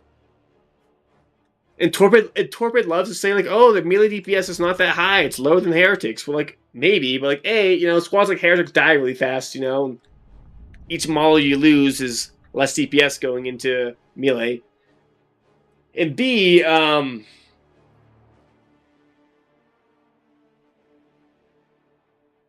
despite having, like, not the most melee DPS, Kroot do still have substantial melee DPS, you know, so they can brawl effectively. I had a game, like, couple weeks ago where, like, the Kroot almost sold my entire Dreadnought because, you know, they had a heavy melee Shaper. And, of course, they have, like, also good CC as well. And I think that their CC aspects of them is fine to help, like, you know, crowd control and screen for the Tau. It's just like they just do like too much damage, particularly with the heavy melee and power melee. Yeah, the jumpsuit things that they add for Tau are cool. Like the stealth suits, the crisis suits, the Riptide. They're all pretty cool units. I feel like those are all like good units they made. That's why I say, like, overall, I think Tau were implemented well. I just wish they were a little more asymmetric or unique in their mechanics and unit design. Instead of just giving, like, you know, an Assault Space Marine equivalent in Vespids, or like a Banshee equivalent in the Kroot. And like, it might be balanced, but I think it makes Tau a little bit too versatile. Instead of, like, you know, they should be a faction that skews heavily into having to shoot you to do damage, you know. And I think the Kroot and Vespids make them too versatile, in Tier 1 in particular. And like, they cover all their bases, you know. It doesn't really feel like Tau have a weakness, in my opinion, you know. Like, if Kroot didn't have power melee, then yes, and like, having an Assault Space Marine squad would be like a legitimate weakness to the Tau, because they didn't have a Kroot squad that can just clear it off immediately, you know. And quite frankly, regular melee DPS is still pretty effective against heavy infantry, you know. Like, Heretics do just fine, like, brawling against Assault Space Marines. So that's why I kind of find funny that Torpid, like, insists that Kroot need power melee in order for Tau to deal with things like Raptors and Assault Space Marines, where I really don't think they do. What are the hero? Yes, it's a Shash-O Crisis dude and the Ethereal. So they only get 2 right now. You have the Crisis Commander. He's somewhat unique in the sense that he can't be knocked over, but he can be suppressed. So he's not like a full-on Brother Captain or Chaos Lord, where they're immune suppression and knockback for the most part. So you can suppress this guy, but he cannot be knocked over. So it makes him somewhat resilient to melee, because the melee can't knock him over and fuck him up that way. And then you have the Ethereal here, who basically has like the weakest combat stats of any hero in the game, but he's like one of the best support heroes, you know. He's basically just like a buff bot, you know. He just stands around the Tau, passively gives him buffs, and has a lot of activatable abilities to further buff them with different stats and effects.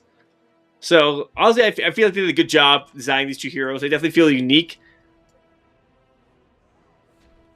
Like, there's no other commanders that play like them, which I think is really good. So I really love the Elite Team's hero design for the Ethereal and the Crisis Commander here. They feel balanced. They feel like they did a good job.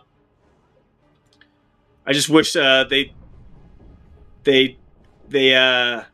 pursue that asymmetric design philosophy a little further with the race in general, rather than just with their commanders. Yeah, exactly. He's like a Farseer if the Farseer was even worse at fighting, but in exchange for that, he has like you saw there, he passively buffs the Tau for, I think he gives them like a slight damage buff and a slight HP buff while he's around them. And then he has activatable abilities and war gear that also actually, let me just read him. I want to be sure about what he does. We can learn about the Ethereal together.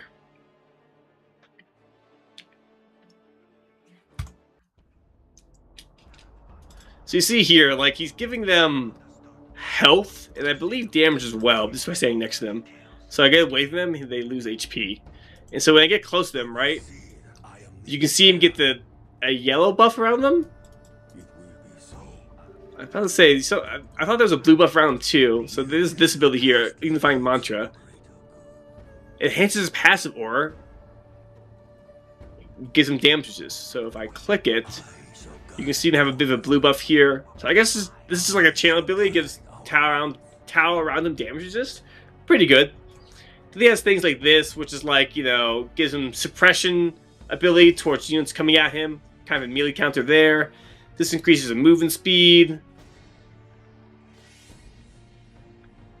Gives him like another battle cry type buff.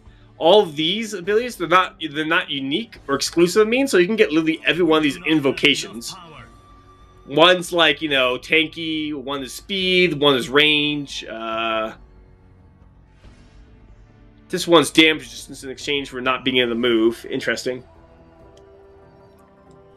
I've always loved Tau, not sure why people hate them. Well, you know, it's frustrating just to be shot to bits without you being able to do a whole lot to counter that, you know, so I feel like Tau in both Tabletop and in Dawn of War, they're like a race where, like, they're not overpowered, I think, but, like, it requires a bit more forethought on the player approaching a Tau gun line than it is for the Tau player to pilot the gun line and just like set up a bunch of guns and shoot players to bits. It requires a bit more, like I say, planning and strategy and tactics to get onto the Tau without getting shot to bits on your way there.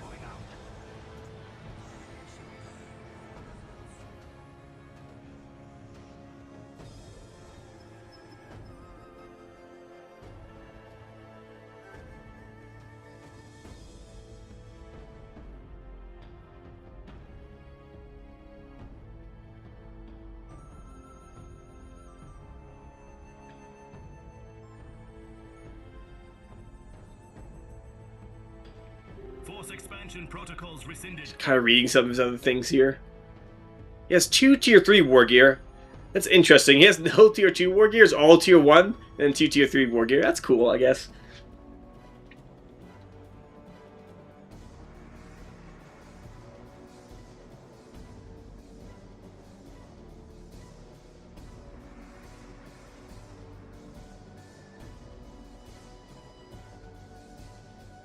You know, he has a tanky combat armor too. I think that's fine. 1.5 HP per second is a little lower than the standard of 2. But honestly, like I can see how like they want you to have the option to try building him as like kind of a tanky duelist with like Honor Blade and the combat armor here. But I honestly think that's too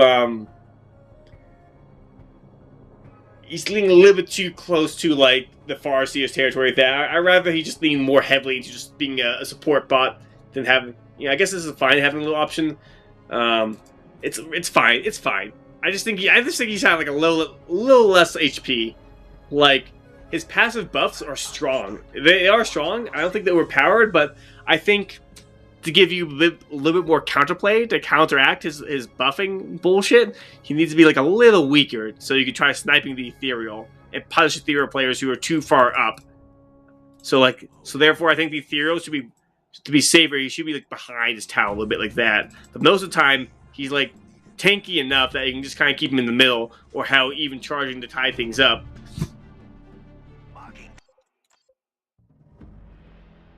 But overall, yeah, I think Tau's a good addition, a very good addition to Elite Mod. They're overall a balanced race, and they have some fun things about them. Like the missile pods are fun. It's fun to use their jump teams, the crisis suits, jump around. The commanders are very fun to use. Fire warriors are just your standard pew pew, watch things melt, it's always fun to watch things die to your lasers. It's just like a few things that I have issues with, just a few. But like nothing's perfect, and I'm not like the end all be all of like balance or design philosophy, but I do have strong opinions every now and again. But I can see other people's perspectives, and I'm not going to sit here and say Tau's a horrible race because they're not designed in the way I would envision them. But I will try to advocate for some changes I think will make them a little bit more authentic to the 40K experience.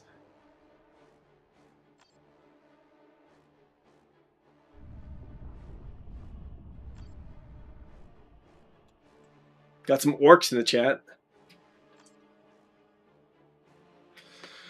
I got text. Hold on. Nothing important.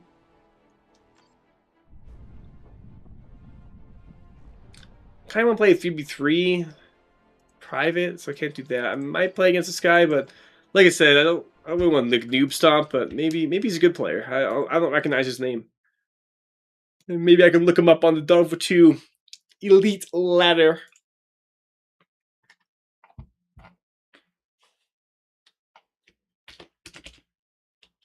Guess not. Maybe he is a new player then.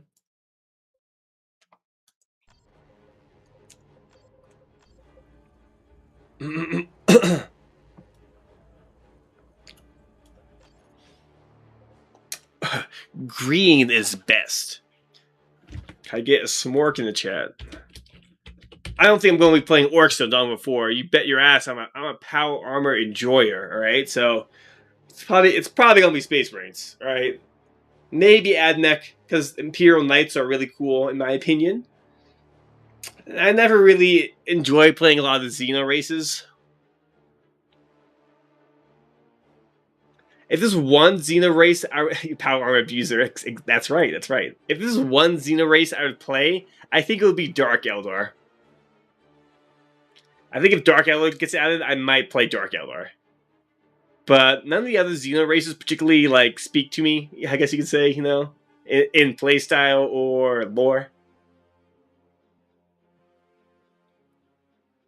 But yeah, I really like the Chaos and Imperium lore, so to speak. You know, I love the Horus Heresy books, and quite frankly, I do love my big beefy boys in power armors. You know, I always like the archetype of playing like this Juggernaut type archetype. You know, it's slow but really powerful and hard to take down.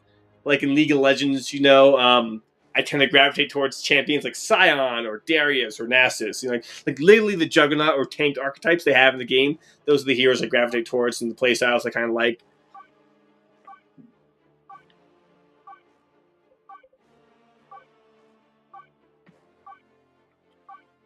Orcs were just so well done with too. The voice acting, the comedic aspect, yeah. Honestly, in both games, the orcs are done well. Relic really did like absolutely nail the presentation of a 40K in a video game. You know, like yeah, their balance and like some of their game design choices are like not very good.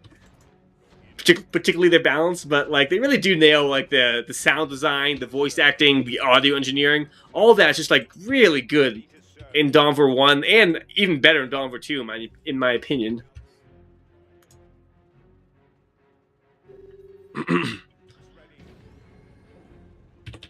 I'm not sure how Dawn of War 4 is going to match up in terms of the relic quality of sound engineering. Oh, hello.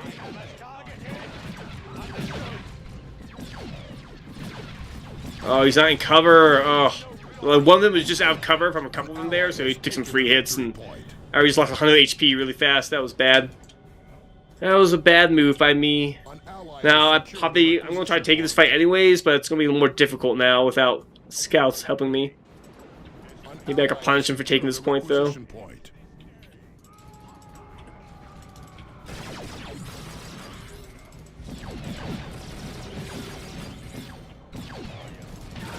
Alright, got a couple kills there. I'll take it. An ally has secured a requisition point.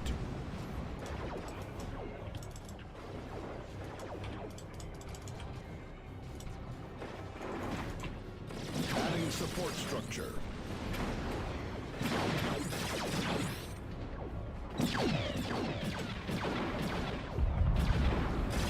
Allied infantry destroyed. 2 Banshees. Oh, wow. The Banshees can special them. Maybe they were moving.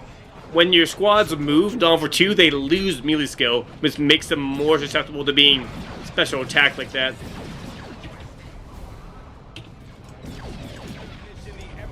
Let's move over here to stop these Banshees from bashing. Or capping. Understood. The enemy is outmaneuvering us. Understood. Adding power generator. Scouts ready. To the enemy. Yes, suffer not. Understood. Ready to brothers in here. Scouts here. Go ahead. Moving out. Generator operational. We require more resources. Understood. Alright, let's see what we can do over here. Look at those Tau. Blood Angels? Yeah, those are Blood Angels, right? It's the Elite Skiing Blood Angels. Looking pretty cool. Oh, okay. Okay, I wasn't looking. That's my fault. That was my fault. Alright, that was my fault. The enemy is capturing one of our strategic points. I was admiring a little too much of the Blood Angels.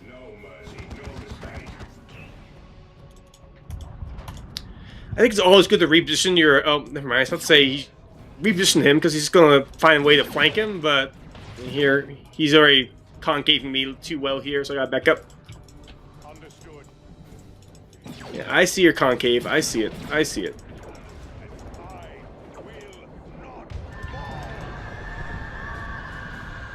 We shall make it so.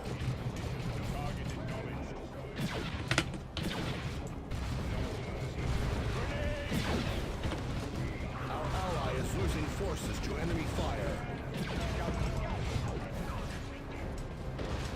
Forward to victory, valor and duty. Understood. Understood.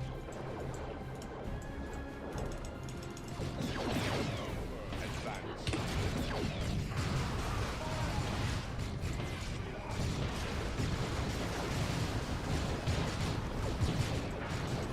The tide of battle turns toward the righteous.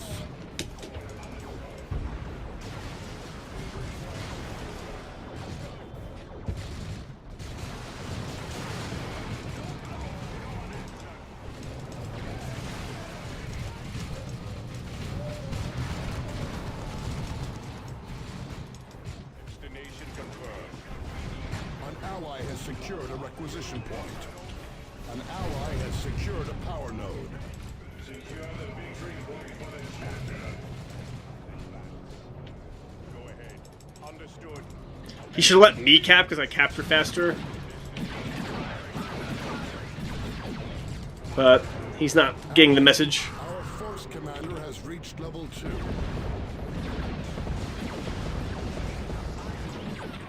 Adding support structure.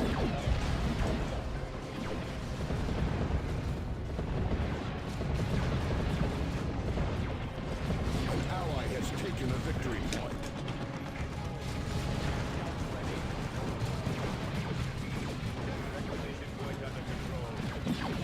Support structure complete.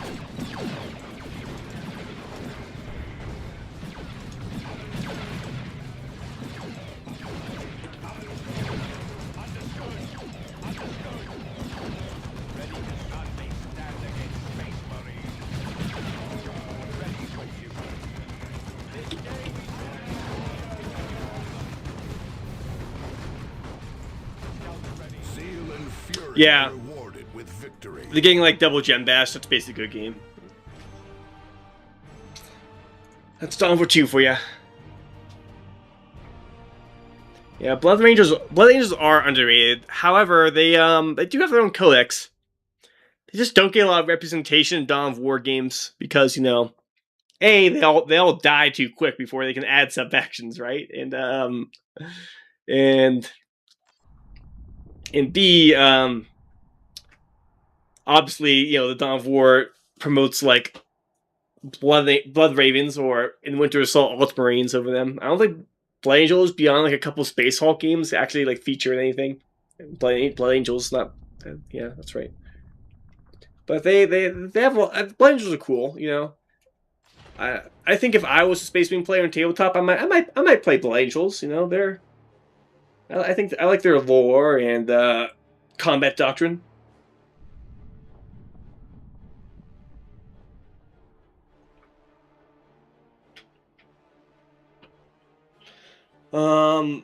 Yeah, Admech does look cool though. They have a lot of cool things going on for them. Like the new sphere and building out your base mechanics. It definitely seemed like they are the faction that most encourages like smart base building placement of buildings and whatnot, and having defenses based off your new sphere network strength. So they seem similar to the Necrons to me in the sense that they're both factions that, you know, kind of like have a core territory that they're strong in, and then they expand outward from that territory. They're in Space Hulk? I think so. There's like a few Space Hulk games, but like I'm almost positive they're in one, at least. Right? Right. I don't know.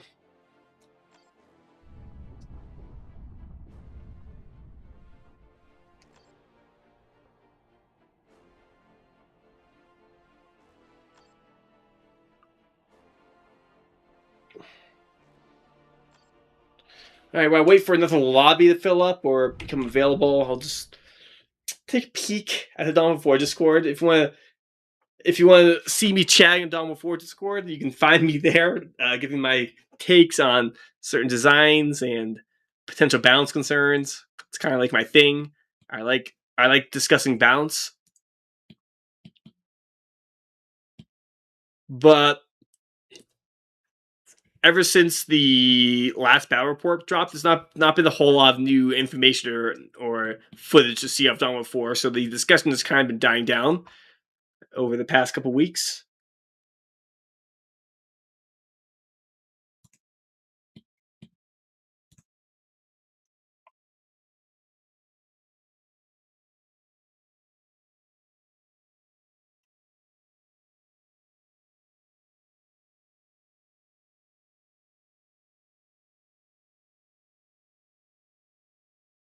Yeah, these guys are talking about the capping mechanics of Dawn of War, how it's basically going to act like Dawn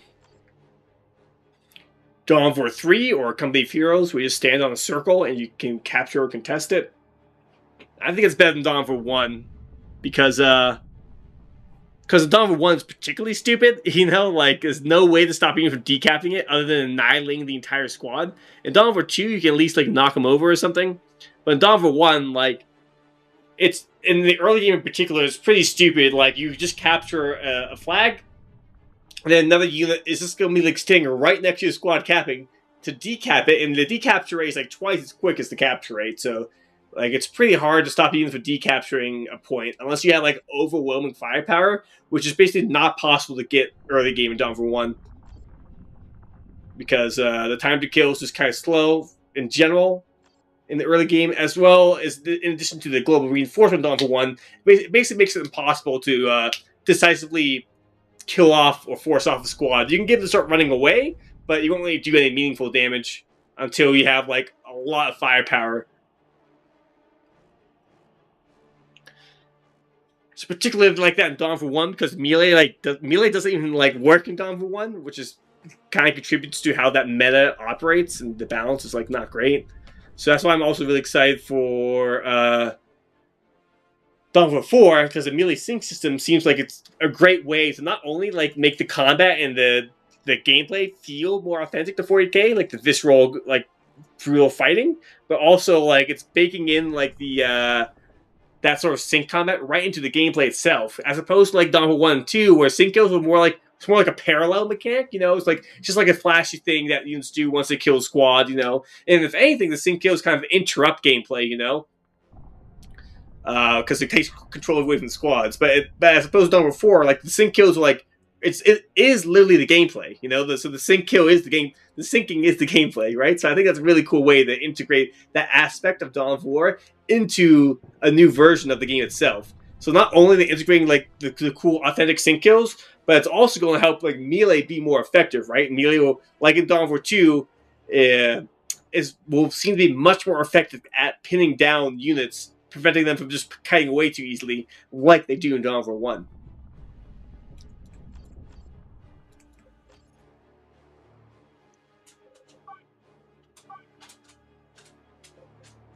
I'll cast another game. I guess I'm in the casting mood today. Very well.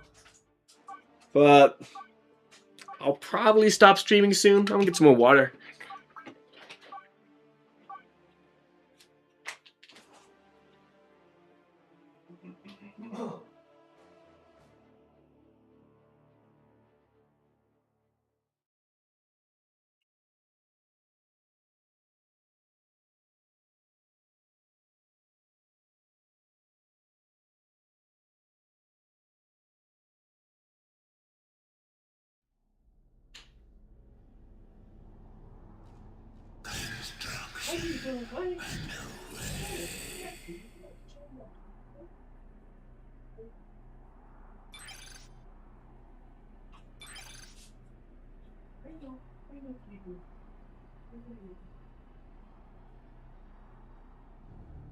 Termagant squad spawned.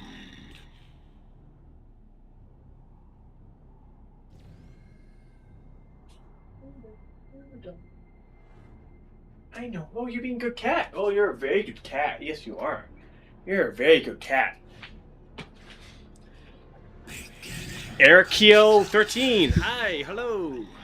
Thanks for chatting with me. Welcome to the stream. This is going to be Dawn of War Central in just 52 days. They will die like sinners. Oh, was that a follow by Erikio13? Hell yeah, my dude. Or perhaps Milady. Can't be too sure nowadays. But regardless, thank you, thank you. I guess I could just say, like, my person.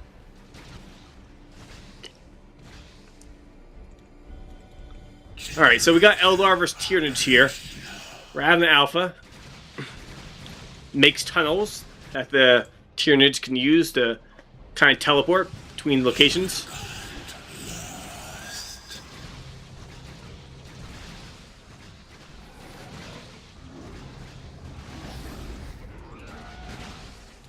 The Warlock's making great use of cover here. You can see here, he's hugging the heavy cover, preventing these Termagants from forcing him off easily. But it's mostly a stalling tactic because the Warlock, being a melee hero, has a pretty weak range attack. He has some. He has the Destructor ability, able to do a little damage to these Termagants. Even took a model off, but not enough to win the fight. Hormagaunts, you see here, doing pretty good DPS. Going to be able to easily kill this generator, but we'll probably be forced off after that. But probably worth it. It's 100 requisition down the drain, and also stops his power generation here. Now we still have one generator up still for Eldar, so that's still something.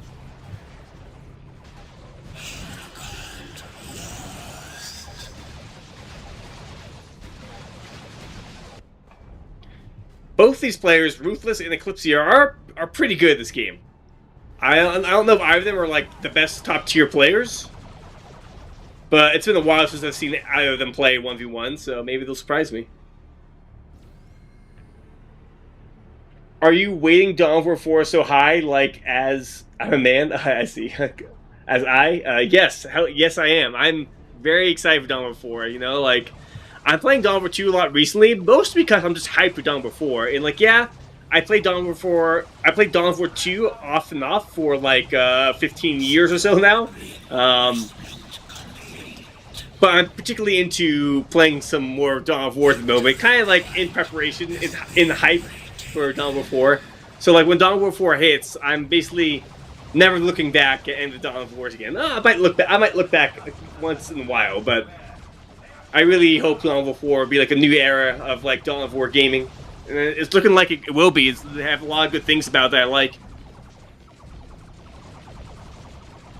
I want Tyranids to Dawn of War 4, please. Pray with me. We get Tyranids after Chaos, right? After we get Chaos, then I will be a Tyranid supporter, right? We need some more power armor. We need my Chaos. I'm sorry, we just do. All right, we just do. Your mains are Necrons and Tyranids. Well, you already have your Necrons in there, right? I don't have my Chaos. I need my Chaos. So this is pretty good discipline here by Eclipsia. What's going on over here? More stalling from the Warlock, and good spread with melee units to. Oh, I actually didn't see this. I guess the Banshees went over here and gem bashed the Tyranids and also took the node. That's actually really bad for Ruthless here. I didn't actually see that.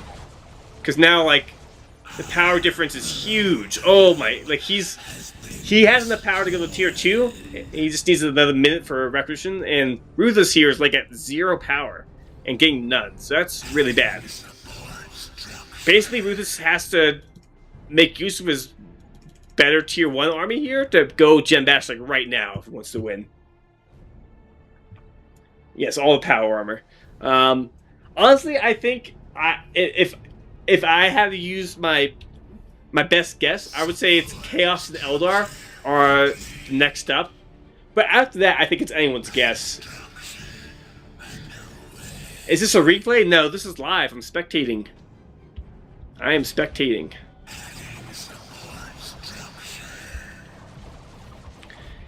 Desperately builds a generator here in the middle of the map. Well, it's on the side, but more in the middle, right? He should have saved his requisition just to put him back here, but he's desperate to get any power generation up right now. Not a bad play if he could defend it, but obviously he didn't, so that's not going to work. And these double shuriken cannons are going to be enough to stop the Ravners from bowling over his entire territory. Yeah, he forces off the Eldar here, but this last shuriken cannon here will stall him even more. And will probably stall enough so that he will get to tier 2 cleanly and be able to get out of Falcon or Wraith Lord and end the game. Like, if Ruthless pushes right now all the way over here, manages to get a full Gem Bash off, he might still be in it. But he needs to recognize that he's way behind in power, and his only way to keep himself in the game is to lessen that disparity. But he's being a little slow about. Okay, there he goes. He's moving. He's being a little slow about though. Like, I think he will get a Gem Bash off here. Yeah, here comes the Falcon.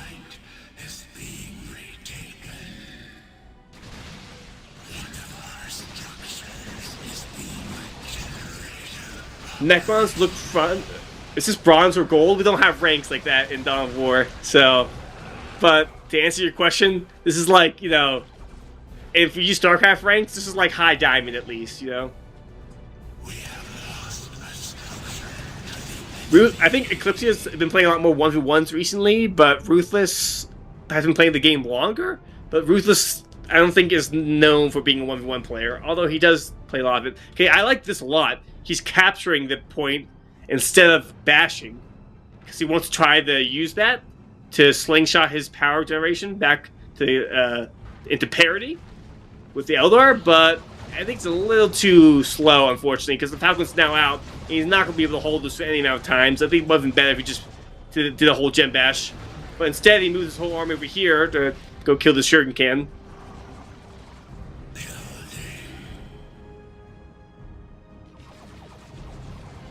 Yeah, I think it's really interesting to theorycraft how the different races will play with their asymmetric mechanics. Because one thing Dawn of War is doing really well is kind of like in Dawn of War 3, where they really make each race feel unique. And a lot of asymmetric mechanics, where I think that kind of lacks in Dawn of War 1 and 2, to be honest. Yeah, like there are some significant differences in both those games, but particularly in Dawn of War 1, I feel like the unique racial mechanics are not as heavily emphasized.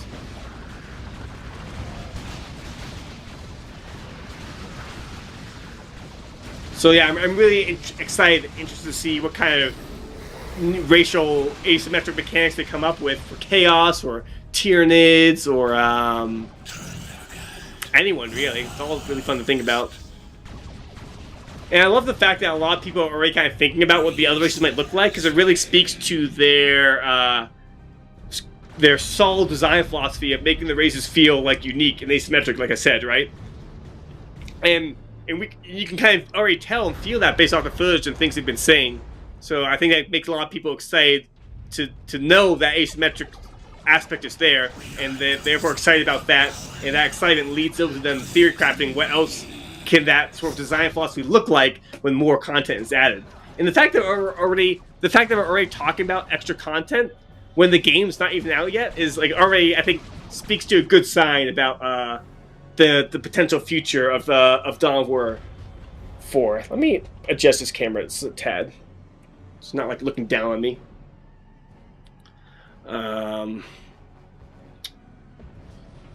But yeah, very cool. A lot of cool ideas I bet we can come up with. Yeah, like sacrificial mechanics or cultist worship mechanics like Dawn of War 2. Obviously, like they have base building stuff in Dawn of War 4, right? So maybe some base building mechanics as well. Or maybe they function more like Marines, where like they might be one of the factions that eschew base building a little more. What I really like at Dawn of War 4 is like, you know, like for example, like Marines are like not really focused on base building, right? But like Admech and to a lesser extent Orcs and Necrons are more focused on base building. And I really like the unique mechanics, like for example, Necron's resurrection mechanics. Yeah, it looks fun, and I think it also gives them a unique way to interact with the veterancy mechanics in Dawn of War 4. Because normally, like a normal race, the Space Marines or Orcs will have to retreat back to base and then heal up back there to preserve the squad. But Necrons, it seems like they don't even have to retreat. You know, they can just rely on the resurrection galleries to just bring that same squad back to life And it seems like they preserve their veterancy mechanics as well when they resurrect from the Resurrection Gallery. So like you can really lean into the Necron sort of unending, always push forward horde of units, you know? Which it's definitely seems to be part of the Necron sort of playstyle theme, sort of like the legions of Necron warriors being awoken from their slumber and marching forward.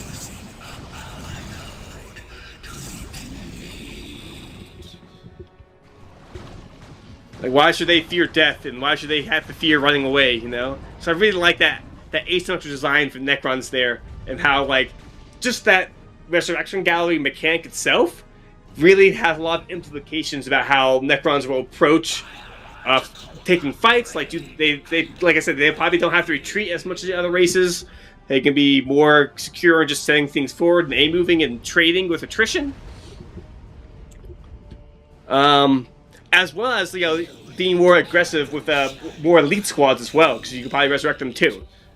So I really like a lot of what we're seeing in Dawn of War 4. That's just Necrons too. Like the Orcs obviously have all the buildings shooting like Dawn of War 1, but more of their buildings have like different weapon types in them. So you know, so you can really have more of a Orc fortress with all sorts of different weapons for different targets to fight, rather than Dawn of War 1, where like yeah they all shoot, but like once you get some heavy squads or vehicles out, you can tank the Orc guns like no problem. I hope not next door. Hope not Stormgate, please. Yeah, I think we all hope that.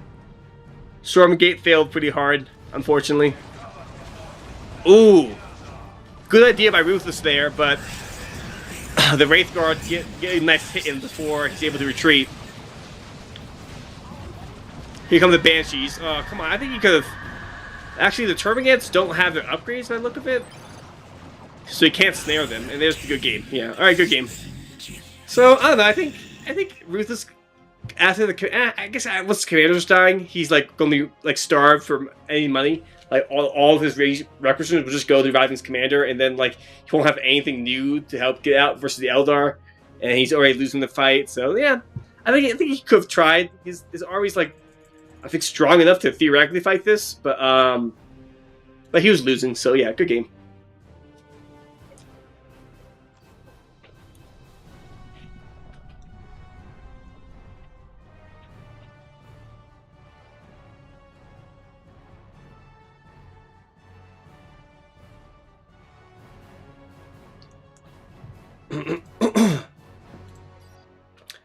GG. No rage, but I love rage.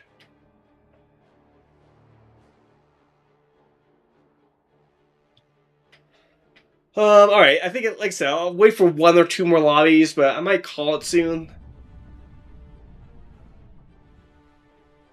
I could go on longer, trust me, but I want to save some of my energy and get some more things done before Dawn of War 4 comes along, because, like I say, when Dawn of War 4 is released, you bet your bomb dollar I'll be streaming that, like, literally as much as I can. Like, only breaking for, like, you know, things I need to do to live, like, you know, showering and eating and taking care of my cat, playing with him.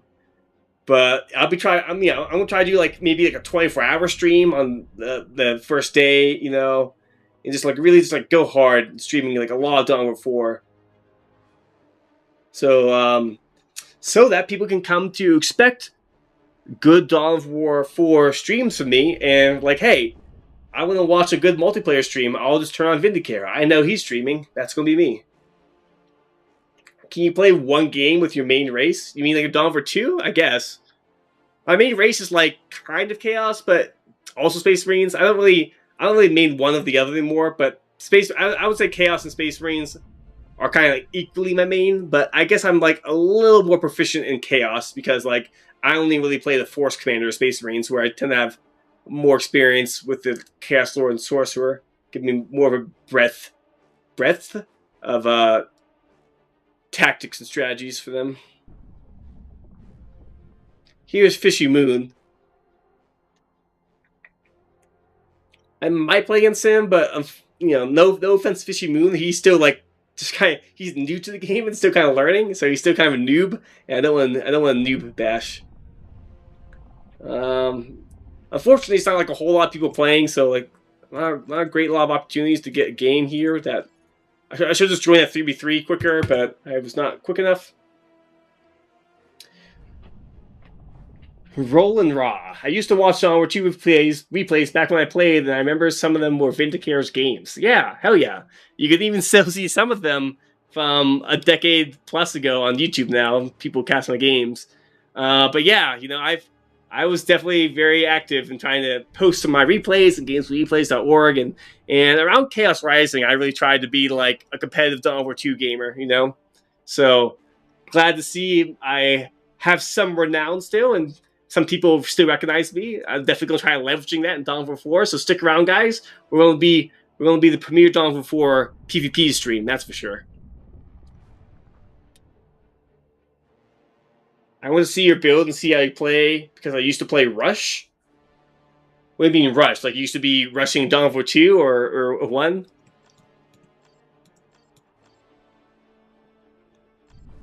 Yeah. Sometimes I think about changing my name because it's just like this dumb, like, you know, I give me a Warhammer name and it's like, oh, it's taken, I'll slap an X on there, bam, Vindicator X. You know, I basically chosen Dawn of War 1 from Dawn of War 1 because, like, you know, oh, the Vindicator Assassin, what a cool unit. I'll just name myself Vindicator. And then slam an X on there. That's like straight out, that's like a straight out of the 2000s sort of gamer tag name convention there, that's for sure. I guess I can play this 2v2, maybe? Let's see who's in here. Oh, like I said, I don't want to noob stomp, but maybe I'll play this one game. Oh, Space Marines.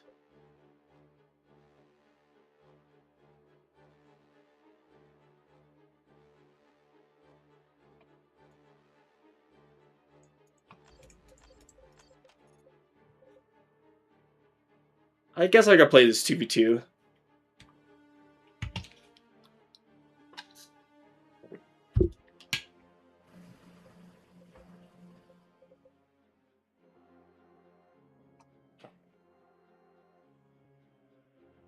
Oh, not going tech, only building units. That can work in Dawn of War 2. Like, Noisy Elmo, if anyone recognizes his name, he was a very big proponent of doing that sort of strategy, where it's like, he just totally skips teching up and just goes super hard in Tier 1. And that can work in Dawn of War 2, but it requires you to be able to reach the enemy's power and bash it before they get vehicle out. So it's a little less common to have like a full rush build in Dawn of War 2 than it is Dawn of War 1. For the reason I just said, as well as that the fact that in Dawn of War 2 you have like these base turrets, right, which are basically invincible until like super late game.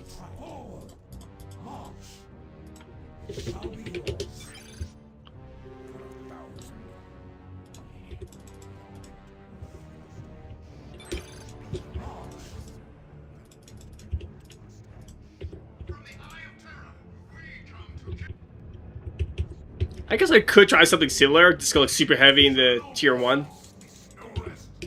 Just get like 2 Double Chaos Space Marines and like 3 Heretics. I could try that.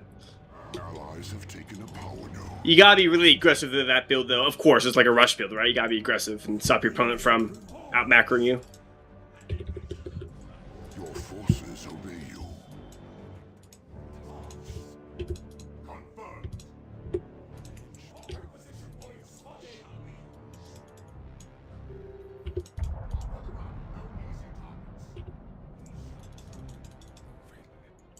Oh, he's saying doubled? Okay. Let's go. Your units fulfill your command. Back up, bro. Back up, bro. Let's go be aggressive and take this natural point. A new requisition point claimed by your allies.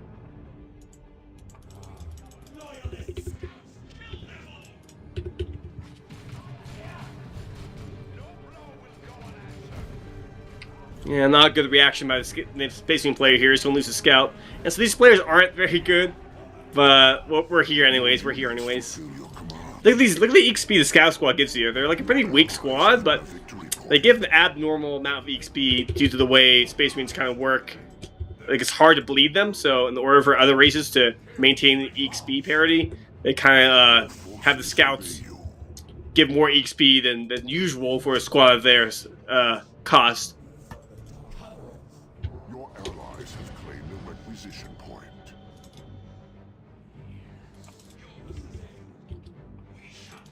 Your allies have captured a power node. He has no need of that now. You will be killed by traitor's hand.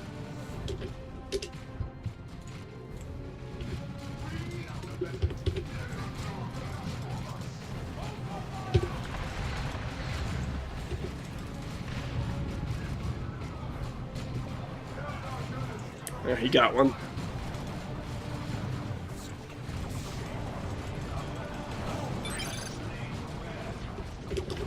I guess there's lag or something.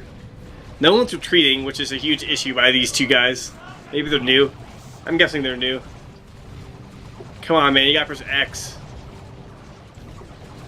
Did one of them drop or something? I don't know.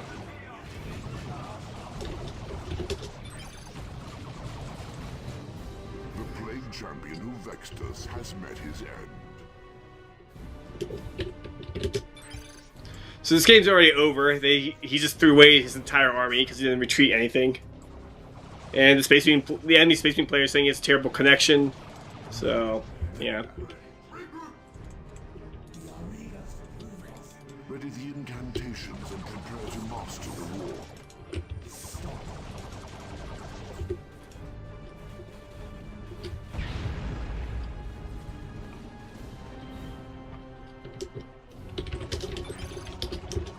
Alright, well, that was a short game.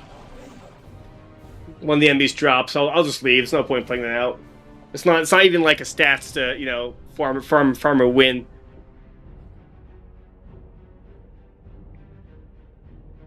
One thing I hope Dawn of War 4 does have is like at least some sort of like win-loss ratio tracker for the multiplayer. I don't expect it to have ladder right off the bat. Like, I totally understand how they need to put more effort into the core game design features as well as the single player stuff before they move on to multiplayer features. However, we at least need either replay or spectator mode, preferably both, so we can make PvP content.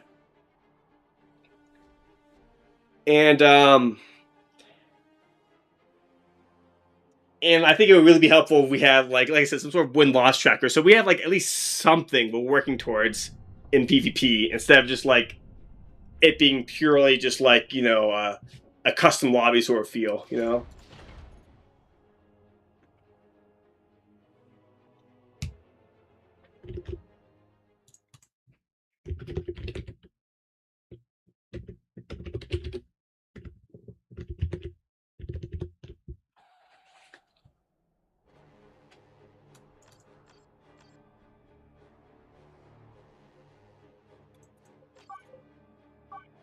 Oh shit, it's Ruthless. Okay, I'll give Ruthless one more cast. Okay. We'll do one more cast here. I guess I'm in the casting mood today.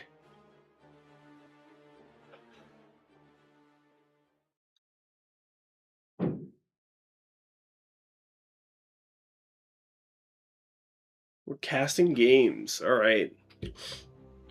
Chaos Sorcerer versus Tau. Honestly, I think this is one of the trickier matchups for Tau because theoretically, the Sorcerer excels at, you know, disrupting formations and teleporting on you, and Sigil the Rifting, and whose Invis and Dew Bolts also makes it a little more difficult to maintain a static gunline position. So it can be pretty tricky for Tau. Hello, Ruthless, hello.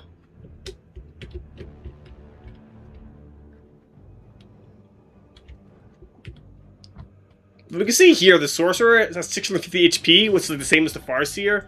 Honestly, I would like to see him like have a little bit less HP because it just like in terms of authenticity, it feels a little wrong that they have so much HP. I know like there's some gameplay considerations to make, but I feel the Ethereal in particular, he should be more reinforced as like a buff bot terrible combatant hero, and to reinforce that role of his more, that design space, I think you should have like 50 less HP. Make him a little bit more squishy. A little bit more, and also give players, like I said, ability to counterplay against the Tau ethereal gameplay by being able to snipe the leader, you know? That was like the entire Tau stronghold in the Dark Crusade. Snipe the ethereal, win the game. So I would like to see them mimic that a little bit by making the ethereal a bit weaker and a bit more of a buff bot, you know? And because as he stands now, he can still kind of fight in melee.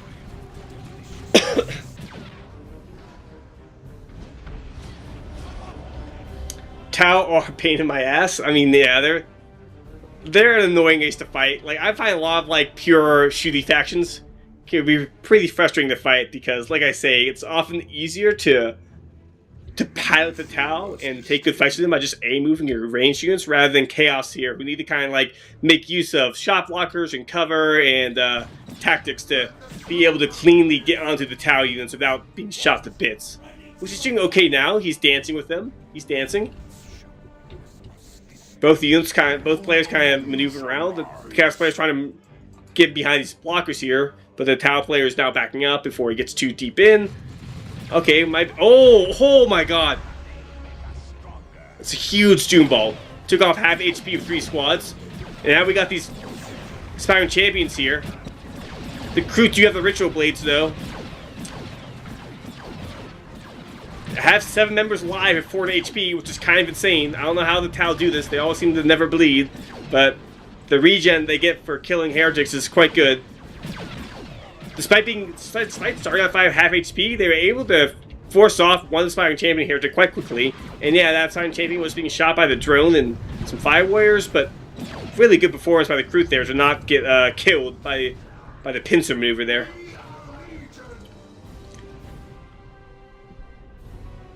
They have almost 1,000 HP, kind of the same as the heretics here.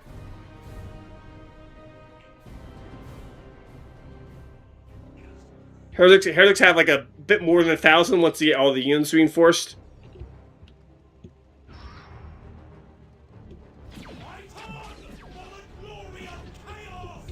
Honestly, I feel like Kruth versus Heretics is like a pretty even matchup when they both upgrade. The Kruth like absolutely slaughtered them on upgrade, I think. But the crew are like pretty good. They're pretty good at brawling with heretics. And like, yeah, rightfully so. They're just heretics. That's kind of what they should be doing. But now you see that power melee, right? So now they're also good at killing raptors and Chaos Space Marines and commanders.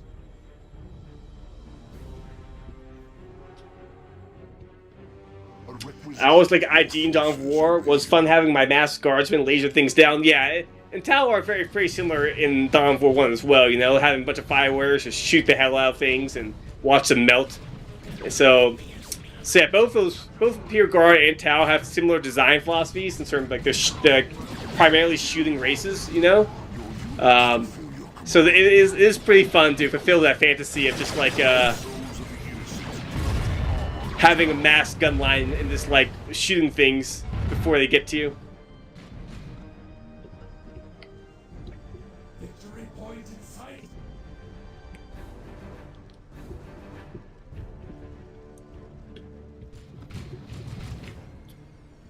Ruthless is getting uncharacteristically pushed back a little too easily. Where's all his power going? He has upgrades here and here. And he has 3 generators, so I guess that makes sense. I would like to see 1 less generator and get another unit out instead, because you see here, if he wants a Vespid out, it's going to kind of disrupt his tier 2 timing. Be kind of awkward with his like difference between his Recursion and his power, because he has a lot of power, but he's light on Recursion.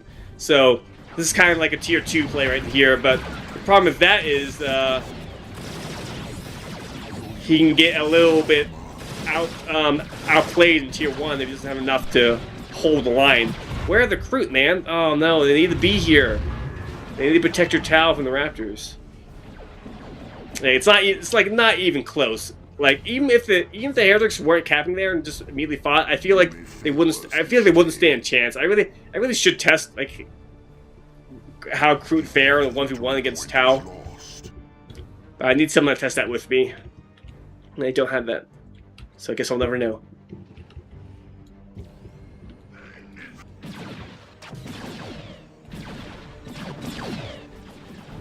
See here, the Raptors really aren't doing a whole lot of damage to this generator. The Raptors, like Assault Space Marines, are like a low DPS unit. They're tanky, and they have good disruption. But in exchange for that, they're kind of like not good at killing stuff. They're decent at it, but compared to something like a Banshee squad or a Kroot squad, their DPS is like much lower.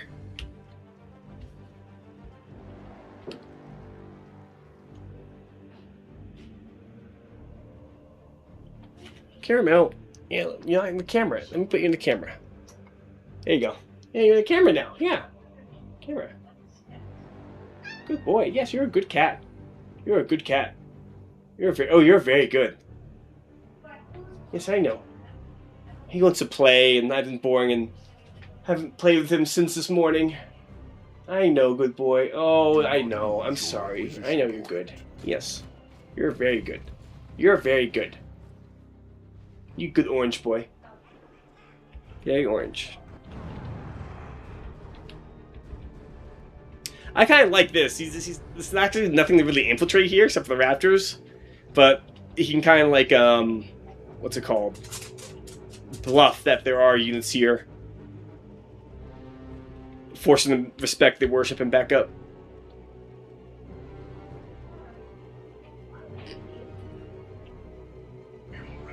Our temple's dark majesty grows with our power.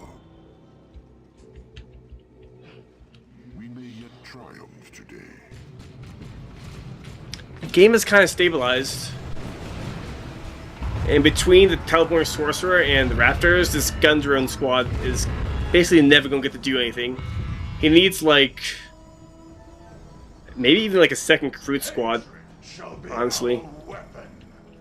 Or like another gun drone to help stagger it. But again, double teleporting, jumping is going to be hard to control that even with 2 weapons teams. Now that he's tier 2, I guess his best bet right here is a Devilfish. Or that's good too. This is good. This is good to control. Like this, basically only melee army out of the Chaos player here. But obviously it requires his units to be around the ethereal to be protected by the robes of repulsion.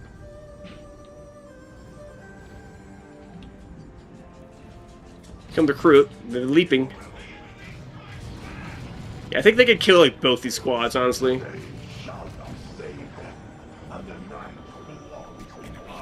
Yeah, you see here, like, they can't even kite really effectively because they're slow. So, not only the kiting slower, but because the kite's slower, it gives them more time for the crew to apply DPS instead of running after them. Getting a lot of regen off killing a Chaos Space Marine there. Await your star, sorcerer.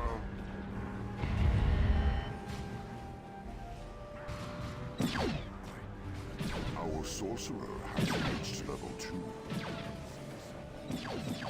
Honestly, that was like much closer than it should have been for the crew. I guess the Firewars were helping with the Pulse Rifles, so not the most fair matchup for the Raptors, but I feel like the full HP Raptors should have like absolutely crushed the Kroot there, being at half HP and being Kroot, but they're being buffed by the Ethereal and stuff, so Kroot are like never as weak as they seem on paper, basically, due to all the fire support with the Tau and the commander support as well.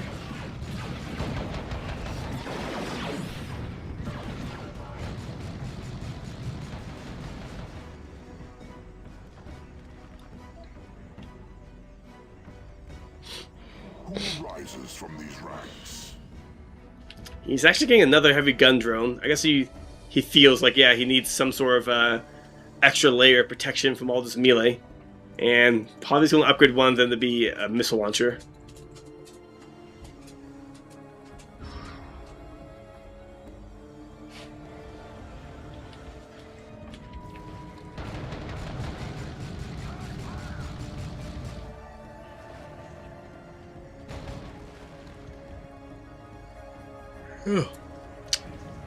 Yanni, Yanni. So we went for Rod of Warp Fire. Kind of a cool combo. Generally, with Vestments of the Warp, we go for the Flame Sword. But if you can manage to not have to use the Flame Sword and get the Rod of Warp Fire instead, the Rod of Warp Fire is, like, in general, a little better. A little less melee DPS, but you get better range, firepower. As well, its ability is much better. Damn, that's a lot of damage. Took out half the HP of the Walker, pretty good. But yeah, so like he did that on the Guns Drone squad for the missiles, but it's funny here. It says it's still upgraded with the this heavy the suppression team weapon instead of the missiles. I don't know if that's a bug or it's just how it's coded. Yeah, he really needs like a Narlock. That's what he needs. He needs a Narlock, not these gun drones. Ruthless. You need a Narlock because the Narlock would be like a melee superiority fighter. Be able to fight off all these heretics and sorcerers and raptors jumping into him. Here they come. So he'll have this behind him, but again, you know, wasn't in position quite in time, and he's just retreating. Yeah, it's a good game. A little unfortunate. I feel like Ruthless kind of fell apart on his way to tier 2. He needed like an extra squad to help control the raptors, or at least have more discipline, keeping his gun drone together with his recruit. It's a classic combination to have like Banshees protect Shuriken cannons, so in the same vein you can have recruit protect gun drones.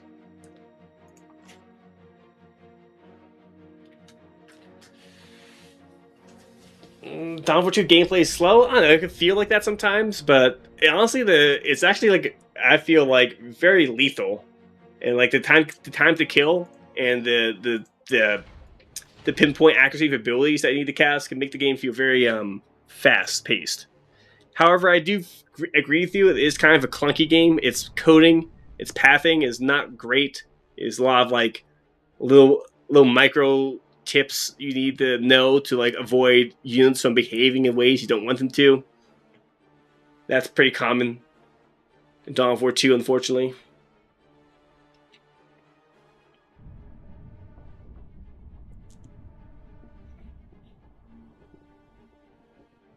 Yeah, the vehicle pathing in Dawn of War 2 is not good. It's not good. I mean, it's not much better in Dawn of War 1 either. So yeah. Dawn of War games were never known for like their good engine coding. You know, Dawn of War 3 was actually the one Dawn of War game that actually had pretty smooth engine and pathing and whatnot. You know, the units just kind of worked as you intended them to move them. But obviously, that game had other issues that its engine couldn't save. Yeah, I think the Company of Heroes sort of area they went into Dawn of War, I think it was a natural like evolution of the genre. Not only like for Dawn of War, but also just for like Relic themselves. You know, like leaning heavily into that sort of style of gameplay. And like Dawn of War 1 was really like their first attempt at squad-based gameplay.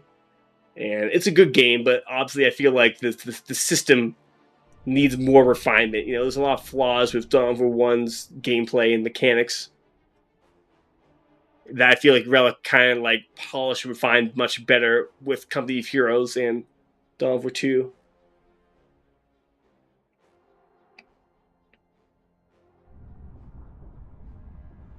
And Dawn of War 4 as well is also like, you know, refining the formula in a way it's for the best. You know, I feel like having the Dawn of War series evolve to have like modern day sort of gameplay mechanics and considerations instead of Dawn of War 1. Dawn of War 1 definitely feels like a product of its time. You know, yeah, we're all hoping Dawn of War 4 is a success. I agree. We're all hoping. Yeah.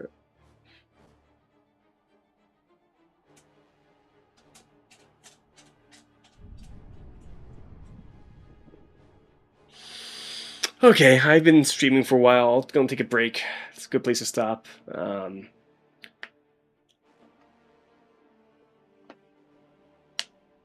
gonna get some food in me, take a shower, Maybe I'll stream again later tonight, but otherwise, yeah, I'll be streaming tomorrow, I bet. Yeah, I'll be trying to stream a little bit every day up until Dawn of War 4, and then I'll be going hard into Dawn of War 4. So, anyways, thanks for tuning in. I'll see you guys later. Take care. Me and my cat will see you tomorrow. Yeah, peace out. Thanks for tuning in.